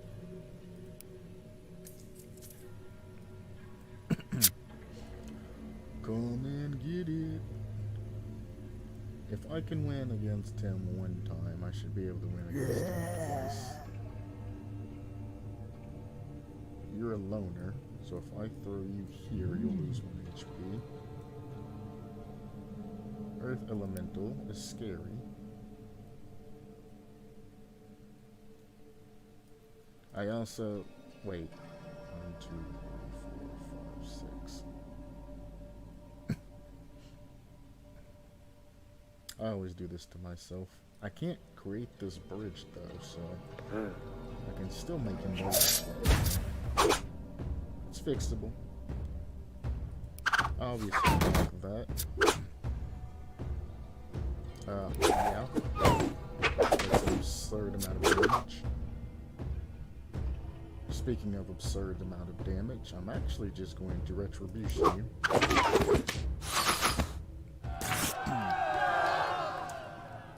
Nice! Bulwark is so good. But I can't... Is it worth 2 HP? I can't completely negate everything down to 1 damage. Mind Strike is so bad here. I can't lose Slam or Smash.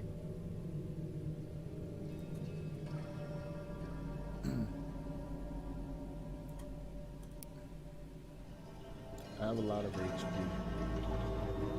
I mean, like, a lot of HP.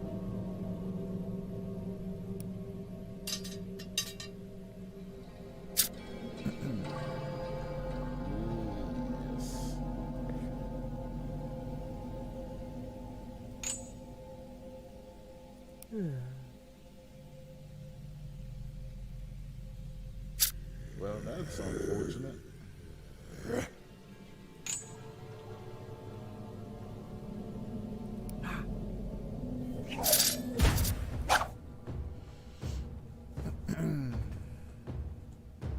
Push on through to the other side. Nothing I can do to mitigate that down to 1 damage. So we do damage for damage. Here comes this big attack. Damage, damage. Another big attack. Retribution trigger, you're done.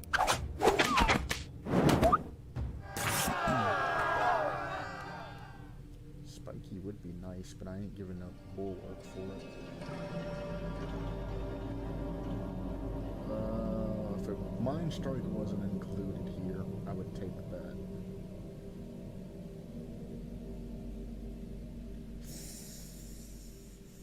I should take that for magical offense. I should take that for magical offense or defense.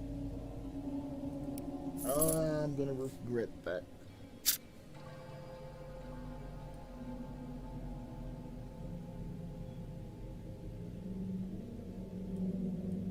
Bro, just get the treasure chest.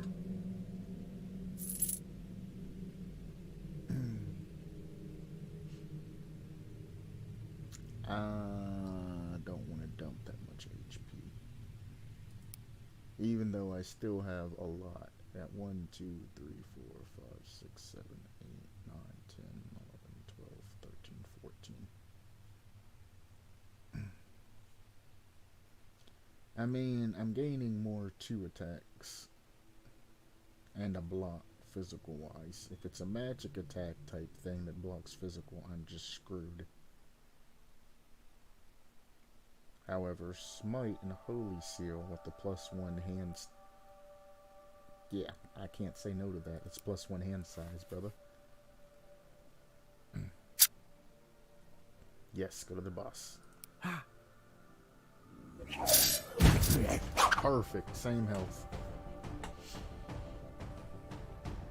Disease, if successful, +1 round. So I have to block this.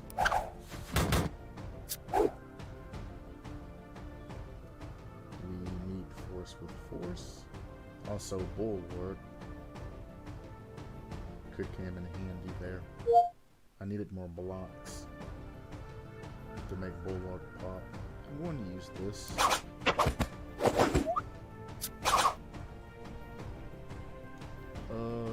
That's completely fine. I can block 1 and still get the retribution.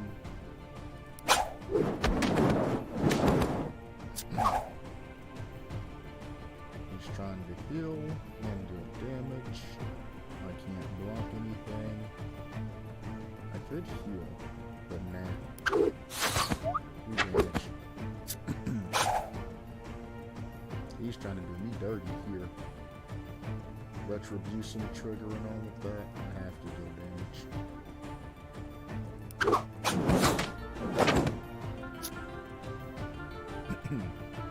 I cannot see what he's playing, so I might just take the heal here and just try to hit a retribution trigger.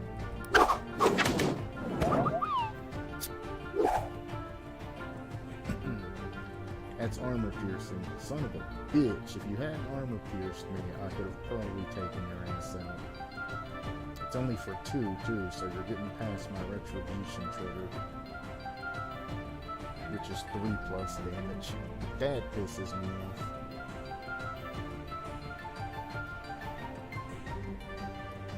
I have absolution. It's the only thing I can do logically here that'll keep me somewhat safe. He takes damage, I take none. Don't kill me. So there we go.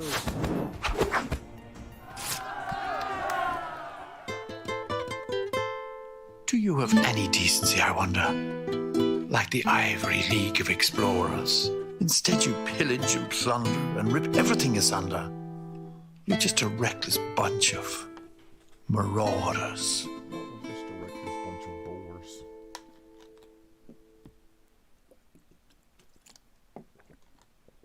Start with level 1 loot choice. So as soon as I spawn in, I'll get that loot choice every time. But I no longer get gold from treasures. That is the absolute worst. I might just send you out to die, Mr. Holy Grail Knight. I'm sorry, but I can't have you not getting me any gold for the guild. Later on, when I max these out, it won't matter. That's literally what I'm playing for right now.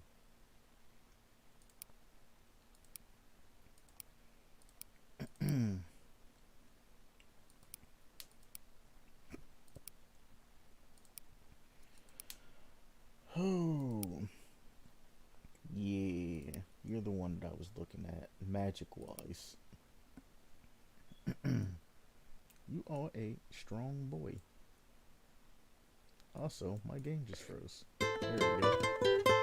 Sometimes when things don't add up, the guild it needs an addition to subtract, divide, and multiply. We give to you the mathematician. Alright, Holy Knight. You're basically being sent here to die. You were very amazing. What's your health by space? 2, 4, 6, 8, 10.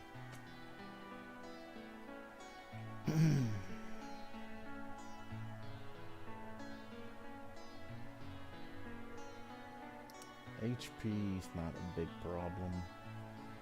Getting dice and slice though is disgusting compared to all these triggers, but getting HP is kind of what paladins do. They heal and attack. Holy Seal is useless. Rekindles, more useful, but kind of still useless. So the restore 2 HP negates technically 1 attack, or I can just deal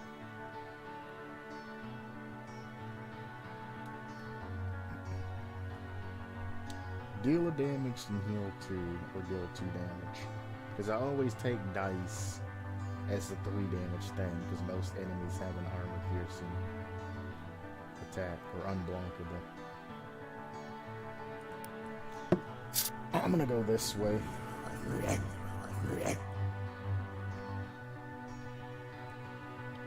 Don't care where you're going next. You have decay. I shall fight you. You're tenacious, huh?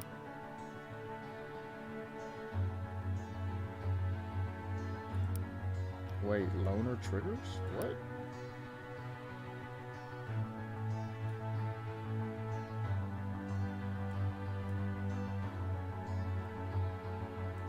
I mean, I'm not complaining, but interesting.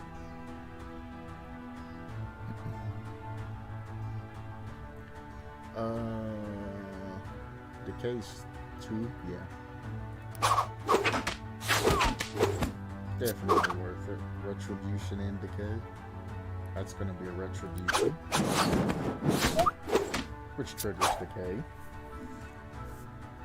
And you are done.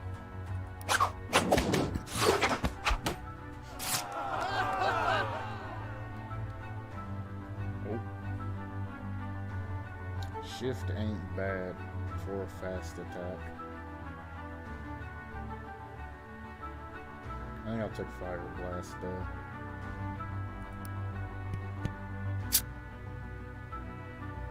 Boom, boom, boom, boom.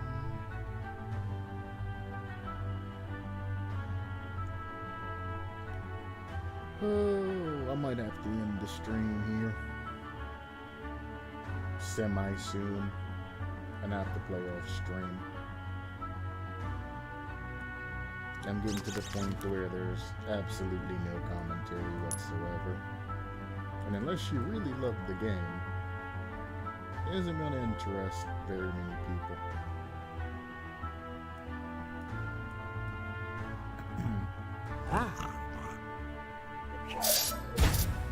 Remember, my guy no longer gets any gold from treasure chests. He should still get an item, but without getting the gold, kind of makes this pointless. Do I take 2 damage here? Or do I take 2 damage here? I think that's the better option. He doesn't trigger retribution, so I should heal. Still doesn't trigger retribution, but I can stop one of his heals and heal myself.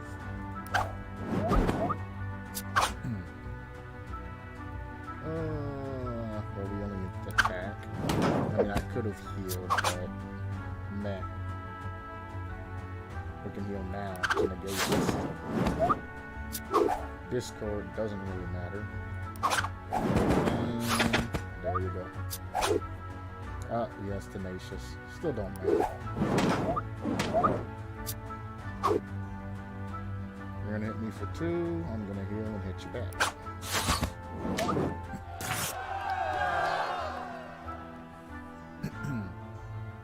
Slim's not terrible. The +1 starting hand makes Mind Strike more feasible. I can also build up my magic attacks to oh, never mind. Eviscerate's so good.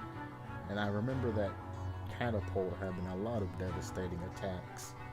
Damage output should be what I go for here. Bleed is very good, and I get to pick up Fury on top of that. Red Mail is good too, but getting Fury to keep increasing my damage on top of Bleed, it's not something you can really pass up. This better be a good totem. You better be a good totem. +1 per block damage next fight. I should have kept my heal build. It's fine.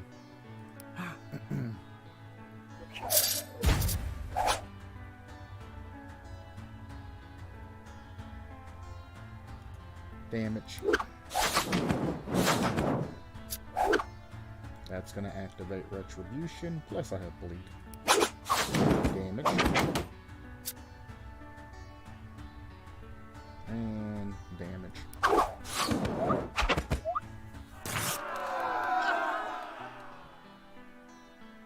Ooh, you give me Tenacious too, on top of everything. You also give me Wise, which I'm going to need some sort of blocks for the next turn. That'd be 2 HP off that, 1 HP off that, and 2 attack. Or I can just get, if he uses a physical attack, Tenacious and 3 HP off Repel. I think Repel is the better pick here. I'm trying to remember. I'm pretty sure he's a physical boy. I could be wrong. Ah!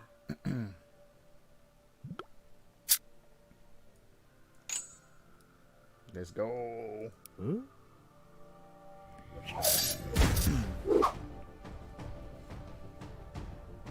You're gonna trigger my Retribution, so damage.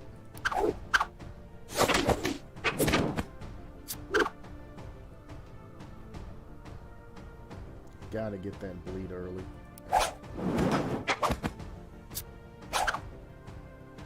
Eviscerate, definitely. I block 1, hit 3.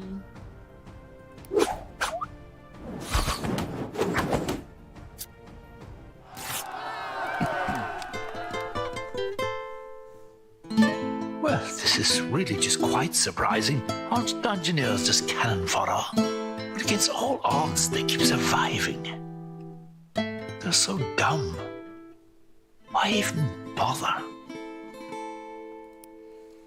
Well, that stupidity is absolutely disgusting and has just ruined my build once again. So I'm probably going to send him out there to die again. Again.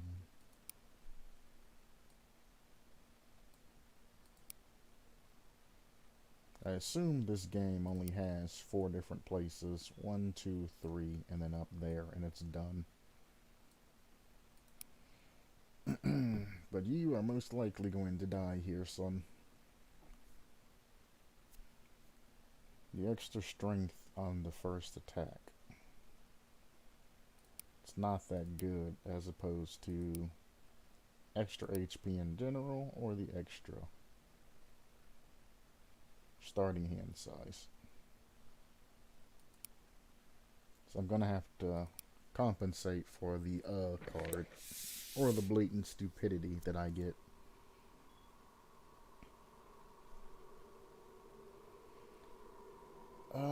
Fire blast. I need damage. I need damage and blocks. Block you out. Extend upward and hope I can push you up that way.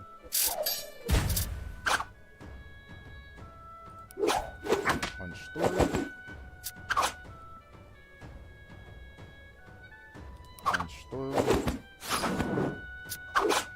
He now has Fury and he's going to deal a super amount of damage. However, I just need to deal 1 damage. Retribution.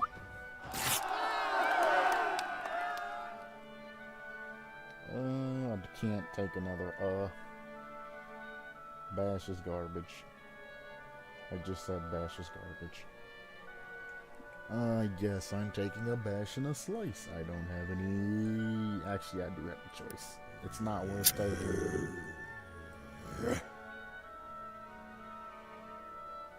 Cursed Mummy is very hard to contend with at this point.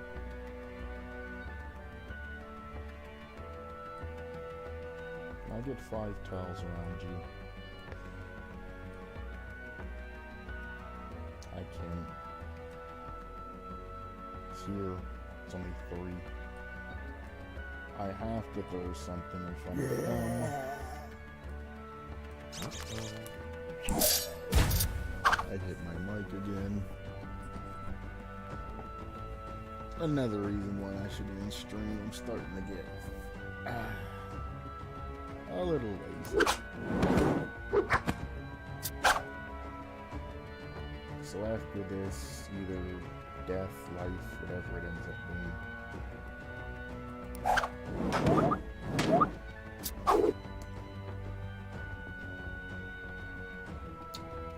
3 and 3, neck and neck.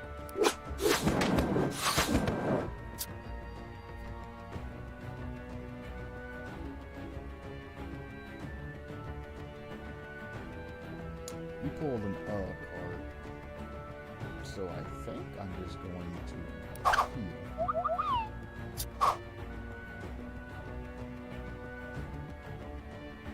Only take 1 damage, or should I take 3 damage here for damage? My blocks are twice as effective too, by the way. The whole, like, 0 blocks that I have.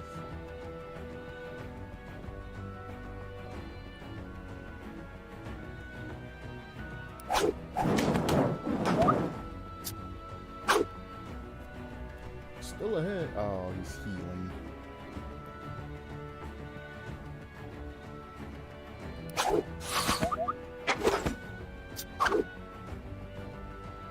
I'm gonna take a damage heal. He's gonna take retribution, so.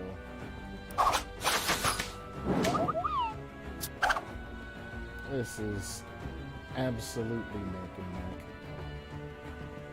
He's got me here though, but we're taking the same amount of damage again.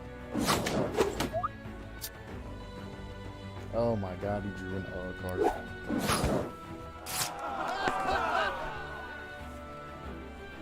That was insane. I need more damage output. Flame lash, and that. Ooh.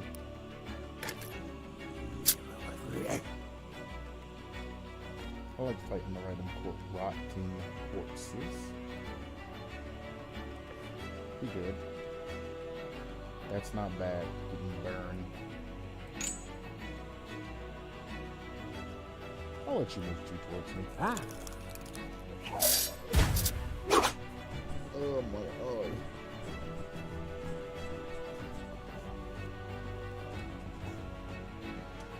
I looked away for 1 second, and when I look back, you're putting out how much damage now? I can take 1 damage here and deal 1 back, retribution. Or I can deal 2 damage and take 1 damage.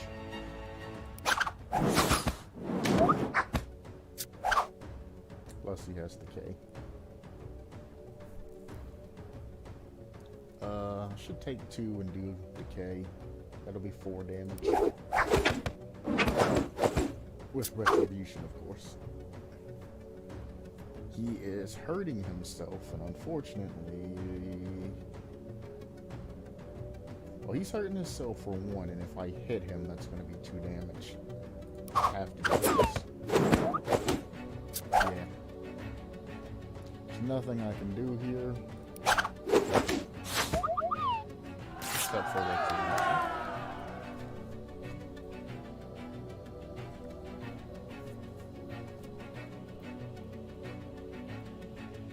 Repellent counters, very good. I can't speak anymore. Flame Flash. Ain't bad. I ain't picking up another card. What did I just say? Even though that's real spicy. Blinding Light, it's not bad. Smite, it's not bad. Focus, I don't need. Mind Strike, I don't need. I don't need. So I'm not taking that. I'm not taking that either because of the card. I'll take the repellent counter and just lose everything that I've ever wanted in life.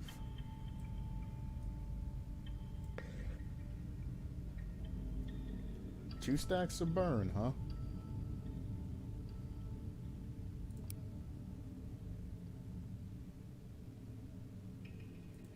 I wonder if they stack. Go ahead and grab that. I kind of want you done anyway. Whoops.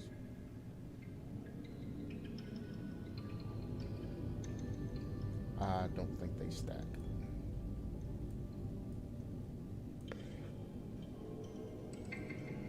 Outlet power, unblockable attacks gain 1 damage, magical wise.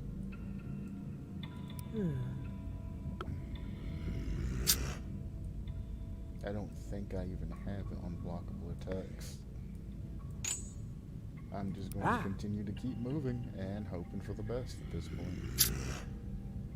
You'll catch me next time, so we'll just intern there.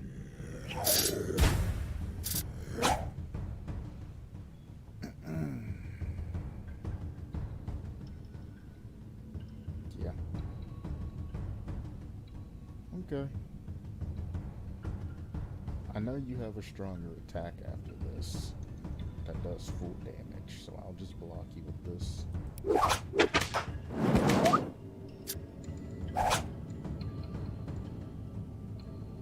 Oh, it's unblockable. Ha. Ha.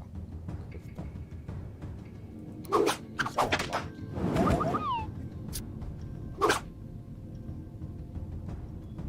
He's trying to heal and also stop me from doing anything, so I'll just skip turn with the card.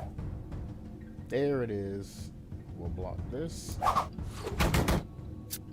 Take 1 damage from burn, completely fine. Where are you getting all of this extra damage from, cuz? This will do 3 damage. The burn will take 1 away, that's 4. My retribution will take another 1 away, that's 5. I have to do this.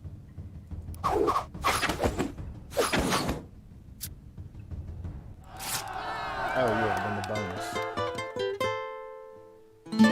Well, this is really just quite surprising. Our dungeoneers just cannon fodder. But against all odds, they keep surviving. They're so dumb. Why even bother?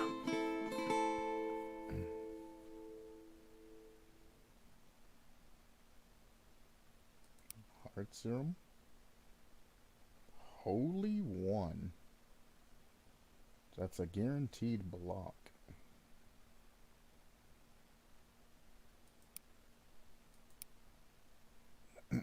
At least for 1.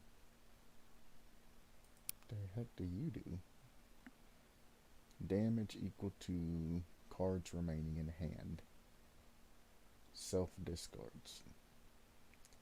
That's not good at all, son. Because he probably only starts with either a 2 or a 3 hand. Probably a 2 because this is that good and the trinket will bring it up to 3. So that's essentially 3. A 2 damage, a 3 damage. Or you can defend, but it doesn't discard for cards remaining in hand. Which would be a 3 defend, but if you defend, then you're losing one power. So you're essentially looking at 3 defense, 2 damage there. It's not good. If you take 2+ damage in a turn, draw a card. I'm not taking damage to get draw, bro. That's not good at all. That was unlike my barbarian, yeah. I mean, I can see where you can be of help, but nah, bro. Very strong, very strong. Both of those are interesting. I'd probably hit most times those when they're not blocking, so that's 2 damage all the way across except for the first attack. Not a lot of block though. Not a lot of armor penetration. He has his uses. Or I can just get better items. All of these are armor. That says stupidity. I guess they all just add stupidity, huh? Well, we need armor, so there you go.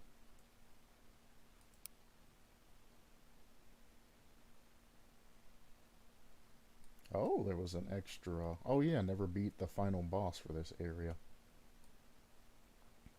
So that's going to be the final boss, and then we move to this area.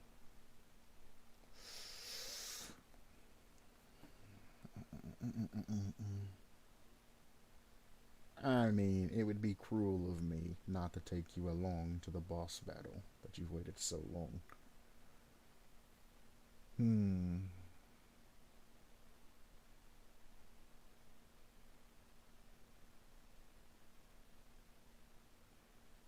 I won't ponder in thought for very long, so I guess I'll bring you right along.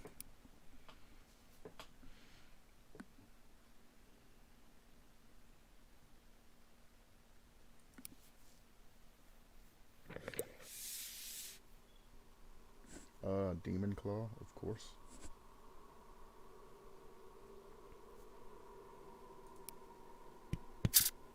Dice is so good. Just defeat any 3 monsters, huh? Well, I tell you what I'm gonna do. I'm going to throw out this infected slime. No, I'm not. I have no choice but to take on those monsters. Okay. Aha!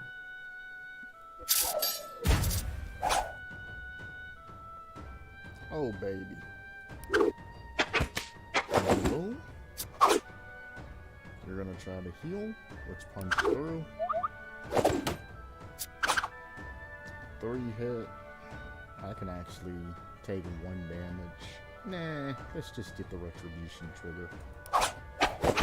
We face this guy a lot of times. We have enough to just keep punching through.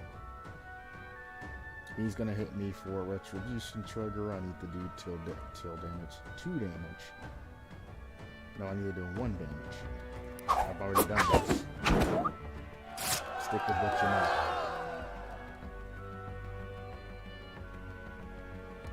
Fire Blast ain't that bad. If I'm gonna get it 1 HP, I might as well pick up a card that I can use. Patch of gold. I am not messing with the mummy, even though brittle makes physical attacks stronger. No, it's not that one. Ah!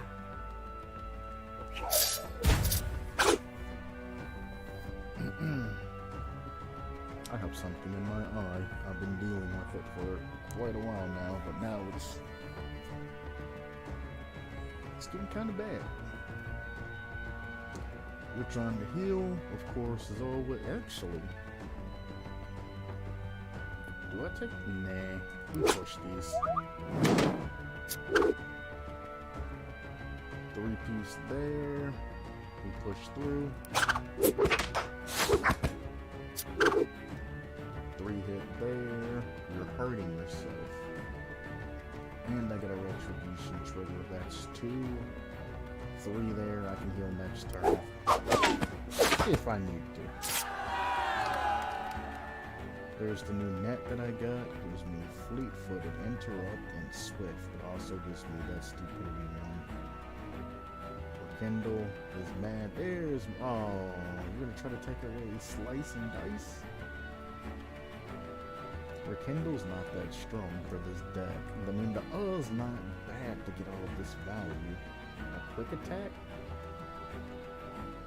quick attack, piercing, a quick attack, speed with block, and then a quick attack. I gotta take this, right? Even though I'm losing 1 HP.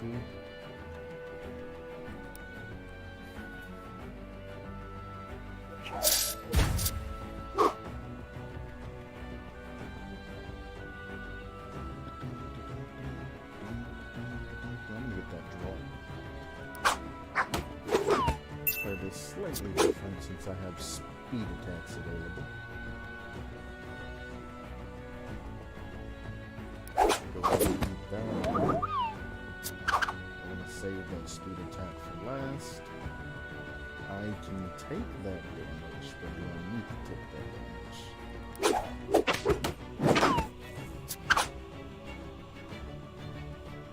He's hurting himself, so I just need to end this right.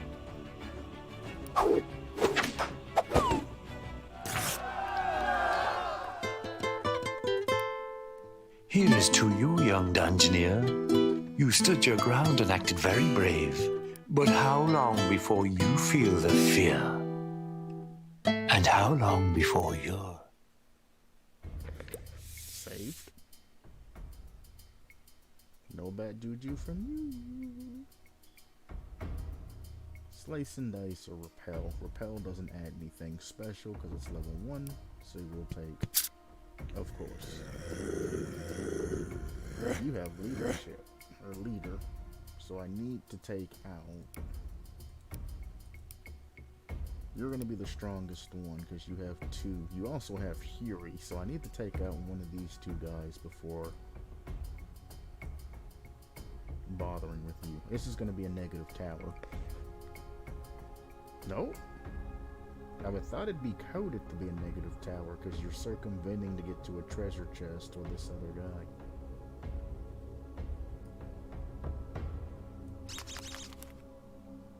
What is good RNG in this game?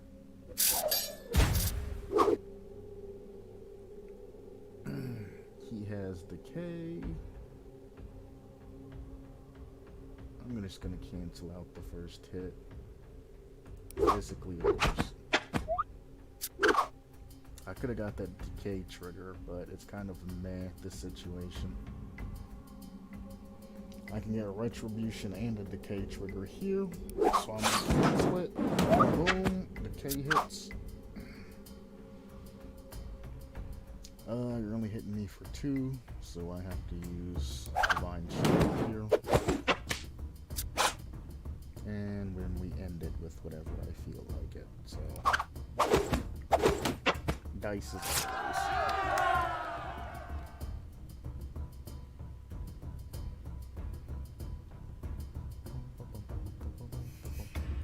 We'll take the plus 1 HP. This is a bad idea, by the way. Yep. There's no time limit that I can see at the moment, so I'm going to place a bunch of enemies down. He's gonna love it, and he's gonna love it, but I should be destroying them. We'll cancel this. You're brittle. It's gotta be 4 damage. I can only do 3, so yeah. We cancel and do damage. You're trying to hit me again. I'll just slice you. You're going all out this time. I mean, we meet force with force. And unfortunately, there's nothing I can do at this particular moment. But accept that. Might be death in it.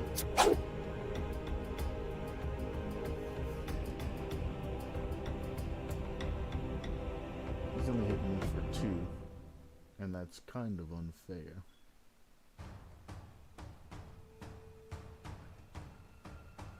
I still have to get damage output though. He's going for a hit and heal, and unfortunately there's nothing I can do about that. I can't use this either. So I'm just going to be stuck at 2 HP. He's 1. The mad lad has done it.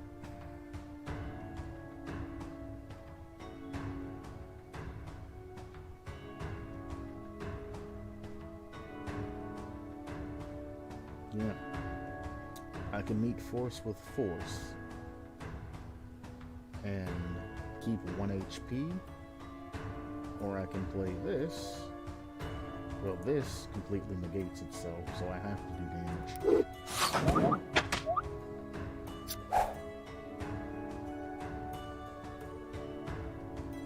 I can play this to just last another turn.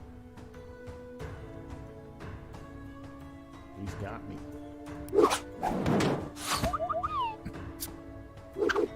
Yep, there's that 3-piece cut.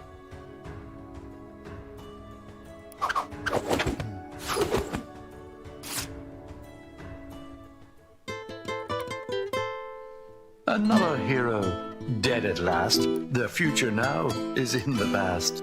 And all because their selfish pride was chasing fame and glory.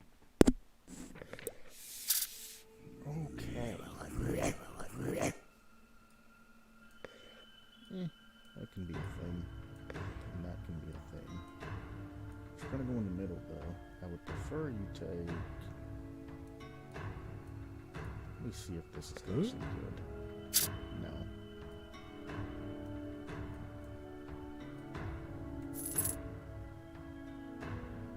Interesting.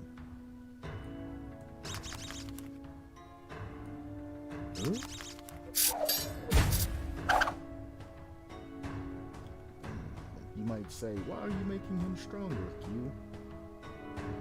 Well, the thing is, I kind of want to die and go back to my old kill. That's a retribution. Oh, that should have been a retribution. I blocked it though.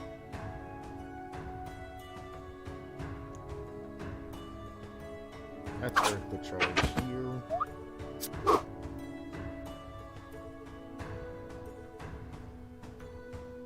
I can make you discard. Yeah.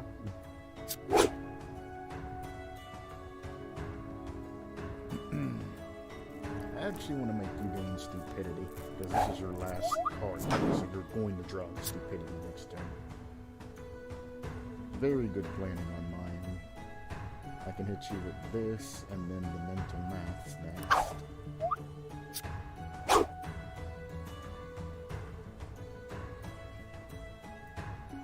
Of course you're just gonna out-heal that.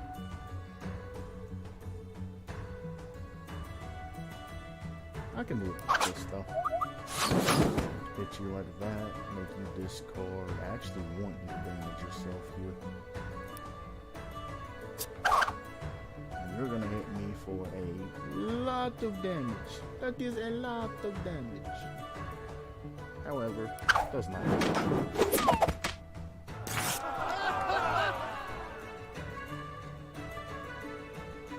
I did want to die and go to the next character, but I'm not just gonna lose like that. Jump's gonna hurt. Or I'm just gonna gain stupidity to draw those and just completely be... Go here, and then go there. Aha. Oh my eye, it's got something in it.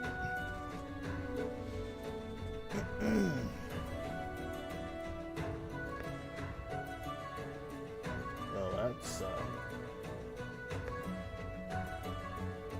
how? Its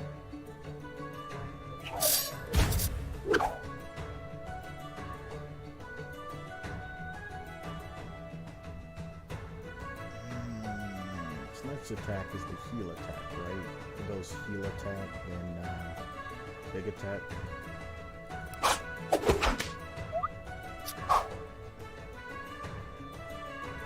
I mean, that works too.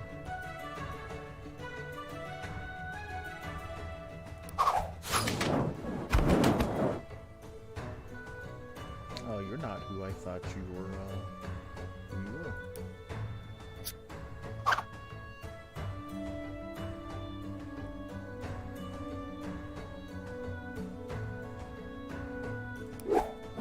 Stupidity.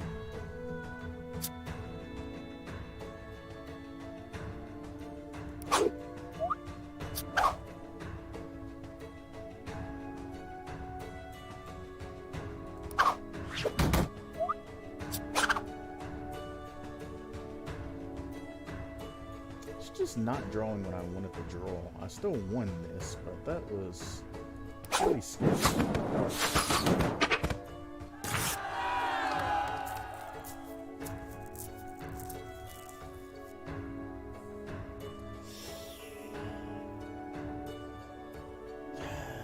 Choice but to take this. I'm upset too, 'cause I like that extra 1 HP.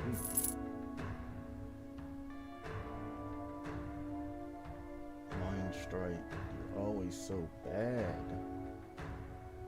Like Holy Shield, Fire Blast, nice. Mind Strike, garbage. I have to take gold here because I have to assure that my guy goes the right way. If not, they tend to be stupid. Ah.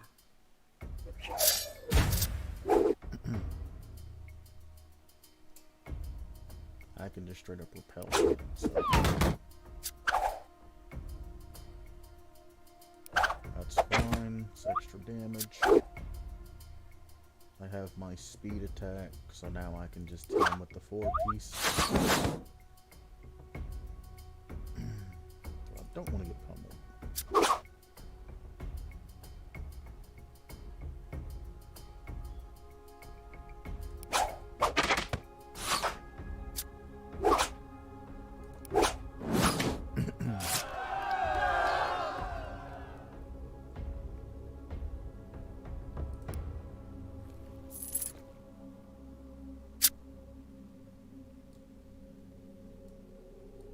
This is what I'm talking about. He's gonna go backwards because they can't be left alone. Tenacious is disgusting. Bulwark is disgusting. Can I make you go to him?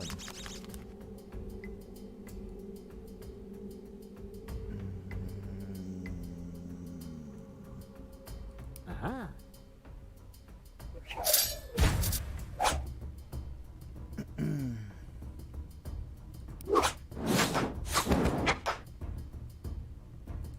Obviously, I can repel that, but I can also get a decay trigger. Always got to get them decay triggers.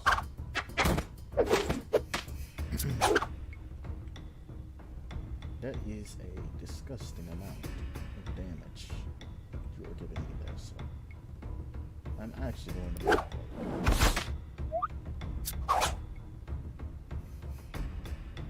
give you the stupidity. Yes, sir. And next turn, we're just going to end it.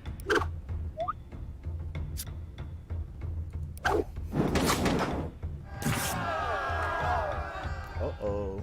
They gave me the slice and dice combo.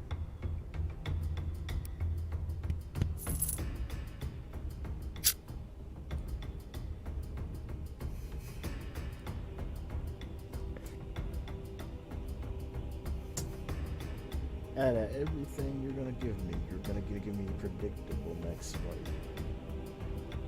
I'm actually semi-upset. Out of all these towers that were red, the one I got that was positive. I'm gonna call that. And then use this to make a discard. Yep. Bye-bye pummel. We can get ready for the next strike.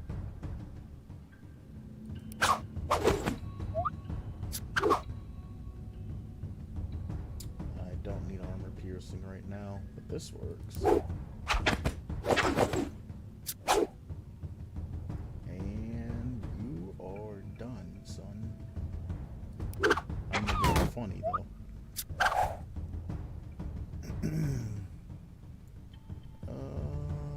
Let's hit him with the stupidity.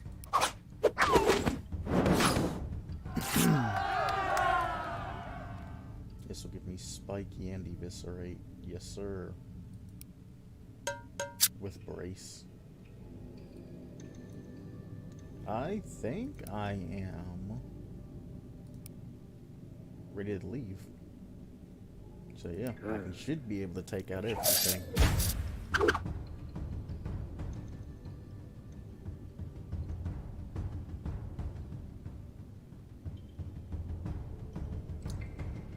It's one of your stronger attacks. I'll block it.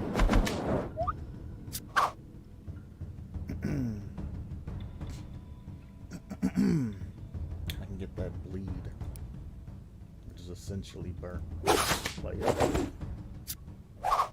you're in trouble now. I'll make you discard.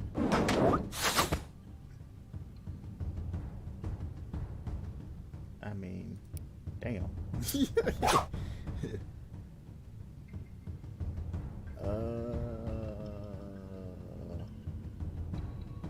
I would rather hit you with stupidity and force your next turn to be nothing.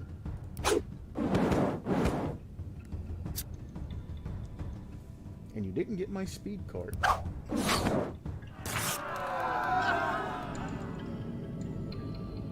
Shield wall.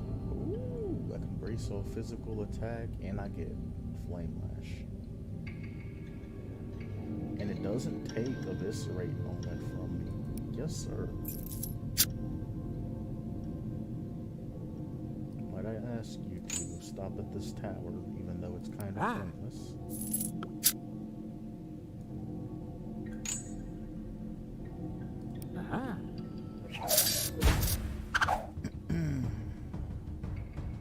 You're gonna heal next turn. This will count. You're healing. I don't have setup, so we're attacking. I can brace and draw.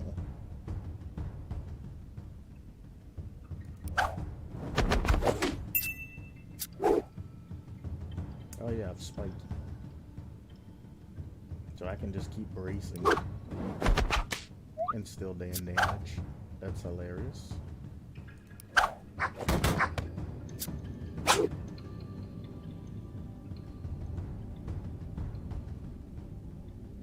Bleed, dealing that much damage on top. That's nice. Oh my lord! So that stacks. Every 2 damage, it does an extra bop on them. Let's see. It's ignite. Oh my god, that's disgusting. Mind strike, you're still garbage though. You cover yourself well though. No, I'm not giving up bleed and eviscerate for that. You lost your mind.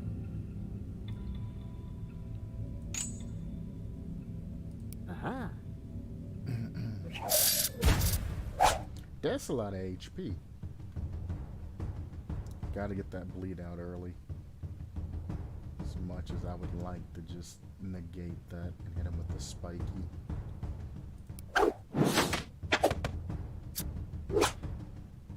That works. I'll do it this round. There's a spiky. Then he gets burned. I can't block that, but I can... You have a lot of cards left. I'll hit this with wait. embrace through the headbutt. You're gonna attempt to heal.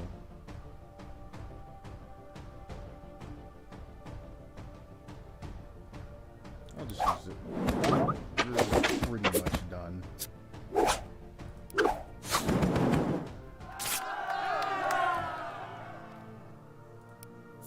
And some gold for the road.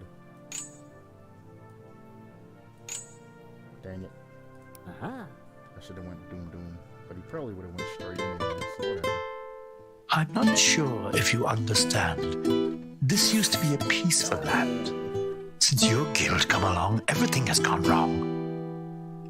And I dread to know now what you've planned. Alright, so I got plus 1 HP by base, but that minus 1 hand size completely screws up everything. So I have to keep that on. And I'm going to send out you again to die. This time you're actually gonna die because it's a boss. It's not happening, bro. Where are you, the meth or the... Yes, 10 and Fury. Oof.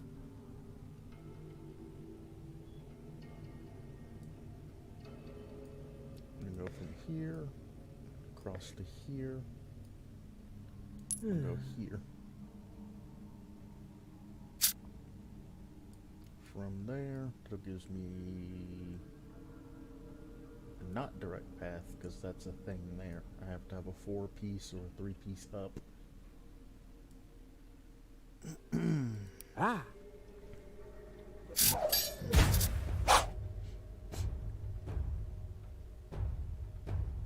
Actually, I'm gonna make you discord. Take that pummel away from you. Hit him with the stupidity, or do I just block it outright? Nah, hit him with the stupidity.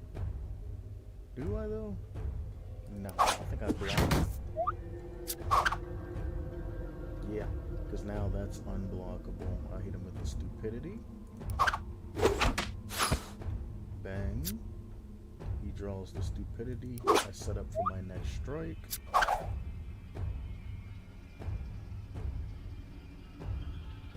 Thrash ain't bad. I can make him discard.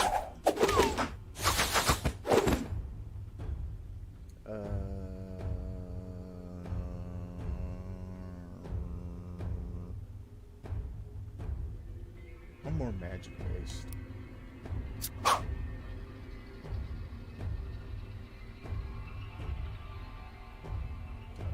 Yes, I've won this. We build up next damage, and then we hit him with the spike.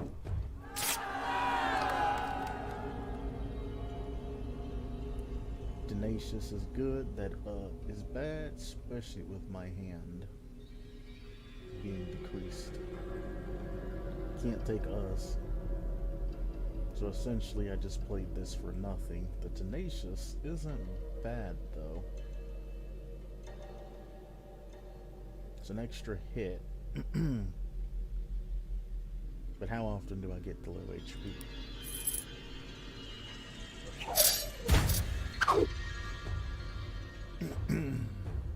Ah, you used your strongest attack first, so there's no point in making you discard. Not now.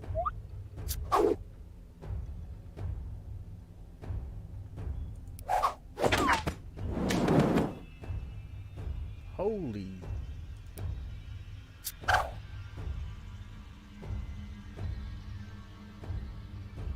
I'm gonna hit you with the stupidity, because I don't know what you got up your sleeve, son. Anger, you're hurting yourself. This is a good chance to heal.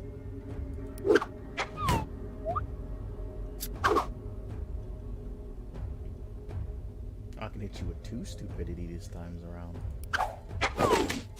That might save my life. Yes, sir.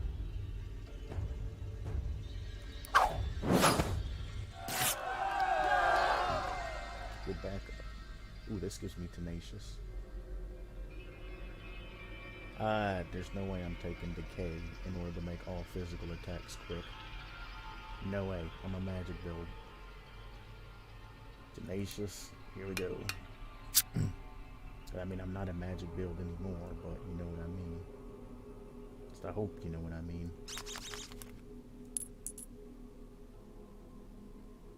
Ah.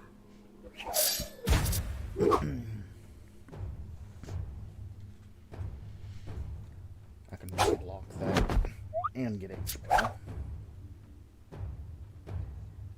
Hit you with physical.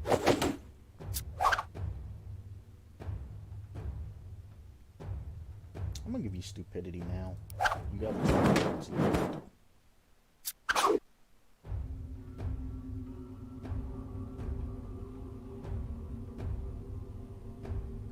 That's unfortunate. I'm gonna use this now so it shuffles.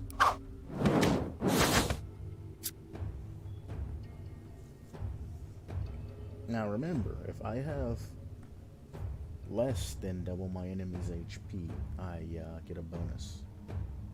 A double magical attack.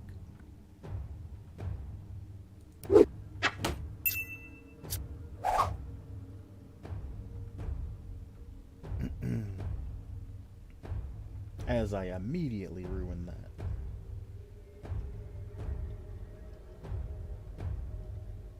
This is going to determine whether I live or die right here.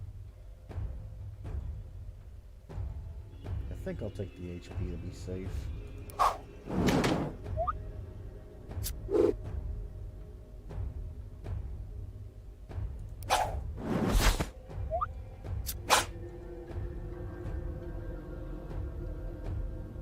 That's enough.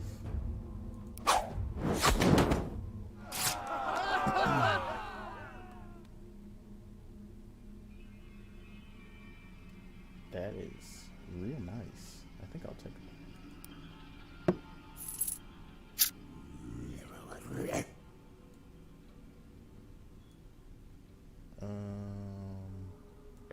Apparently some sort of death ray is coming up. Go for the boss. And go for the boss. I can take a vampire. Oh, he has leader. I just...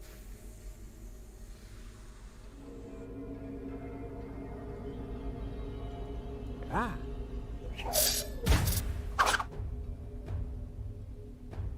Don't talk to me. Or my family. Ever again. He has quite a lot of cards. I'm gonna give him the stupidity early. There it is. This lets me buff up. He's going for a heal, so I'm gonna interrupt him.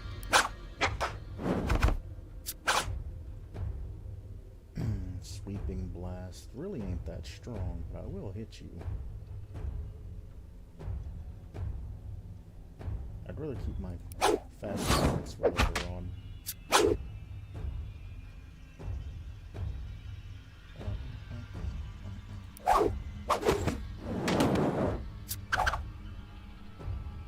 Keep in mind, I still have an extra 2 damage over here to the side, so I'm not too terribly worried about going down yet.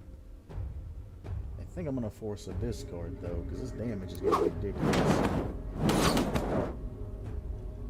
Yep. And there we go. Oh, heck yeah. It gives me stupidity, but that does a lot of stuff based out there. Let's go up and... Nope, never mind. We're not gonna go up and fight him.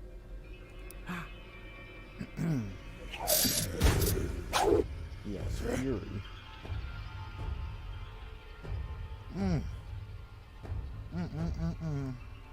You poor sod. Oh.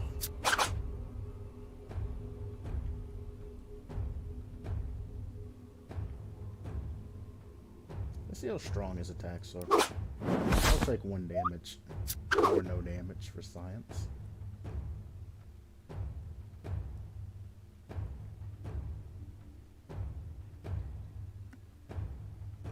let's build up.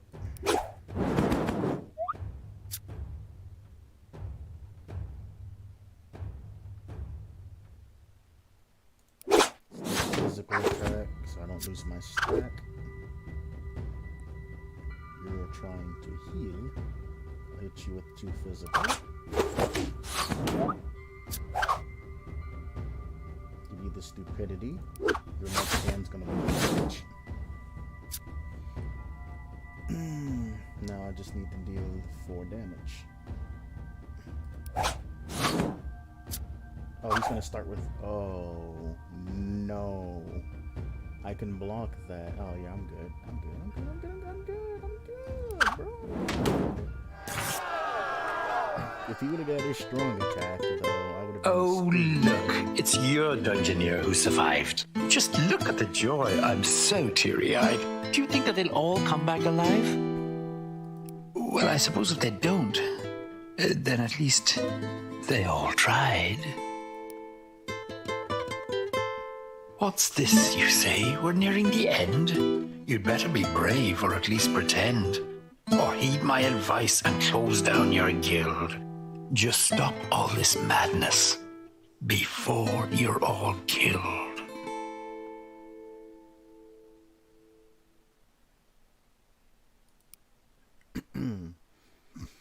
Pause that if you wanted to read that. So that's 1, 2, 3 done. Wait, what? Is this just the finale?